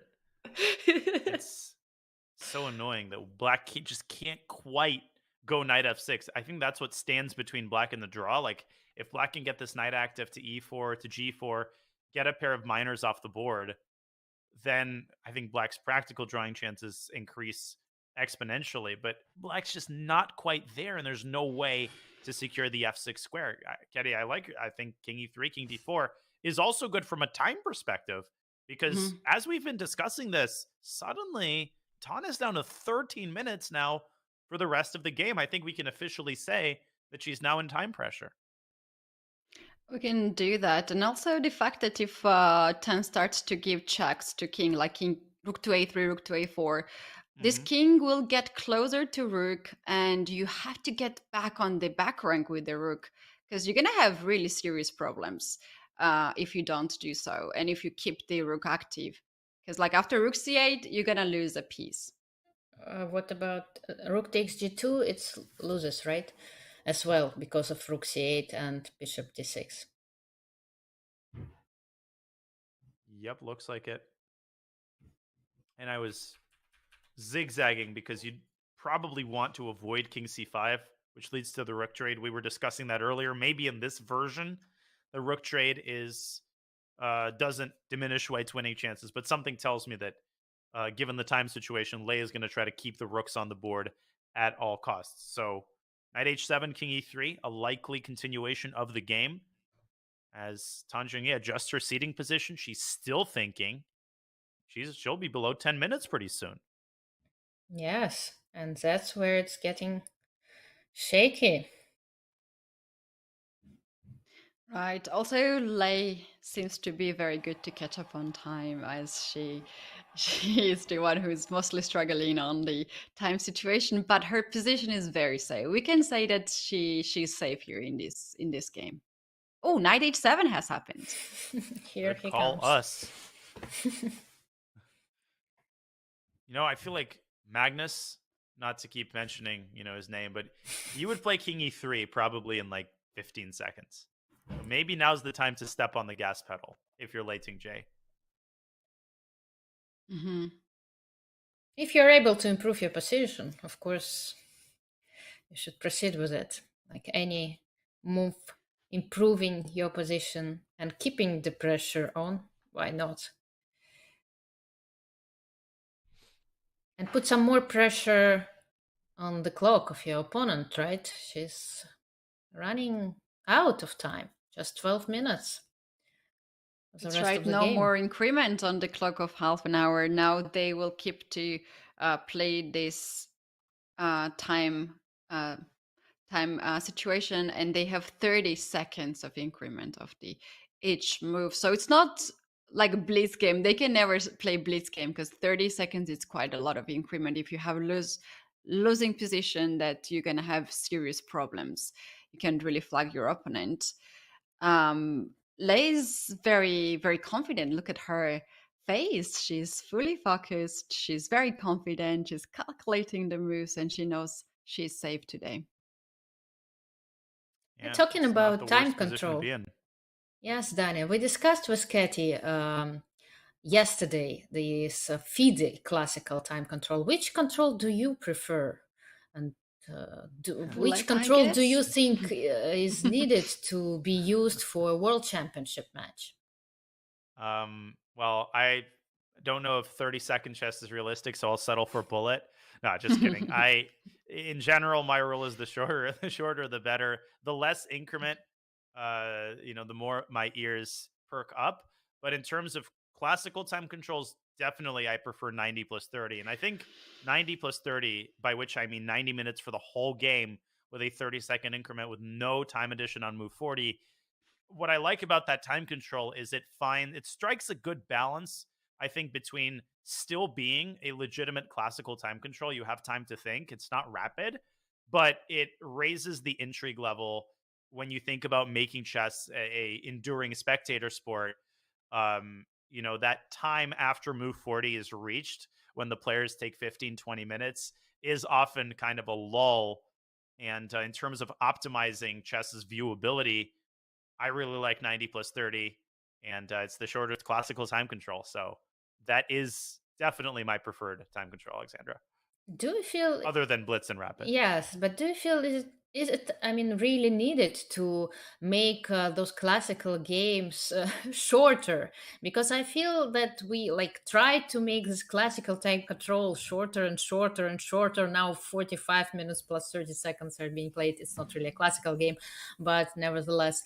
And it's still, they're not going to be as entertaining as Blitz games, right? We're not going to get the same effect. So maybe it's just better would be better to leave this classical time control alone, let those players, I mean, play this classical championships using whatever time control they're using right now, and just to make more exciting competitions, organize more tournaments with shorter time controls. Wouldn't it be better than trying to, play constantly with this classical time controls? I agree. And I think that, as the expression goes, in King E3, the king goes toward the center. You can't sit on two chairs. And I dislike, the sort of overly, too many hands spoil the broth. And when you make too many, you play too many games of the time control, I think it becomes counterproductive. And you have like 47 minutes and the players bid, and, one player has 39 and time is added on move 22. And at some point, it does reach a sort of absurd level. And I think the simpler the time control is, the better. What's interesting is that in Tata Steel, which I was commentating this past year, the time control is one of the most generous of any classical tournament on the annual tournament circuit. It's something like 2 hours or 40 moves, and then another hour, not 30 minutes, an hour, and then another 15 minutes are added to your clock after move 60. And that type of chess has its own entertainment value, and it invariably produces some of the highest quality chess that you see anywhere all year. And so I totally agree that that kind of chess, it might not be everyone's cup of tea, but I think it definitely has a right to exist. And it definitely fills a very important niche in chess entertainment. And it develops the game of chess itself. Yeah, I exactly. agree with that. It's very nice. You can go at the tournament at the age of 20 and come back at home when you're 30 years old. It sounds so long for me. That's what we call dedication, right? Don't speed up your life. Mm-hmm. Yeah. Be patient. Once in a year. Yeah, it could be very interesting. It could be very interesting. But guys, the age factor when you reach 30 plays a big role in life. So yeah. When you reach I 40, might it's skip that even one. more, I'll tell you. But okay, let's talk about this I game. abstain. No, but I just have this feeling. I mean, I love Blitz. Myself, it's my favorite. We discussed with Katia. I mean, I would play Blitz whenever I have a chance. But the problem is that why to mess with this classical time control? I do feel that in order to create like a good quality chess game, as you mentioned, Dania, you need to have time to think in the opening, in the middle game, and also in the end game. Because right now, these players, they're running low on time, but they just started this end game, and there are gonna be so many events coming up with them having seconds on their clock. And I think the time control they're using in Baikanze, it's the same time control as in the World Championship match that's being used. It's 1 hour 40 minutes for 40 moves, followed by 50 minutes for the next 20, and followed by 15 minutes for the rest of the game with 30 additional seconds every move. Probably there's even more minutes added on the third time control in the World Championship match. I'm not sure, but it's like the longest time control that exists nowadays. And I think it should, I mean, we should have place for it. I know there's so much discussion going on that it's boring, that it's terrible to watch, that people come and leave and go and they don't watch these games. I don't know. I do enjoy. I don't enjoy playing them anymore. But I think it's still, this time control is still needed in order again to think over, to have time to stop, to compare all those lines that have been analyzed, and to show your end game expertise as well. Because right now you see the clock. No, not yet, but 14 minutes for white, 10 minutes left for black, and again, it's just unfolding. Well, Indeed. the last move from black, rook to a3, 3 was not the most accurate move here according to the engine. And now it's time to discover why it is so bad, you guys. We're going to take a very short break, and when we're back in a few minutes, we're gonna cover that move and find out what is wrong with rook to a3. You don't want to miss these actions, guys. Don't go anywhere.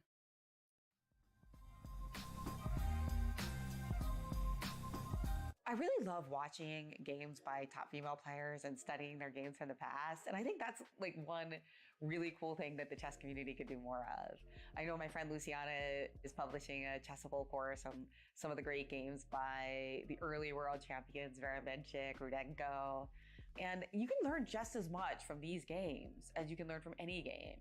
And yet it does provide inspiration and like adds like depth to our chess culture. So about 10 years ago, I published a book called Play Like a Girl with like tactics by female chess players, and I'm actually redoing that book. And it's so much fun to just like kind of like dig in and see some of the most important tactical themes in chess: decoy, in between move, pins, double attacks, and to look for like some of the best examples by top female players. So when you hear all these discussions about women in chess, it's great. But sometimes I'm just like, wow, you should just like go study some Musuchuk games.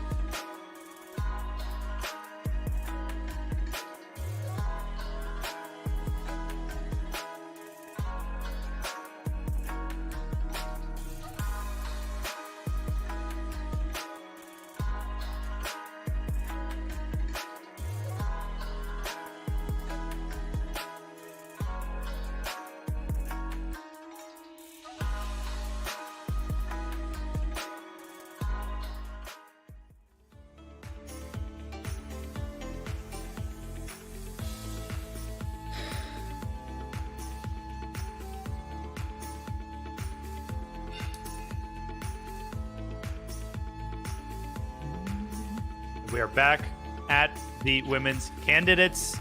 We're watching Zhongyi and Lei Tingjie battle it out in this very, very complicated endgame. Keddy, we've been going after this for a long time. Is White actually making any progress here? That's a very good question, but what we can clearly see is Black cannot do much. Black cannot do any progress. Tani is just moving with the rook around the board, and we can see that the king has already centralized for White. Bishops are on e5 and f5. Perfectly placed. I see a small improvement here. Not too much, small improvement, but I think that's the idea of Lei Tingjie, to slowly get some edge on time, on the clock, as she has just few minutes, and also on the board. Shall we take a look what actually happened before we left for the break? Rook to a3 was the move that the engine bar really disliked for Black. What was the reason for that, Dania? So the eval bar, you're saying, disliked the previous rook a3 check. Yes. Which may seem like a long gone past, but this just happened. The rook went from a3 to e8 in a millisecond. If we rewind a couple of moves back to rook a3 check, we were discussing a fascinating approach where White can actually zigzag her way to the rook on a3. But the reason this is hard to come up with is because after rook a2 check, it appears that White loses the g-pawn, and yet if we look at this more carefully, we went down this line a little while ago. The eval bar shoots back up because Black ends up losing the knight on f8 and possibly also gets checkmated. But all of that is in the past. Instead, after rook a3 check, White covered with the bishop. Black dropped back to a8, maneuvered the rook to e8, and I feel like White is kind of back to square one right now. The only progress that White is making, at least it seems to me, Alexandra, is on the clock, but Black is making more of the progress on the board as she's very, very close now to getting her knight either to g4 or maybe even to e4 and giving up a pawn, although that doesn't seem to be an ideal defensive approach. Right, and okay, Lei is trying to make her move, because I was about to say how to evaluate this position, but now we can also answer this question. After knight g4 check, knight g4 forcing White. Well, maybe it's not forcing. Actually, it's not forcing because to take, because it's possible to play king to d4, right? Protecting the bishop on e5. Black doesn't seem to want to take on e5 because of f takes e5. And here comes another passer, another passed pawn. This time, White's passed pawn, and it's going to get to e6, and then to e7 and to e8. Yeah, that's the road for sure for this pawn. Shall we make this move on the board? It looks very tempting for Black to play. And bishop g4 is a move we don't very much want to focus on here, as it's the obstacle colored bishop and there will be less and less chances for White. But how about Dania, king to d4? And at this point, is bishop g6 a threat from White's side, or that's not very dangerous to Black? I think if White is a move, I like the look of bishop g6 because after the trade, White could start going after, it's actually definitely a threat, but even if White plays more primitively with something like rook a7, it seems like Black has been pushed to the edge of the earth. And I'll also show the line we were just discussing. After f takes c5, e6 is not only devastating from the passed pawn standpoint, but currently it would simply trap the Black bishop on f7. So this is out of the question. And if Black doesn't go knight g4 check, well, then what does Black do? I was pinning all my hopes on knight g4. I thought that knight g4 was the saving grace. Now I realize that it's far from the saving grace, and Zhongyi reaches the same opinion.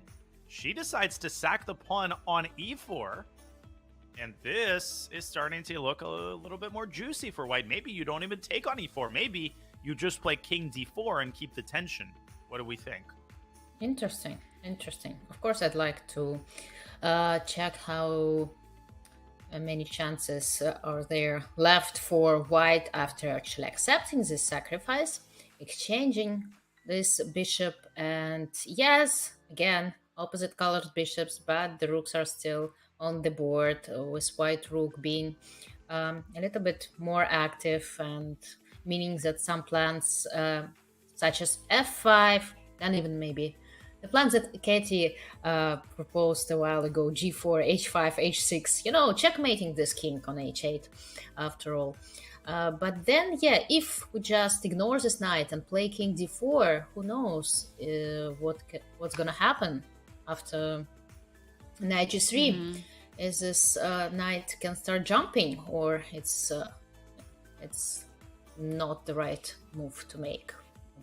I wanted to suggest this idea, if possible. Let's say there's no knight g3 move and we play king to d4 and it's our turn again. If white can do rook to a7 to get this rook on the 7th rank, as now rook is not really busy on the 6th rank, with idea bishop to h7. So giving up this bishop, getting f7 bishop and attacking the pawn on g7. And we're going to have bishop on e5, which attacks the pawn on g7, against the knight on e4, which is just not having any target. And on top of that, d5 pawn will also hang. Interesting. Yeah. I like this idea with bishop h7. Rook a7 and bishop h7. Quite unexpected. Okay, king goes to d4. Here we go. Obviously, there's knight g3 instantly. Rejoinder. I think she might want bishop d3, bishop e6, maybe try to defend on the light squares and send the knight back to f5 after that. But why not knight e4, for example? Bishop d3 back to e4. Okay, if we don't mind giving up this pawn, then at least knight on e4 covers this bishop, this diagonal. Yeah, white could try to go around with like bishop b5, bishop c6, but I don't know if that's totally realistic, because the moment the bishop lands on c6, the knight could swing back to f6, and you could use a similar type of technique. You can give up a pawn strategically in order to get some pieces off the board. So I like Tan Zhongyi's idea of knight e4 because the resulting opposite colored bishop endgame is also really easy for black to play. Whether it's lost or drawn, black can build up a little bit more time reserves with a couple of relatively straightforward moves. Okay. But there's not so much choice left. No, there are not so many moves. Can we do bishop to d7, attack the rook, and in case of rook d8, then rook to a7 to hold the position like that? There's no serious threat, and somehow to get some advantage, maybe even to push f pawn forward, like f5 and bishop e6 ideas. Oh, she goes bishop to d3. Okay, now the big moment. Knight e4 is our prediction. Bishop e6 also came to mind, but now it occurs to me that it walks right into the very nasty bishop g6. And black's position threatens to collapse. It feels quite safe to close this diagonal, to shut this bishop up.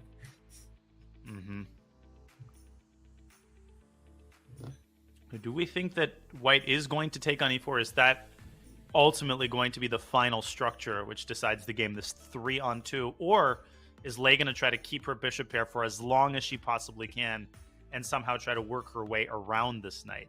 Yeah, I think so. I think she might even consider pushing the f pawn forward.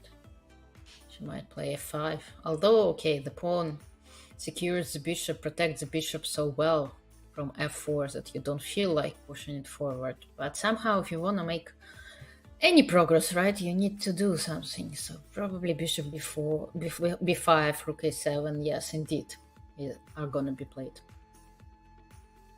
She is going. Knight comes back on e4. Okay, we're pretty good in this guess the next move game.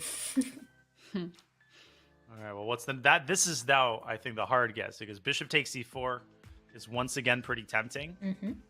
I'm going to go out on a limb and guess f5. I think, Alexander, you're right that this move is going to come sooner rather than later. I think it's going to come sooner. Very, very soon, as in right now. And I like your proposal, right now. bishop b5. So we kind of... Okay. I like my proposal, rook to a7. Stayed all alone. Lei Tingjie now on the board. She is looking for the next move. We have so many suggestions to lay here in this position because we do like pair of bishop in this end game, well, it's gonna take some time, right, of her clock, because those two moves are looking quite tempting. Yeah, but she doesn't have enough time. I mean, a lot of time, right? She has less than 8 minutes for the rest of the games. So she, in order to avoid like any serious time trouble, although in this position it doesn't seem to be that unpleasant, right? You can always find a decent alternative for 30-second additional time, but still you always feel like avoiding it. You don't want to start blitzing your moves out. It's such a difficult switch from playing a classical game to playing something closer to a rapid or blitz. It's just this roller coaster of emotions, right? First you have a lot of time, then you get the first time scramble before move 40, then you seem to have a ton of time again, and now again the time is starting to dwindle, and this time you don't have that time control to look forward to. You don't have, the lighthouse in the distance beckoning, oh, move 40 is going to be reached eventually. No, that's it. You're on your own forever. So this is a lot more of a concern, I think, for Tan Zhongyi, given how difficult the defensive task is. Ketty, you're on a roll. Rook a7 on the board. I was actually looking for some traps there with bishop e2, related bishop e2 and f5, because there was some nasty move, rook f7, bishop h5, and the whole board would just fell apart. Tan Zhongyi took just several seconds to play rook to c8. Here comes this Karpov-like move, bishop c7. Yeah, bishop to c7. Beautiful. Okay, so what if black starts shuffling? Knight f6, knight e4, knight f6, knight e4. Well, but knight f6 opens up this diagonal, right? I can get the bishop back to f5. Oh, yeah. And then back to e5. And I tricked you. And I don't have knight e4 again because Right. of like bishop g6. Okay, rook e8 instead. That's a much more sensible move. Shall we go with bishop e5 now? Because if you get back on c8, then bishop d7 forces you to get on f8 square. What about rook e7 then? Maybe. Bishop b5, Rook e7 and check on a8. King h7. Probably back to And bishop e5. e5, hoping that's the improvement and beats to control the back rank. Screaming for mouse sleep was g6, right? Yeah. The problem there is this king on d4 may seem like a great blockader, but if black's rook actually reaches b4, the king is dislodged, and the last thing that you want with white is to let the pawn slip through to d4, because then in a time scramble, absolutely anything can happen. So I think Lei needs to keep one eye on her clock, one eye on her king on d4, and one eye. Okay, that's so many eyes. Too many eyes. Right.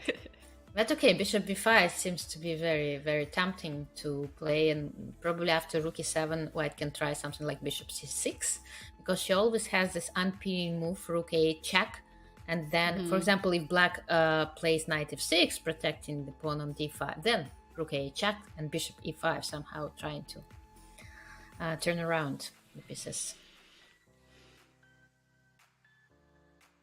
6 minutes now for Lei Tingjie. Imperceptibly, she is the one falling behind on the clock. That's the last thing that I thought would happen, given the relative greater difficulty that black has in making moves. But it looks like Tan Zhongyi has just found her setup, and now she's just basically shuffling her pieces and gaining time. Yeah, she looks pretty confident right now. I vote bishop e5 and then just take on e4 and make sure you eliminate all the risk. But probably she believes the winning chances in that resulting position are just vanishingly low. And it's funny because when Tan considers position like equal, or she starts glancing, she starts to glance at her opponent. Like, remember, immediately after the time control, she was looking at Lei And then there was a moment of hesitation, let's say, and now she's again like, okay, well, I put my knight to e4. What else? What else do you want? Look, you even have less time. The look is back. Just She body goes again. language. Oh, Leia's deep in the tank now. She's got less than 5 minutes. And let me repeat, like, you don't want to let black get to b4. There's a knight in the center. There's a king in the vicinity of the knight. You know, we've seen crazier things happen in a time scramble. So bishop, you know, the other problem is bishop e5. Black can play rook to c8, and you can't even take on e4 because black has an intermezzo check on c4. So it might actually even be too late to opt for the position, which may now seem like paradise in comparison to what white has. I think you see the future, Dania, because like things can turn. So in that way, if Lei is now dropping her time to seconds, because when you have no time on the clock, you can panic. Bishop e5 has been played. Maybe she's hearing you and she's going for bishop e4 next move. Rook Zhongyi c8 though, responds, instantly. Oof. Instantly. Well, always possible to repeat. Always possible to go back, right? Shall we go for bishop a6 here? a6. What if black tries the opportunistic rook c2? I guess then maybe again we have this check. And then bishop Maybe the c8. rook- Bishop c8. Oh. And then Bishop here c8, comes bishop this f5. checkmate on h8. Look. Bishop a6, rook c2, rook a8, king h7, bishop c8, rook takes g2. Almost checkmate. I cannot see. I'll show that on the board. Yeah. Behind. Bang, bang, bang. Here. Mm-hmm. And the mating pattern is... Yeah, but unfortunately Alright. there's bishop g6. Yeah, I'll show the mate. It's a very pretty mate. But unfortunately, black does have bishop g6 here. And it seems like black survives. But also, there might be the possibility of rook to f8 here. And suddenly the bishop is experiencing some problems. Because after bishop g6, f5, goodbye. The bishop is trapped. And if the bishop has to bury itself on g8 somewhere, well, that seems to be progress for white as well. And bishop e6 It after is bishop huge g6 progress. was also possible. Although, no, I mean, instead of rook f8. Although rook f8 looks very nice, yeah, indeed. Yeah, absolutely. White seems to have a lot of prospects here. But 3 minutes now, less than 3 minutes on Lei Tingjie's clock. She might be, at this point, thinking, is it really worth even going for it? And the answer is yes. Where is she about to play? But she's... Rook where? Rook c7? She wants to trade the rooks? She wants to play a rook move, but she's not very certain with that. So she's taking move back. Oh, those seconds again. Can't watch it. She's so calm. I would be shaking at this point to have 2 minutes on the clock. She's down 5 minutes suddenly. Over 5 minutes now down on the clock. That's hard to build it back up. Yeah, she was supposed to put pressure on the clock. Now less than 2 minutes for Lei Tingjie, and Come on. still indecisive. Ooh. There she goes. Rook to Yeah. a3. She... Right, she wants to take bishop b4 and rook g3, I Exactly. guess. Yeah. But still you have to do something against this rook c4 idea. Maybe she's trying to wait it out and wait for black to move her rook away from c8. So does black actually have a move here? Does black have a waiting move? Zugzwang. Maybe bishop b6? Yeah, it is kind of a weird sort of Zugzwang-ish position. Maybe bishop b6. Yeah, that's my vote. Bishop b6. But what if how f5 about- then? Ooh. Bishop f5? Rook a7. That's all. Oh no, he got me again. G6 maybe? Yeah, g6 unfortunately. I mean, I can always win back this pawn on d5. Just one check. I have one beautiful check on g7, king f8, and that's it. Indeed. Okay. Tan Zhongyi was about to make a move. Hesitates a little bit. She's got to keep an eye on her own clock. We are entering blitz territory here to culminate game 2 of this women's candidate's final match. Bishop b6. Is that going to be Black's choice? That's very interesting question. How about rook a7, attack on g7, and if you play bishop to f7 back, then to push f5? Yeah, I don't need any convincing. I was voting for f5 before it was cool. Right. Okay, some decisions to make, some moves. Moves are coming, but now they are gonna play faster. I remember playing with a 45 minutes plus 10 seconds. This time control. And it was a terrible switch between almost a classical game to almost a blitz game. It was such a hard thing to do. And here, okay, it's still 30 seconds for each move they make. So some possibilities to get more time with a few moves. Yeah, king to f8 is such a interesting waiting move. There is not very clear move from white side that proves that king to f8 is not nicely placed. A little tricky trick there. Rook b3, walking into knight c5, quote unquote. Bishop d6, of course, would pick up the knight. Is she heading to c5. King g8? Is she heading to b8? Does she want to exchange the rooks? Like king g8, for example, rook b8. And then get to this d5 pawn, you know, bishop a6, bishop b7. It's just that even if you do all of that, I feel like the light squares, Black sets up some sort of light square blockade where the knight gets around to f5 and you put a pawn on g6, and at that point just doesn't feel like... Guys, I don't know if you have also noticed that, but Tan wanted to play rook to b8. No.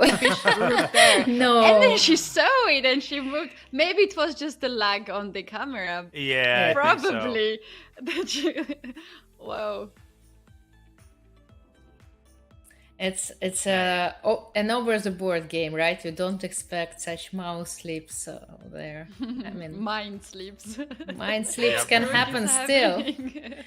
But Lei is losing more time on every turn, and with every ticking second, I feel like the chances that she does something brazen like f5 are greatly diminished. By the way, rook a4 check is a threat, followed by d4. Wait a moment. Yeah. If white plays f5 here, she actually might lose the game, and probably still a draw there by some miracle. But I would just go rook b8 and sign the score sheets and go have a nice dinner and set yourself up for the next game, because you've got a minute left. Come and on, we've Lei. seen far crazier things happen than this. Make a move.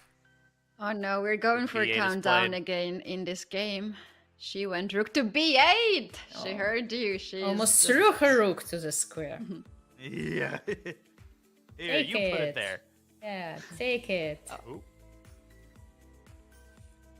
Okay. Next Yeah, stage obviously of the this game. is safer now.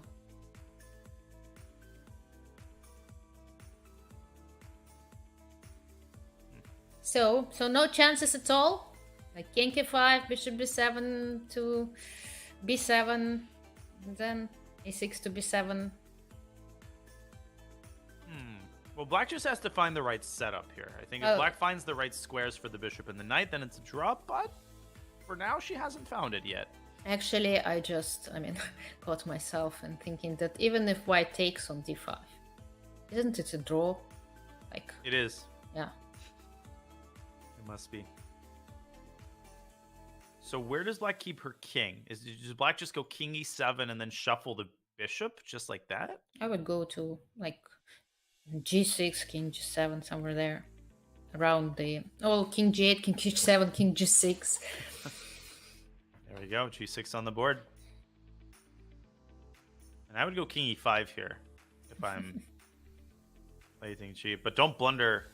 God, both sides could blunder. Knight c5 I thought would threaten the fork, but you get forked with bishop d6. Never too late. Yeah, we're heading E5 to a played. draw. Although there's gonna be some tension after f5. She's gonna play f5. Oh yeah. And Yeah. then you try to win the h5 pawn. Exactly. So I'm not so sure about g6. Even though I was voting for it. But then I realized that, I might be mistaken.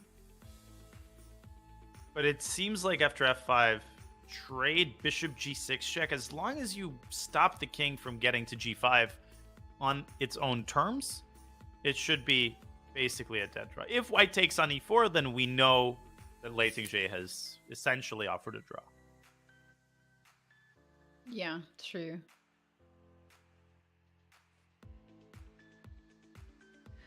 Hard to break through, right? Maybe bishop a7, bishop d4. Well, just to put them onto very beautiful positions. Two beautiful bishops. Funny But line. it's strange that white's king will be just dropped on e5. Yeah, I was thinking bishop a7, knight d2, bishop d4, knight c4 would be checkmate. Of course, white could take on c4, but that forces a draw. You can play g3 somewhere, knight f3 will be a checkmate. I got it. I Played. guess the move. Good call. I like knight d2. Yeah, knight I d2, think king that's the move d6. I should play. Let's move it. We showed like the to move career, it, remember? d6, e7. We drew these arrows.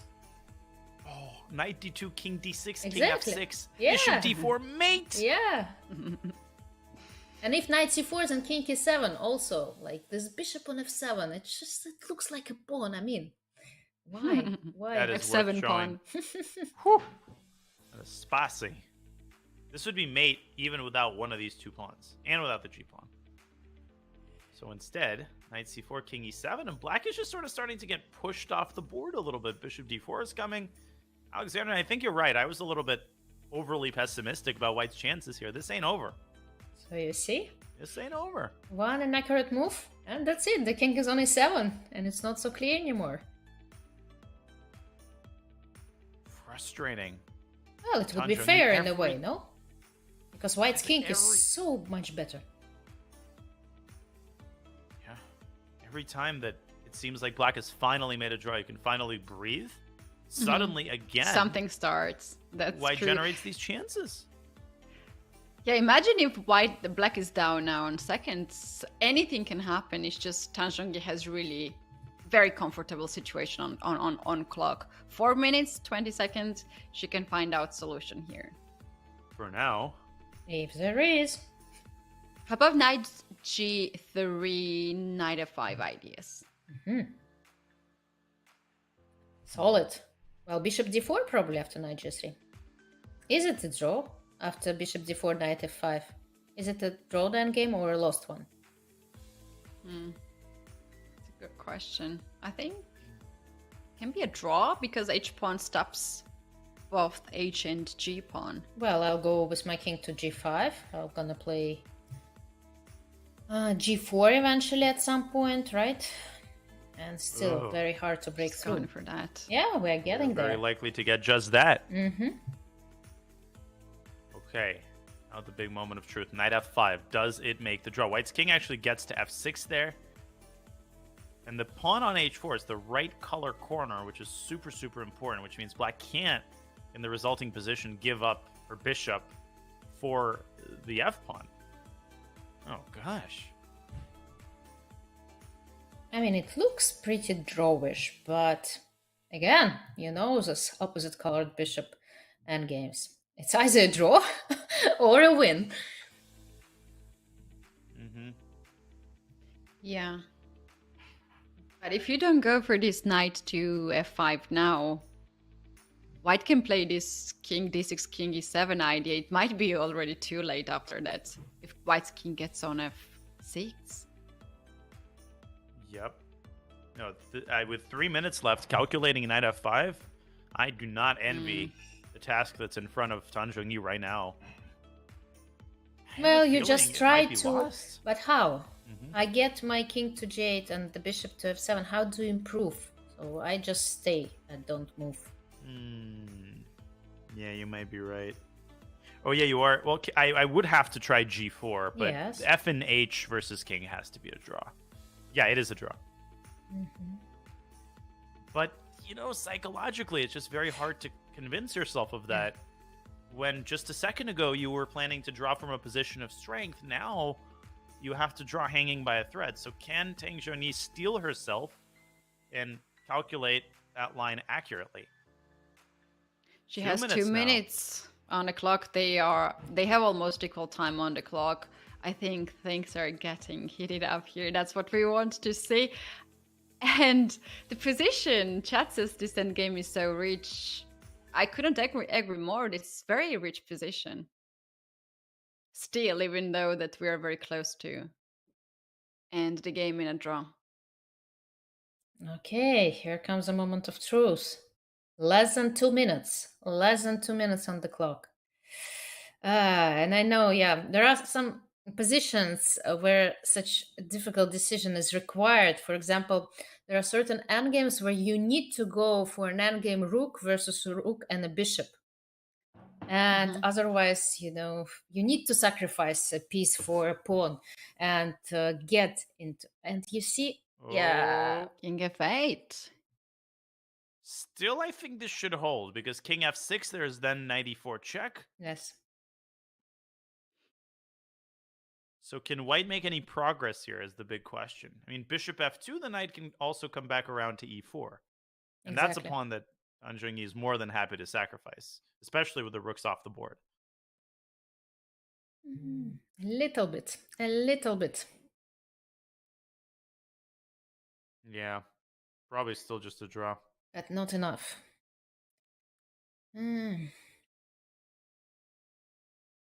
Okay. There's no way to make progress. Lei shall not forget about her time, though. She still needs to make a move. How about bishop f2, knight e4, and then f5 to change a little bit of the position?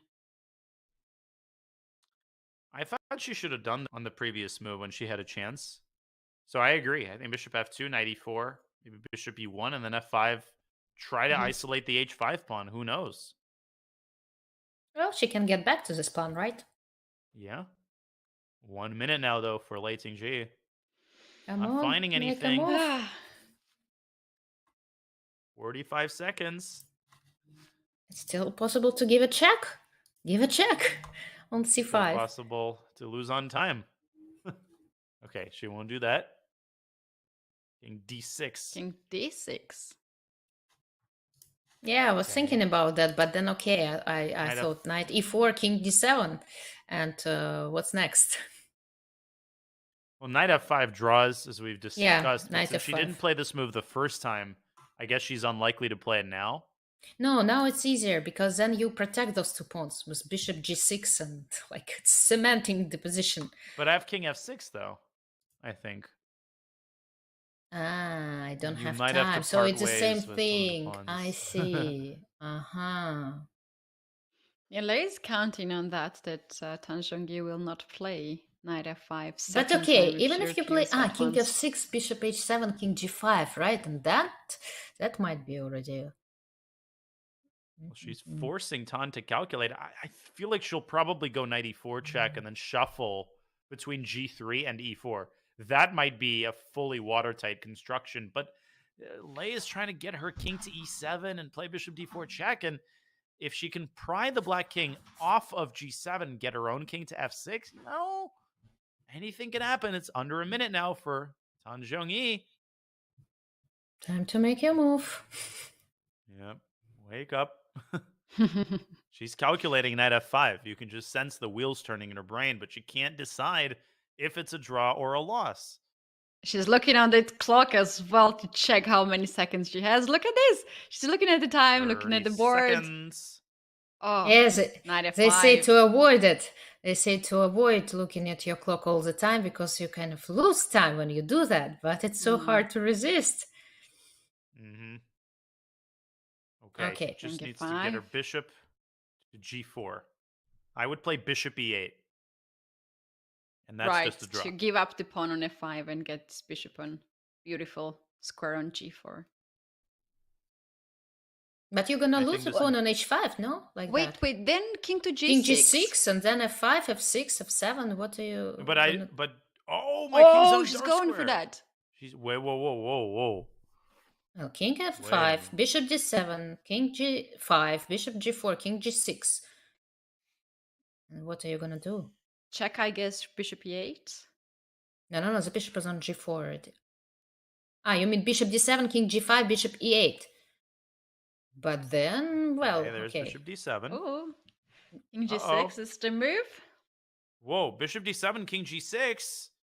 Bishop Bishop e8, king E8. f6. There might be some zugzwangs there. Uh-oh. Because the But bishop's okay, still diagonal no. is limited. Yeah, but still, okay, bishop f7 and king g8. I thought that if you King keep... e7? Oh, you bishop g6 and you just wait. Bishop g6. But so here I play king g6. Mm-hmm. Bishop e8. You go king f6.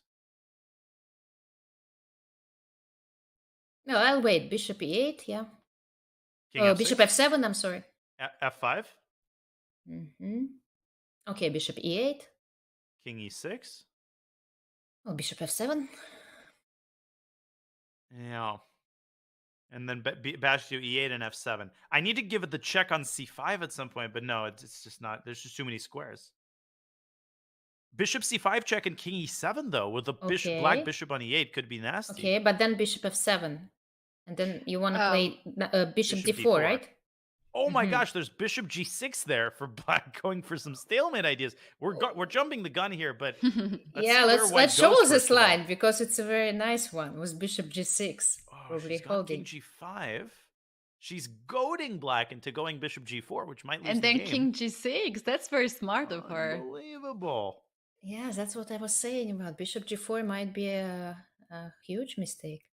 So the line that we were showing is something like this position, which can be reached in a variety of ways. And here there's bishop g6, but I thought white has g4. Ah, they have it. Is they have this it. A draw? Whoa! Bishop g4 is played. She's blundered. Come on. She's blundered it. You jinxed it. Dania, I you jinxed said it. it. You said bishop g4. Who would else think of such a move? Bishop d1? Is it still, bishop is c5. it over? No? Bishop c5? Bishop c5, king g8. No, wait. Then there is an idea f5, and if you play G4. bishop c2, g4. Oh, my lands. This is amazing. Look at Zhongyi. She knows that. She knows that she made a blunder. And I can as you feel her. noticed, the square on h8 is the right square. It's the color of the bishop. Oh my gosh, I can't believe we're seeing this. So white even has a choice. White could play f5 first. White could play bishop c5 check first. I would play f5, bishop d3. You don't even need a check on g5. On c5, just go g4, and the h-pawn promotes. Yeah, bishop stops from d4 this pawn. You don't really worry about that. Oh my god. Unreal. Why did you go there? Because you know there is this rule of one diagonal in opposite colored bishop's endgame. Your bishop should control the pawns like over one diagonal, and one diagonal here is like exactly e8, h5. Yes, it's a short diagonal, but still. I'm in disbelief right now, but let's wait for Tan Zhongyi to, or Lei Tingjie to demonstrate of this course technique. She's gonna demonstrate it. There are no other ideas here. Fatigue, exhaustion, time pressure, all of these effects. We talk about them all the time. This has been amazing resilience by Lei Tingjie to create the conditions where it's possible to blunder, and g4 ends the game. She has to find this move. She has to actually play this move less than 1 minute on the clock. I think she already guessed that this is winning position, and she will just move it. Can you play king takes h5? That's borderline winning also. You think so? I think it's closer to... Yeah, I don't know, by the way. King h5, bishop f5, g4. What is the evaluation of this position? That's got to be winning, I would imagine. Maybe it's even simpler. 12 seconds on the clock, 10 Come seconds. on. She has to make a move. No, make a move. 6. No. She's gone g3. Oh my god. No. Oh my gosh. Okay, maybe it G3 is doesn't fine. change anything. It's fine. Nothing, but nothing. okay. It's totally fine. She just got the time on the clock, 30 seconds. Tan Zhongyi needs to make a move. Bishop b4. What is she waiting for? Every second is golden. You can't let Lei Tingjie calculate on your turn. She improves her position. So she wanted to like force this king get to g8, so she has h7 with a check. Okay. Yeah. Wow. G3. We can see how much nerves are here in this game, in this match. Tan Zhongyi just made a move. G8. And this is king to g8. Okay. G4, once again, appears to be winning. But the eval bar is not showing it. And oh! Wait, G4 takes h5. There's bishop b5 and bishop e8 check. Oh. G4 might actually be a draw. You might have to take on h5. That's why. So she Oh my calculated it. gosh. She saw it. Nice. So you Oh, see, they do calculate. They do see a lot of. this is winning G4 and G5 and king h6, and Black's just not stopping these pawns. Oh, now I see why she didn't play G4. But okay, make a move. Come on. Now she's choosing between. What nerves? G4 was the only winning move apparently, and she found it. Was it? King G5 was not winning. For some reason, it was not. Because of bishop d3 and bishop e2, you tie yourself to that pawn. You need to be able to squeeze the pawn through to g5 and the king to h6 before Black gets the bishop to e2. Or to that's d1. a good point. And Lei if I shows play really now good- bishop c8? Then just g5, king h6? Yes, I think g5 is the key. And king h7, Black is one tempo short from setting up a fortress. Now the key is But to now play king king h6. h6. Mhm. That's easy. That's easy. Nah, she sees the plan. King h6, get your pawns to h5 and g6. Step away with the king, and the h pawn promotes. I mean, obviously g5 would be horrific. King h6 Yep. is on the board. That's it. It's over. What a game. This is still not the end. Still needs to play very accurate moves. But Lei Tingjie is showing great technique in the end game in past few moves. Yeah, nothing to I mean, do. at this point, Well, g5, g6, h5, king g5, h6, h7. Slow Yeah. but steady. She's going to win the race and tie this match in the most improbable fashion. There's nothing to play for at this point for Tan. She might resign here because the winning path is so clear. It's illuminated with very bright lights. Is it also possible to push g5, h5, g6 there to play king g5 and h6? Because you Yeah, can you stop h7 anyway. So there's, I think, 2 ways to win this position. Yeah. Move order what's- here doesn't matter. I mean, as long as you push the pawns to g6 and h5. Yeah, not sure if there's anything that Tan should try. Maybe king f7 and king e6 should be attempted, but the white king can step onto g7 at the right moment. 1 minute now for Tan Zhongyi. I mean, she's searching desperately, but there is nothing to be found. Yeah, exactly. King f7, king e6, and suddenly if white, I don't know, makes mistakes, and king f5, king g5 might be Yeah. possible, with the pawn on g6 and h5. But there's h5, and king e6 will be met with king g7, bishop e2, h6, and white squeaks through to promotion. Mm-hmm. Well,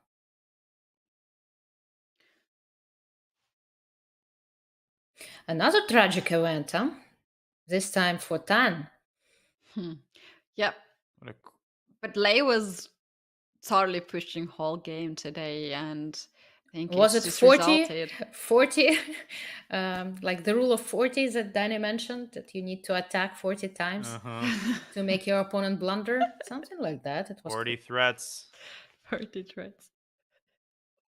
And that's kind of what she did. I mean, she kept transforming and transforming the advantage, and then the rooks were gone. And there just seemed to be a moment when Tan Zhongyi breathed a sigh of relief. We thought that the draw was right there for the taking. Alexander, I think you might have called it. Maybe G6 created additional kingside weaknesses. Maybe just keeping that pawn on G7 would have been the way to go. But Ooh, 9 seconds on the obviously. clock. Tan Zhongyi makes the move on last 7 seconds. Okay, king Well, G7 but- and go home.